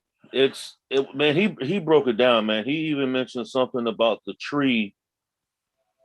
Oh, like the tree, like it's within that space. Like that's the ether, you know what I'm saying? And the rest of the tree are like the elemental of the elements, but they have to exist within, like we call, like, of course, the Sanskrit word is akasha, but akasha is really the ether, and ether in the broken down terminology is space, infinite space. So I was like, yeah, this really right here is it's actually really breaking it down, man. Every single book that we're, to be honest with you, every single book that we're reading is completely breaking it down. Like, you know what I'm saying? Like and he quotes, and the book has a quote in there from Dr. Svoboda. So I was like, look at this. You know, I pretty much, I don't know if all of us, but I pretty much just got from us posting, you know, in the chat, I pretty much just got turned on to who this Dr. Svoboda is. And for that, and for this book to have him quoted in there, I was like, look at that. That's not coincidence right there. Right, right. It's as if we reached a new sphere and now new things are becoming present. Yeah. I first heard his name when Amar bought this book here. And then Tree Marie started suggesting his videos. That's when I started paying attention. Did you, I've been reading that book. That is an interesting read right there as well. Yes, it is. Me and Amar were talking about a little bit earlier today. Like, I'm not gonna lie, I kind of just cracked it open in the middle of the book. I usually don't do that, but I just cracked it open and started reading, and I just got stuck in it from there. Like, yeah. And Agori is an interesting person, aren't they? Yeah. That's just how I know that this has some life-changing information, man. Any one of these books, man, if anybody just sits here and goes through it, you will experience change. Mainly because the world that we live in and believe in is so erroneous and so false that a little ounce of truth will turn all that shit upside down. Big time. That's is definitely major. That's just like I had they in the top book I was reading, it mentioned another book called Nature's Finer Forces and the Science of Breath, Pranayama Yoga, by Rama Prasad. And that right there is I started reading into that, and it just, because I'm liking that I'm getting a better understanding of Prakriti and Purusha. Mm-hmm. You know, that was something that I really wanted to get a better understanding of those. So it's all coming together. Okay. And I recently found some source material on Prakriti and Purusha. If you're interested, Yeah.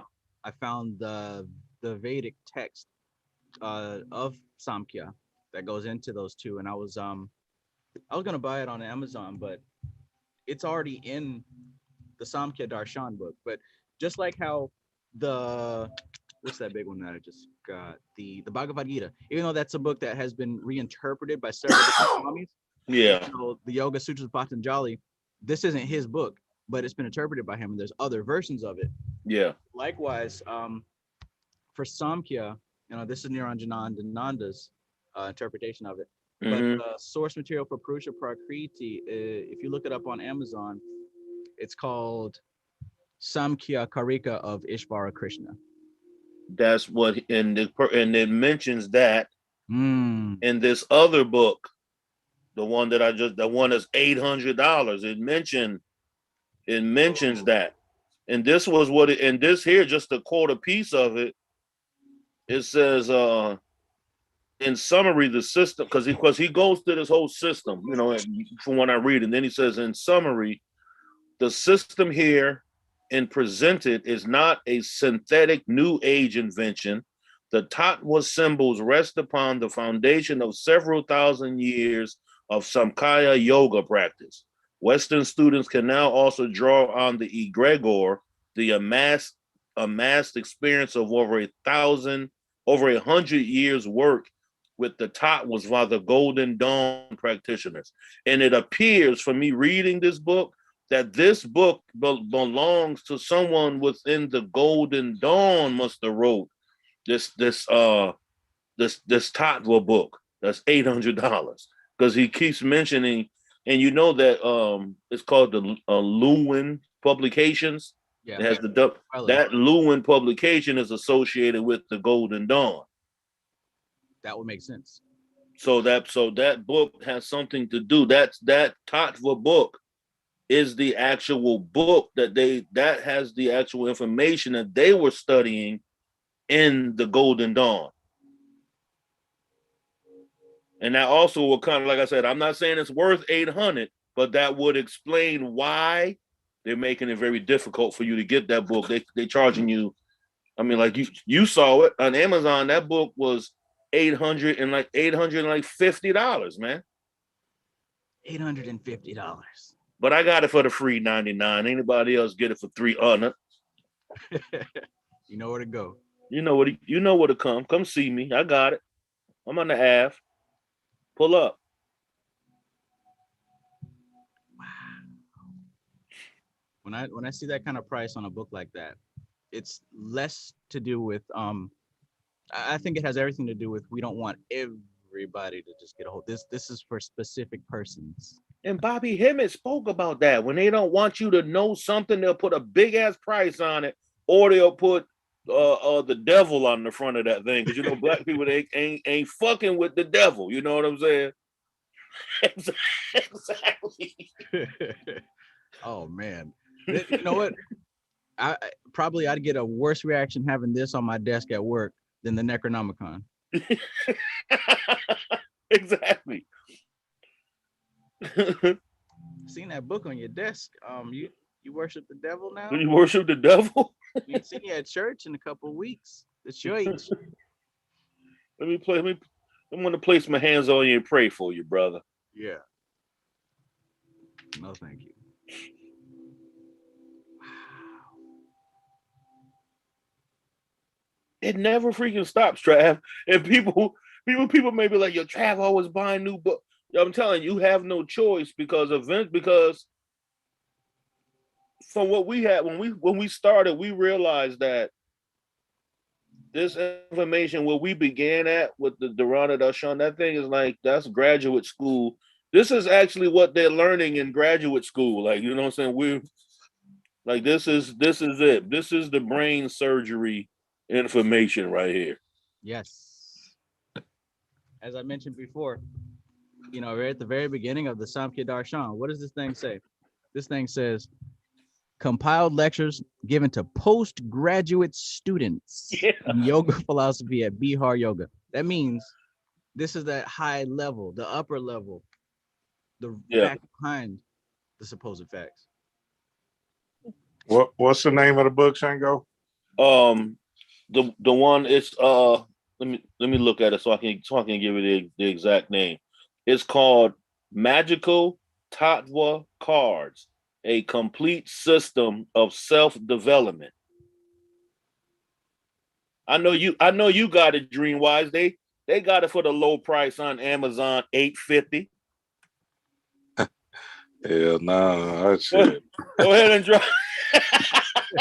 No, but you know what'd be crazy? I just kind of, if I really want a book, I just kind of visualize it, and then shit, a year from now I'll have it physically. Yeah, you know what I'm saying. Let's look at the Magician, for example. Yes, facts. You had the, you know what I'm saying? You got personal contact with the author of the book. You know what I'm saying? But you know what's crazy, Tribe? Remember when we did the Magician, we was like, damn, we was kind of like thrown off. Like, okay, damn, we just had the PDFs. Yeah. You know what I'm saying? I had printed it out, but before then, like 2-3 years before then, I was always visualizing, I'm gonna get me a physical copy. And back then it was like $500. It was just that, it was that cheap. Or whatever. That thing You know went what I up mean? 4 times that price, didn't it? Right. It went up, and then I just still visualized I'm gonna get me a physical copy, never really realizing that I would be talking to Phil himself. It's crazy. Yeah. Let me mention this though. So that deals with polarity also. What we were discussing earlier today about the principle of polarity is that when when one is focused and concentrated on his force, those around who aren't so focused and concentrated, they're affected by that concentration. And that's part of the reason why we're able to manifest, because our intense focus causes others to make it happen. So the fact that you focused enough properly on that physical copy not only got it to you, but got it to several other people, myself included. Yeah, that's crazy because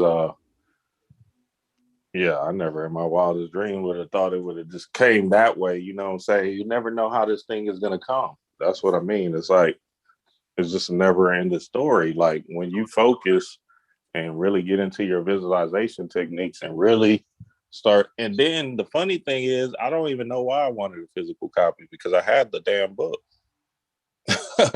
But I don't know. I guess I just wanted one. I think Panic had it, and I said, damn, I really need one. It's just a real physical copy. And I hung it up in my magic room just cause on some ego shit. And yeah, it just came into fruition. Crazy. But say the name of that book again, Django, because shit, my ass, I'll manifest that whole too. Shit. I'm actually looking for it on Amazon. I can't even find it now. I have my mic muted. It's there it is. it's called Magical Tatwa Cards, a complete system of self-development. It ain't even that price no more. But look, you know what? Look at the price now. In a few days, in a matter of days, that thing done jumped up. Oh Now, hell, Bro, the name of them cards is called "Oh Hell No." It's about but to hit us. what's crazy? That Money Magic by Jade, because that shit was just fucking $10. I got it for $10 back in the day, and then it went up to like 2,000, and then the scarcity or whatever, everybody wanted it. But now I guess the author just had a change of heart, and he put it at $8. He just republished it basically, and now it's $8. And I think the scarcity is the key to all of these things for real. So I wonder, maybe do you think you may have unlocked a specific city where you're able to get these authors to bring down their to republish their books at a lower affordable price?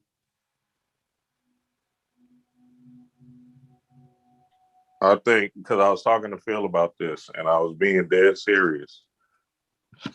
Sometimes you want to keep stuff limited because I was telling Phil, he said he wanted to do a whole nother, 1,000 or whatever, right? Or 2,000 of the magician. But I was explaining to him the value of the information is going to go down if everybody can just receive it that easily. You know what I'm saying? That makes sense. So you kind of want to make it like hard to get, even though the information, everybody has the information, but they still perceive the physical copy to be some kind of magical, kind of emblem or whatever. You feel me? Yeah. Cast not thy pearls to swine, type of thing. Yeah, and I was being straight. So he printed out. He still was, gun ho on his conviction. So he got 500 copies of this magician or whatever, and he gonna just wait until that's the last 500. Damn. And yeah, and that's it. So it's good though. Shit.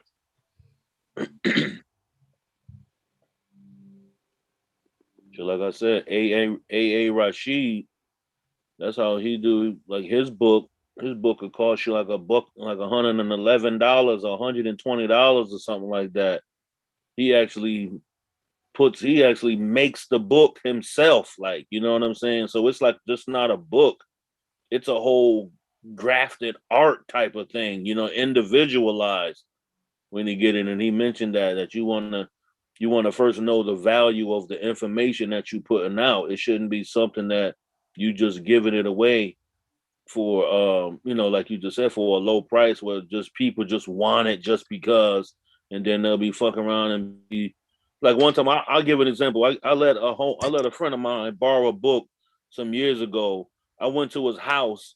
The nigga was burning incense on the table, and it was like incense ashes all over my book and shit like that. I wanted to mash him up when I saw. I was like, "Yo, I gave you my book. You begged me for this shit, and you burn it, nigga, burning incense all over the shit." You know what I'm saying?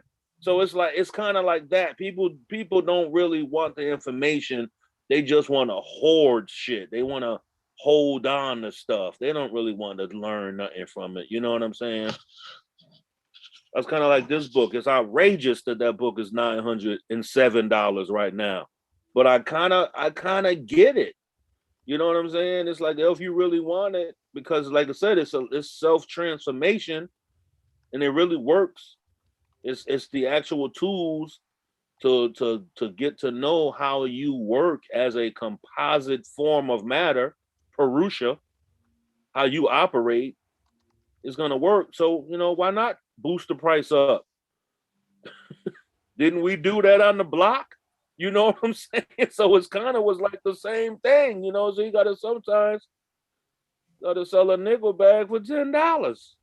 No, that's straight up and down. I know there's this dude named and he, I think he's in what you was talking about, Shango the Don and all of that stuff. All of his Yeah. books are, his name is Tybro, or his company is Tybro or something like that. Mm. Anyway, he got a crazy story on him where he just, a real live manifester, like OG of the OGs type of shit. Yeah. But all of his books is $500. See? He don't even play that. He 500 and up, $1,000. Just think about what the RZA did with that the CD, the Wu-Tang CD that he made. It was like $1 million that dude paid for that CD. You know what I'm saying? Even though he didn't respect it, but he still paid like millions of dollars for it. It was a one of a kind CD. So sometimes you got to place that value on high value on it. Yeah, because at the end of the day, when you really look at it and think about it, if you give something away for free, people are, okay, whatever, I want that shit. They treat it.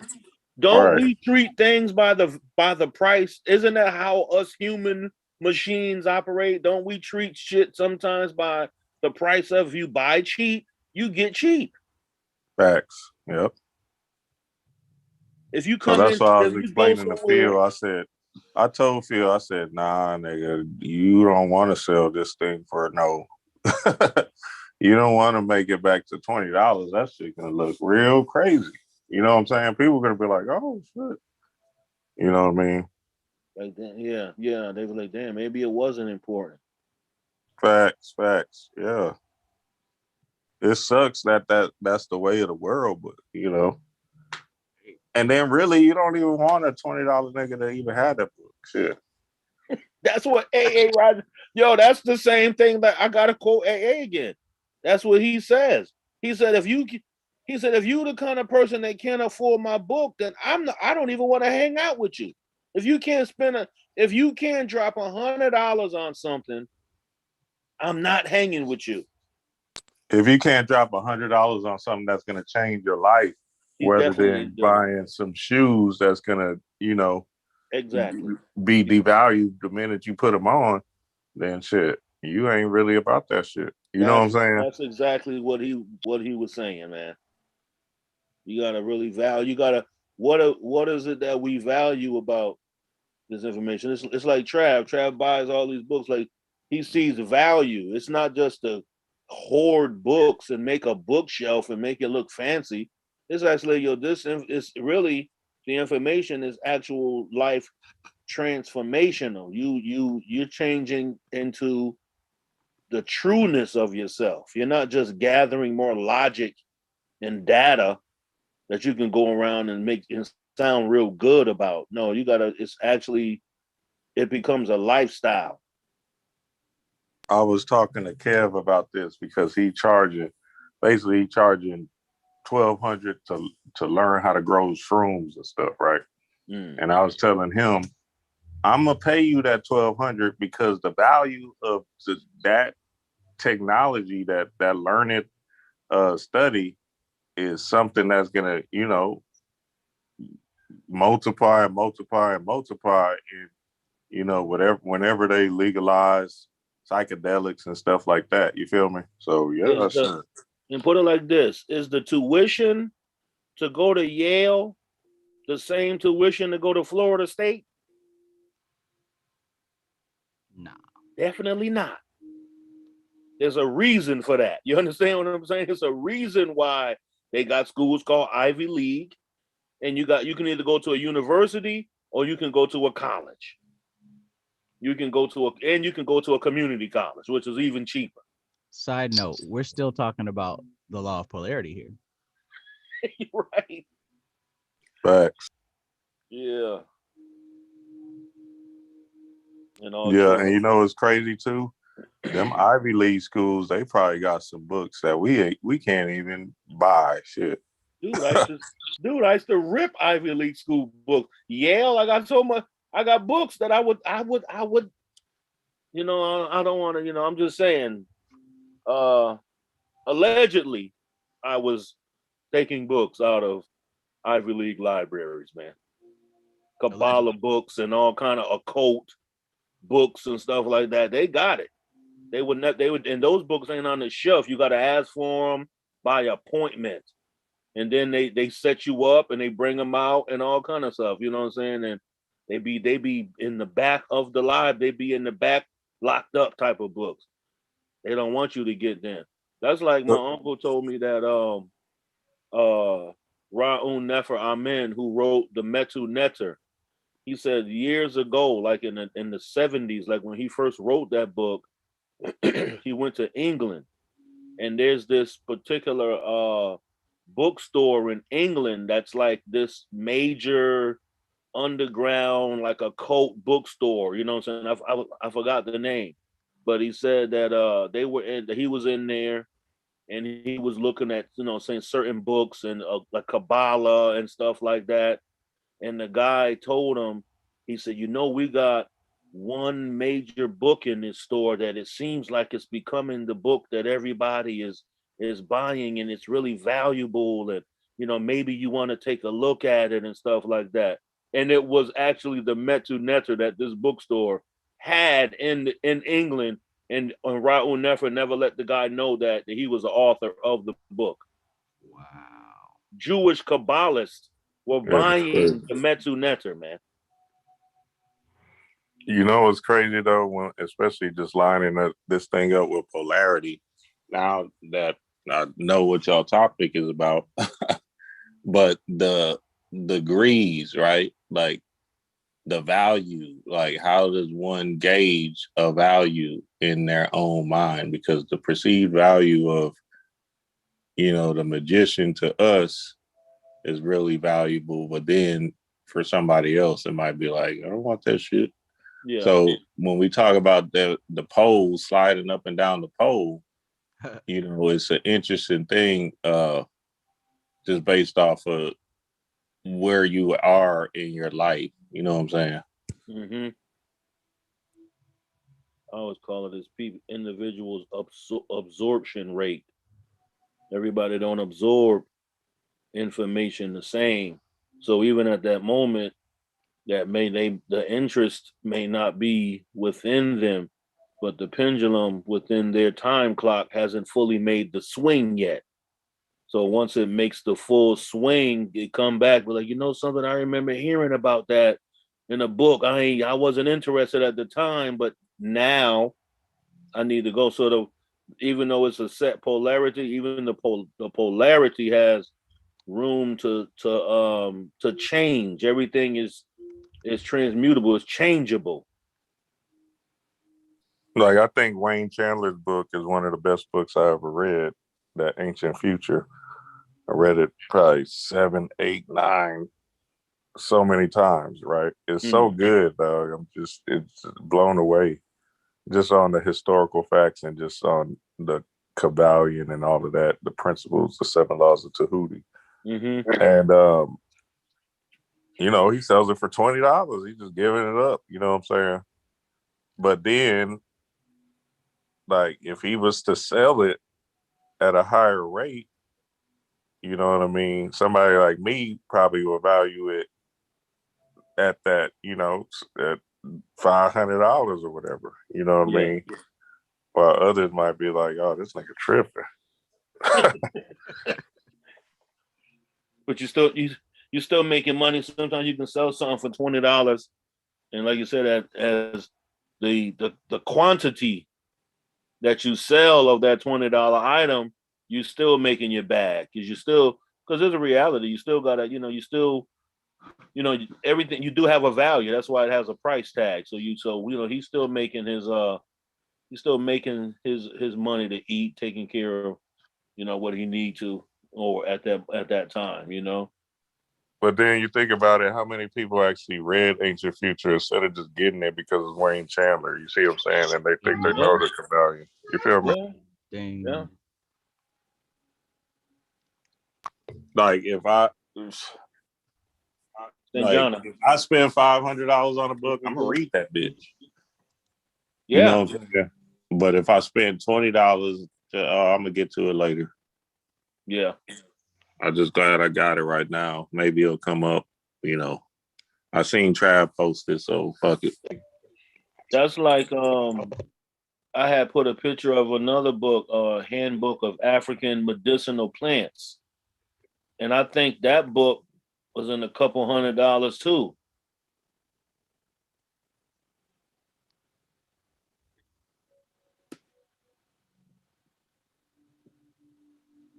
Hello? Are y'all breaking up? Yeah, I think I have broke up. I'm about to switch my router.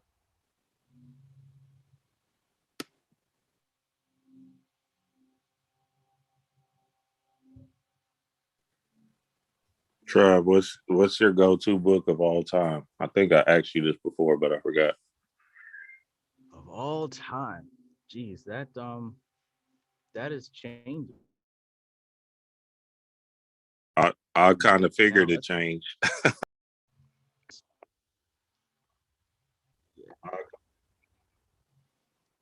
Is it when frozen? It comes to all time, like I guess I'm I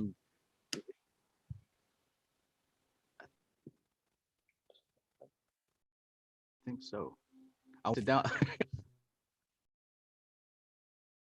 Oh no, mine is.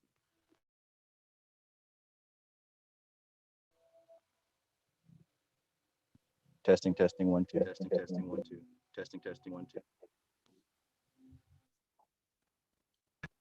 Wait, this man didn't even move his mouth. How did that go? Man didn't even move his mouth. Oh, forget it. You're frozen. That's what. My physical plane is frozen. I can only communicate.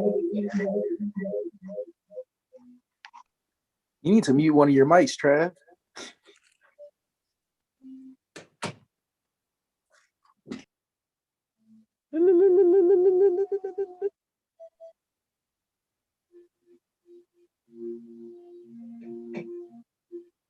What the hell's going on?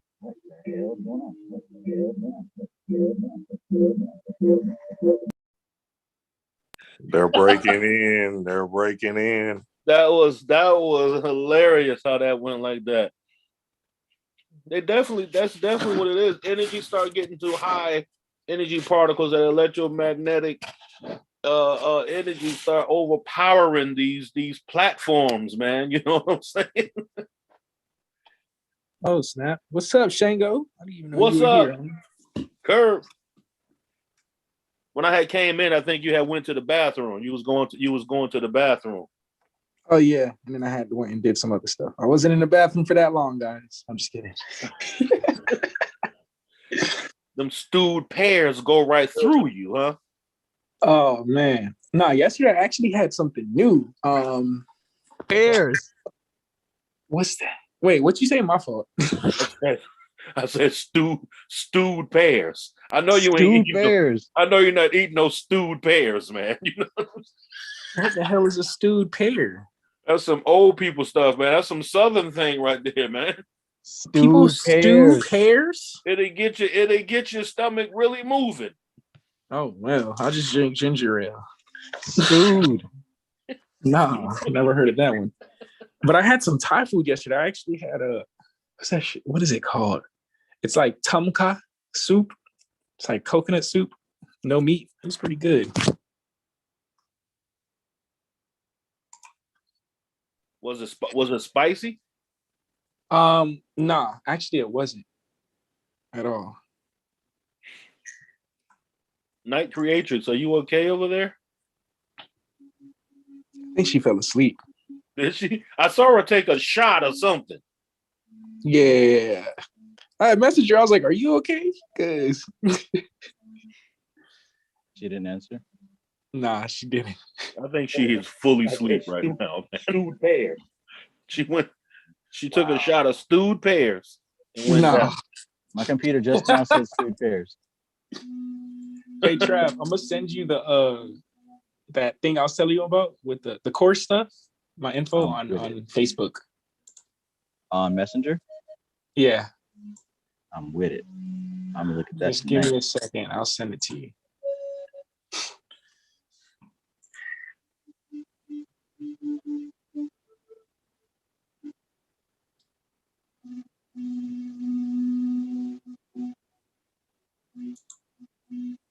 Where's your oh, there it goes.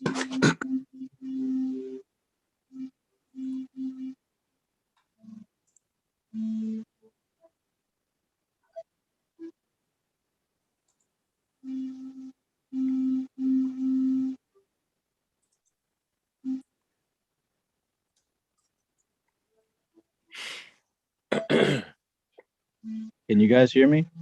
Yeah. Okay. On my computer, it's still frozen. As a matter of fact, I don't even think I'm in the chat on my computer anymore.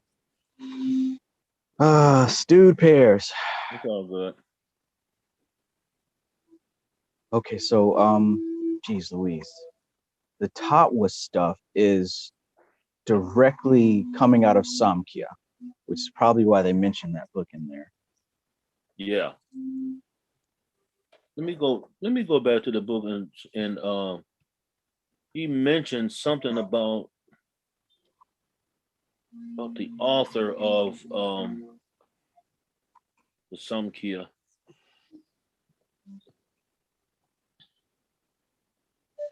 Okay, he said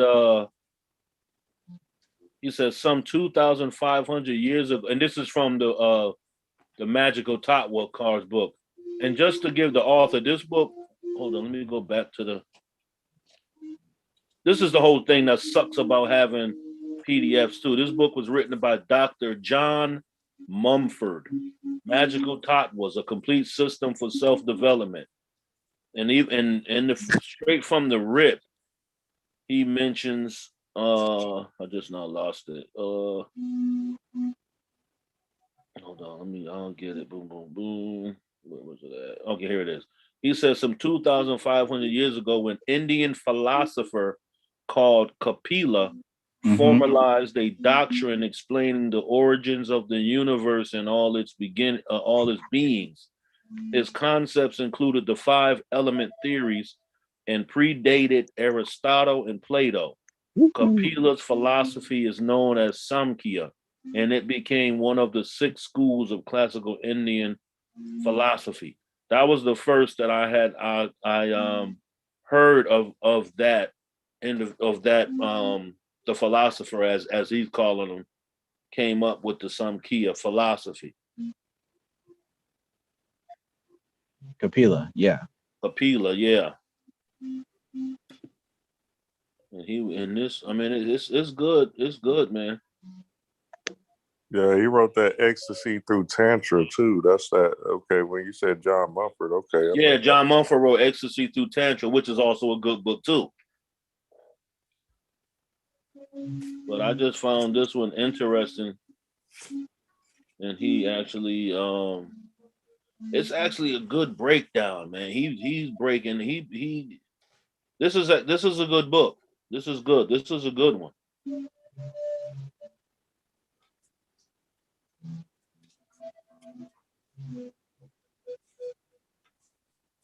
Be prepared, Trav, because it's like 6 weeks.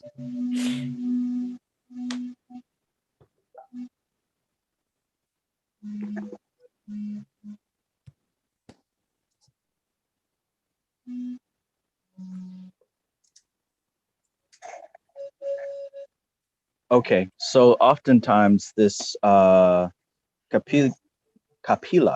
and his Ishvara, this work on Samkhya, I saw that it was mentioned even right next to the Yoga Sutras because it's absolutely source material. As a matter of fact, I actually found a book that is a breakdown of both in one.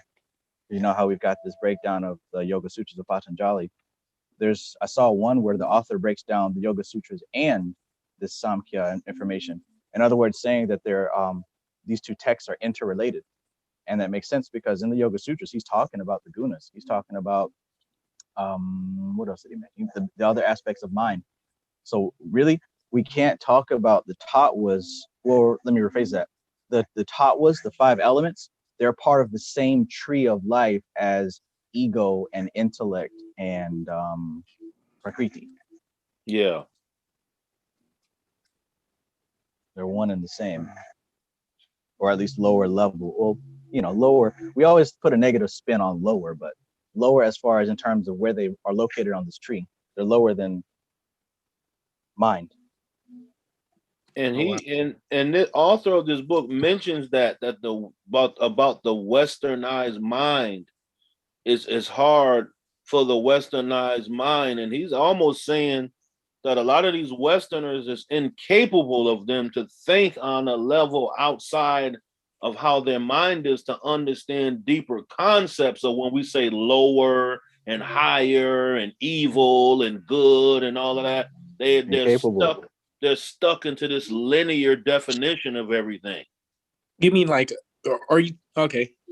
Okay, because like I think like when I see with people, Shingo, like they get stuck in the separation. Yeah. Like they think the lower and the higher is a separate part. You know what I'm saying? And you know something about this information curve, Vedic information? They don't discriminate against nobody. And and think about, they're like, they quote the Bible more than any other people that I've come across. The Swamis and the gurus know the Bible. Exactly. They have like a huge respect for. They think, like I said, they think Jesus is a guru.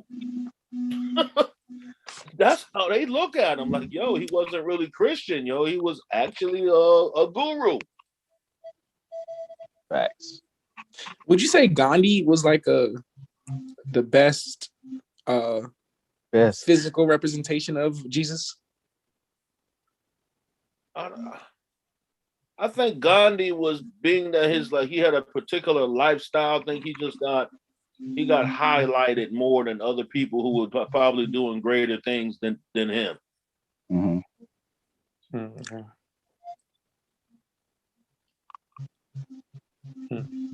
Sometimes they be in the public eye, or they be just in the right position to get that type of media coverage. Yeah, that type of reverence. Yeah. Damn, I lost my page in the Kybalion. That makes sense also because he's more in the public spotlight with political views, whereas somebody like, say, Vivekananda, he was around before Gandhi and probably around the same time, but he didn't give a damn about political stuff. So and Gandhi only used one limb of a particular yogic system, which was nonviolence. That's the only limb that he actually was using. So and that's where Martin Luther King that's what he was using. Martin Luther King, the action of the being nonviolent is an actual yogic practice, and I forgot there's the Sanskrit word for it, but it's actually a practice. And Shango, that's what I mean when I say comparison to like Jesus. You know what I'm saying? Like that Christ consciousness understanding. Like, but if somebody Gandhi slaps has you some garbage. 776 times, Gandhi turn has some around. garbage views on black people now. You know what I'm saying? I was about to say that. I was Wait, going you to said what? say, what's the perceived Gandhi didn't value of rock with Gandhi? us, man. Gandhi ain't fuck with us black people. Oh, Right. for real? Yeah. Damn. Well, fuck him too. I'm just kidding. Well, But damn. no, you know what's Attachment crazy though? much? Because all of it is just perceived by the viewer. You know what I mean? So it's like I seen this video. It was like what Batman was that? It was one of them Batmans. It was probably one of the one with Bane, I think it was. Where The he Black had Knight? I think it was the Dark Knight. It could have been one I of said them. the Black Knight. My fault.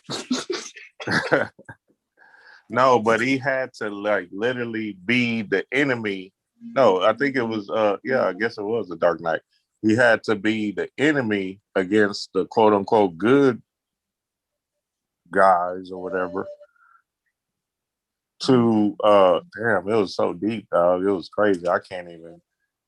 You're talking about when he had to words. like live the life of that dude with the mask on to be able to beat him? Man, it was just so deep. Hold on, let me gather my thoughts because it's such a mind fuck that it's like, damn.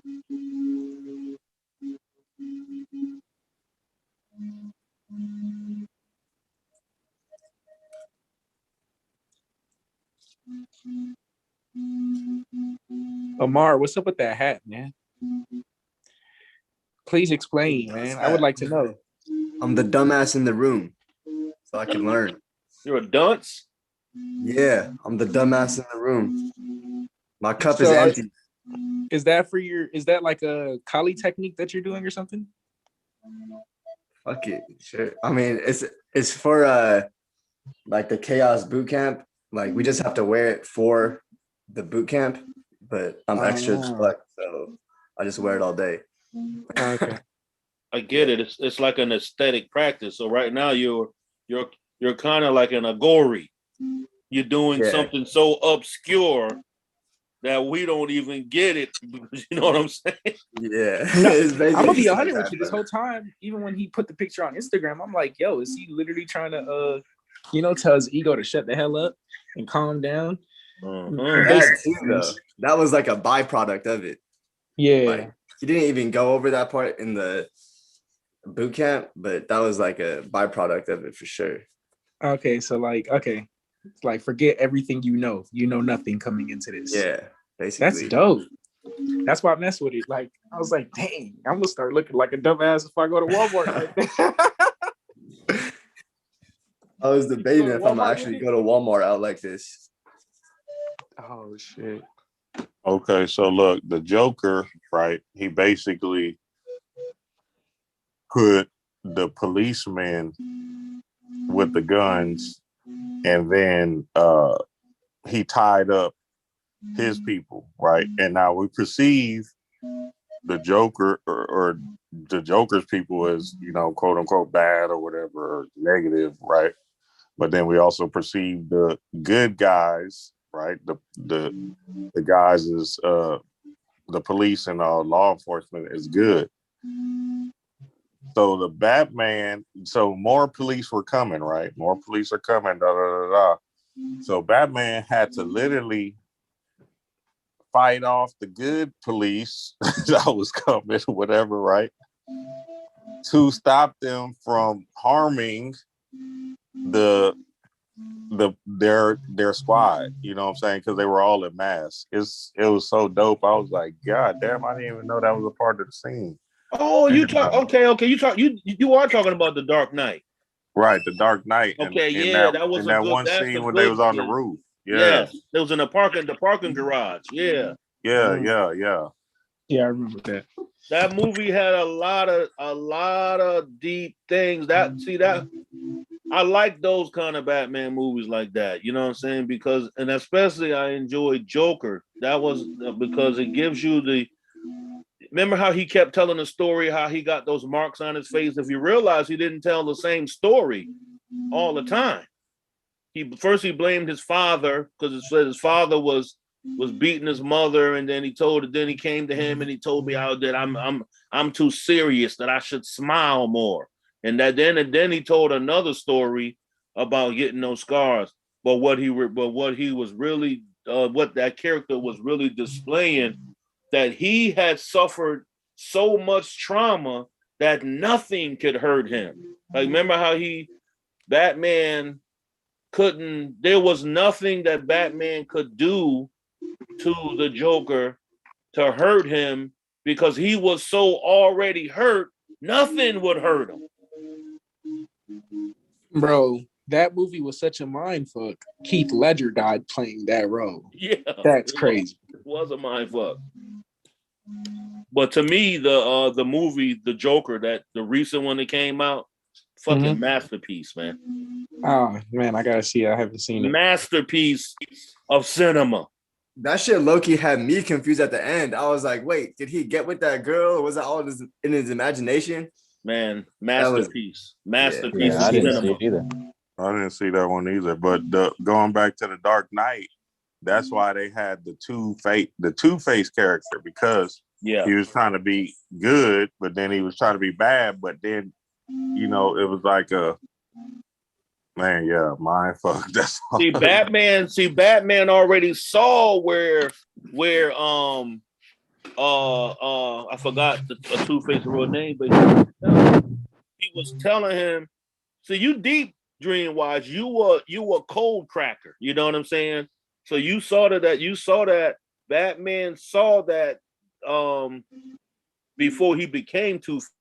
He had already had the potential for becoming a Two-Face, because he got the name when he was still in school, because he was actually the very honest guy. He was the type of prosecutor that put police in jail. So he was two-faced. The people didn't trust him. So Batman tried to tell him that you the real hero. I'm not the fucking hero. So you can't, because remember he wanted to shoot the dude, and he said, you can't shoot him. Once you shoot him, there ain't no coming back for you no more. Now you really a bad guy. So when he got his face burned up and this girl got killed, he went over the deep end. He basically went as in a Jedi, where he went to the dark side. But that's what the Joker was talking about. The Joker was at his bedside on the hospital bed, like, look, what does it matter if we live or die? You making this shit up, like, yeah, you know what I'm saying? This whole thing, this hurt and pain, and obviously we're human, having a human experience, so we're gonna feel pain and all that stuff, right? Damn. But then it comes to a point where, how do you value it? You know what I'm saying? How do you value somebody pissing you off, or cutting you off on the road or whatever? You know what I'm saying? Does it really matter? You see what I'm saying? Does any of it matter? Does it really matter if somebody dies? You see what I'm saying? And all of that. So it was really a real deep movie, and yeah, man, it was good. That's why even Joker had to leave at the end, because the cop system, or the system, right, perceived him as a bad guy for stopping the good guys from the bad guys. Yeah. And just think about even the polarity in that movie. Batman and Joker are two polar opposites, but there's similarities always in the polar in the opposites as well. Because when you know the comic book world, or you know the story of Bruce Wayne is not really a nice fucking dude. Batman is not a fucking nice guy. You know what I'm saying? That dude got a really dark. That's why he went into the darkness. He accepted his shadow self. He's a vigilante. You know what I'm saying? So him and the Joker, they're not the same, but the Joker always fuck with Batman. Like you know different than me. Cause I know that you hurt too, and he knows how to get into Batman's mind, and then you know what I'm saying, to force him. He want Batman to really kill him, but he know Batman's not gonna kill him. So that right there, the polarities that establishes the difference in the polarity, even though there's similarity in the polarity. Shango, you know what they always say too in like those police movies? It takes evil to beat evil. They always say that. Yeah. It takes evil to beat evil. You can't be a good can't beat evil or something like that. But damn, I'm gonna go to the Kybalion. Then it. Okay, let me find it. I think I got a highlight. It says the change is not in the nature of a transmutation of one thing into another thing entirely different, but is merely a change of degree in the same things. A vastly different difference. So the change is not in the nature of a transmutation of one thing into another thing entirely different, but is merely a change of degree in the same things. Batman, Joker. Right. And then That's like saying Tim Tebow is somebody, you know, holistically everybody's saying, oh, Tim Tebow's such a good guy, he's a virgin and he's, you know, saved the world and all that shit. But then I look at Tim Tebow and I said, this motherfucker evil as hell. He's still a virgin. Fuck. You know, yo, I see what you're talking about with the now I get it clicked in my head with the different degrees but same stuff. So basically, for example, someone could be a billionaire and they consider that freedom. Whereas if someone can just be making 50 to 60 grand a year, but the fact that they have an extra $3,000 to $4,000 to play with on a monthly, they can live as if a billionaire. They just can't buy the things a billionaire can buy. Or check it out, even a person can be completely homeless and be free. That's freedom too. Yeah.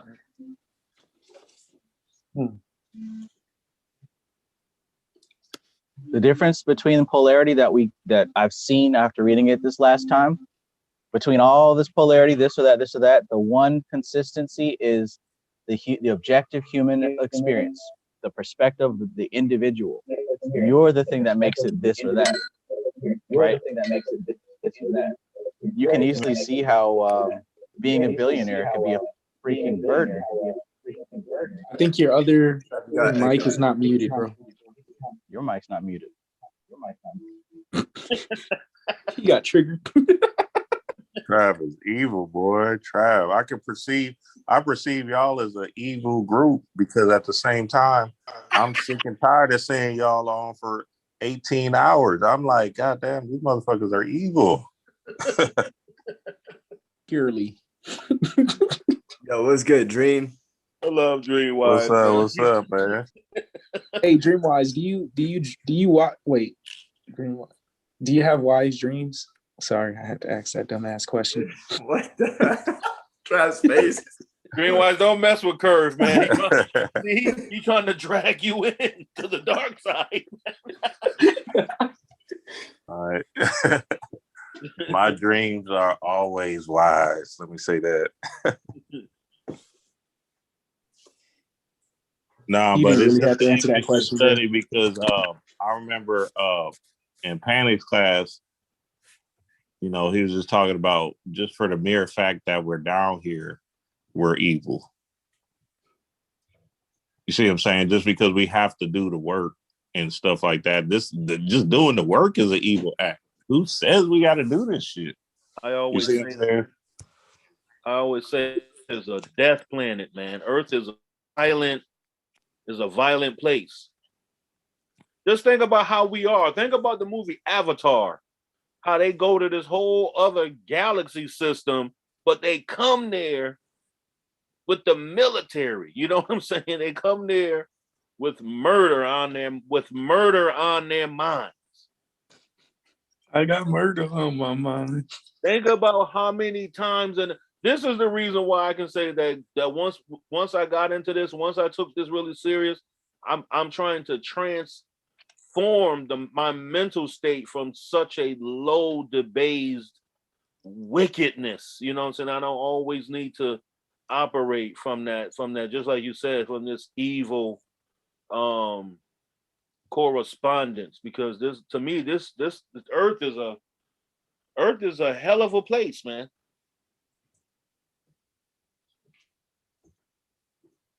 Shit, it says that in and when it says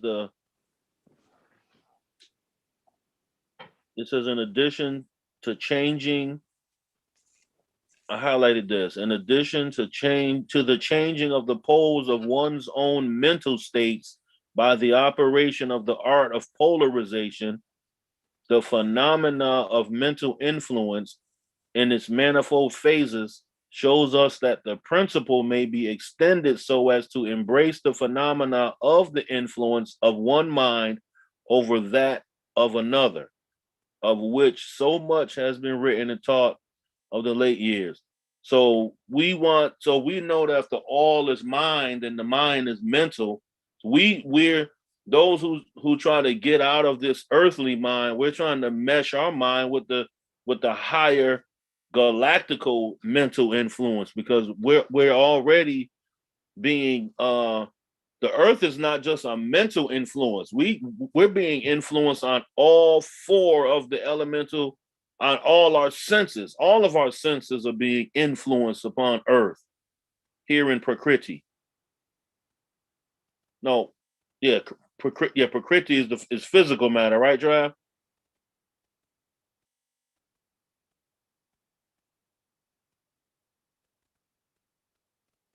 Oh, I'm muted. Yes. Yeah. Drive over there with the whole disco microphone going down. Yo, from what Dream said, I have these notes from Panic's class. Yeah. Like a quote that goes exactly into what Dream was talking about, how like this, like just being here is evil. So I literally wrote it right here. So Panic says, what's crazy? So someone asked a question and about like they thought that they were being like acting crazy or some shit like that. And Panic said, what's crazy is that what we think we are as regular human people, this shit we doing is fucking madness. Once you realize your true nature, you will see you are in a madhouse. Only thing that's saving you is your imagination. And then like it's a bunch of other sentences, but that was like the gist of it. That just being here is fucking madness. Madness.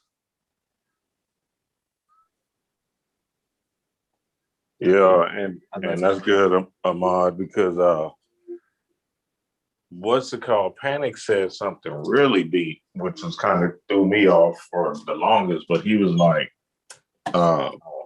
he said, what the fuck did he say? He said, Trav is the teacher, right? Trav is the teacher and I'm the student, but is his perceived value more than the student, right? Because how could Trav be a teacher if there is no student? Fuck me up.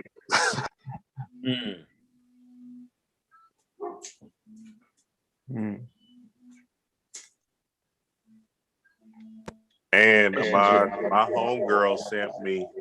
homegirl actually sent me the class he was in. I was like, damn, Panic was going in on that class too. Shit. Oh yeah, class 4. Yeah, he went in for sure. Those were good classes. Oh my god.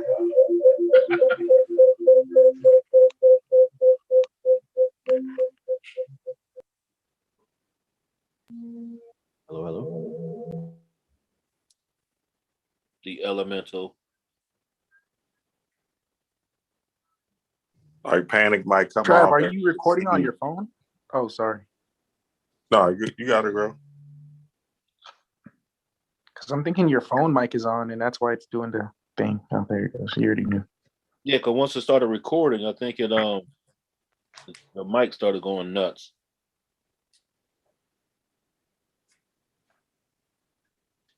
I was gonna say Panic might come off as a perceived asshole to, like, you know, regular people or whatever, or to even conscious people or whatever, right?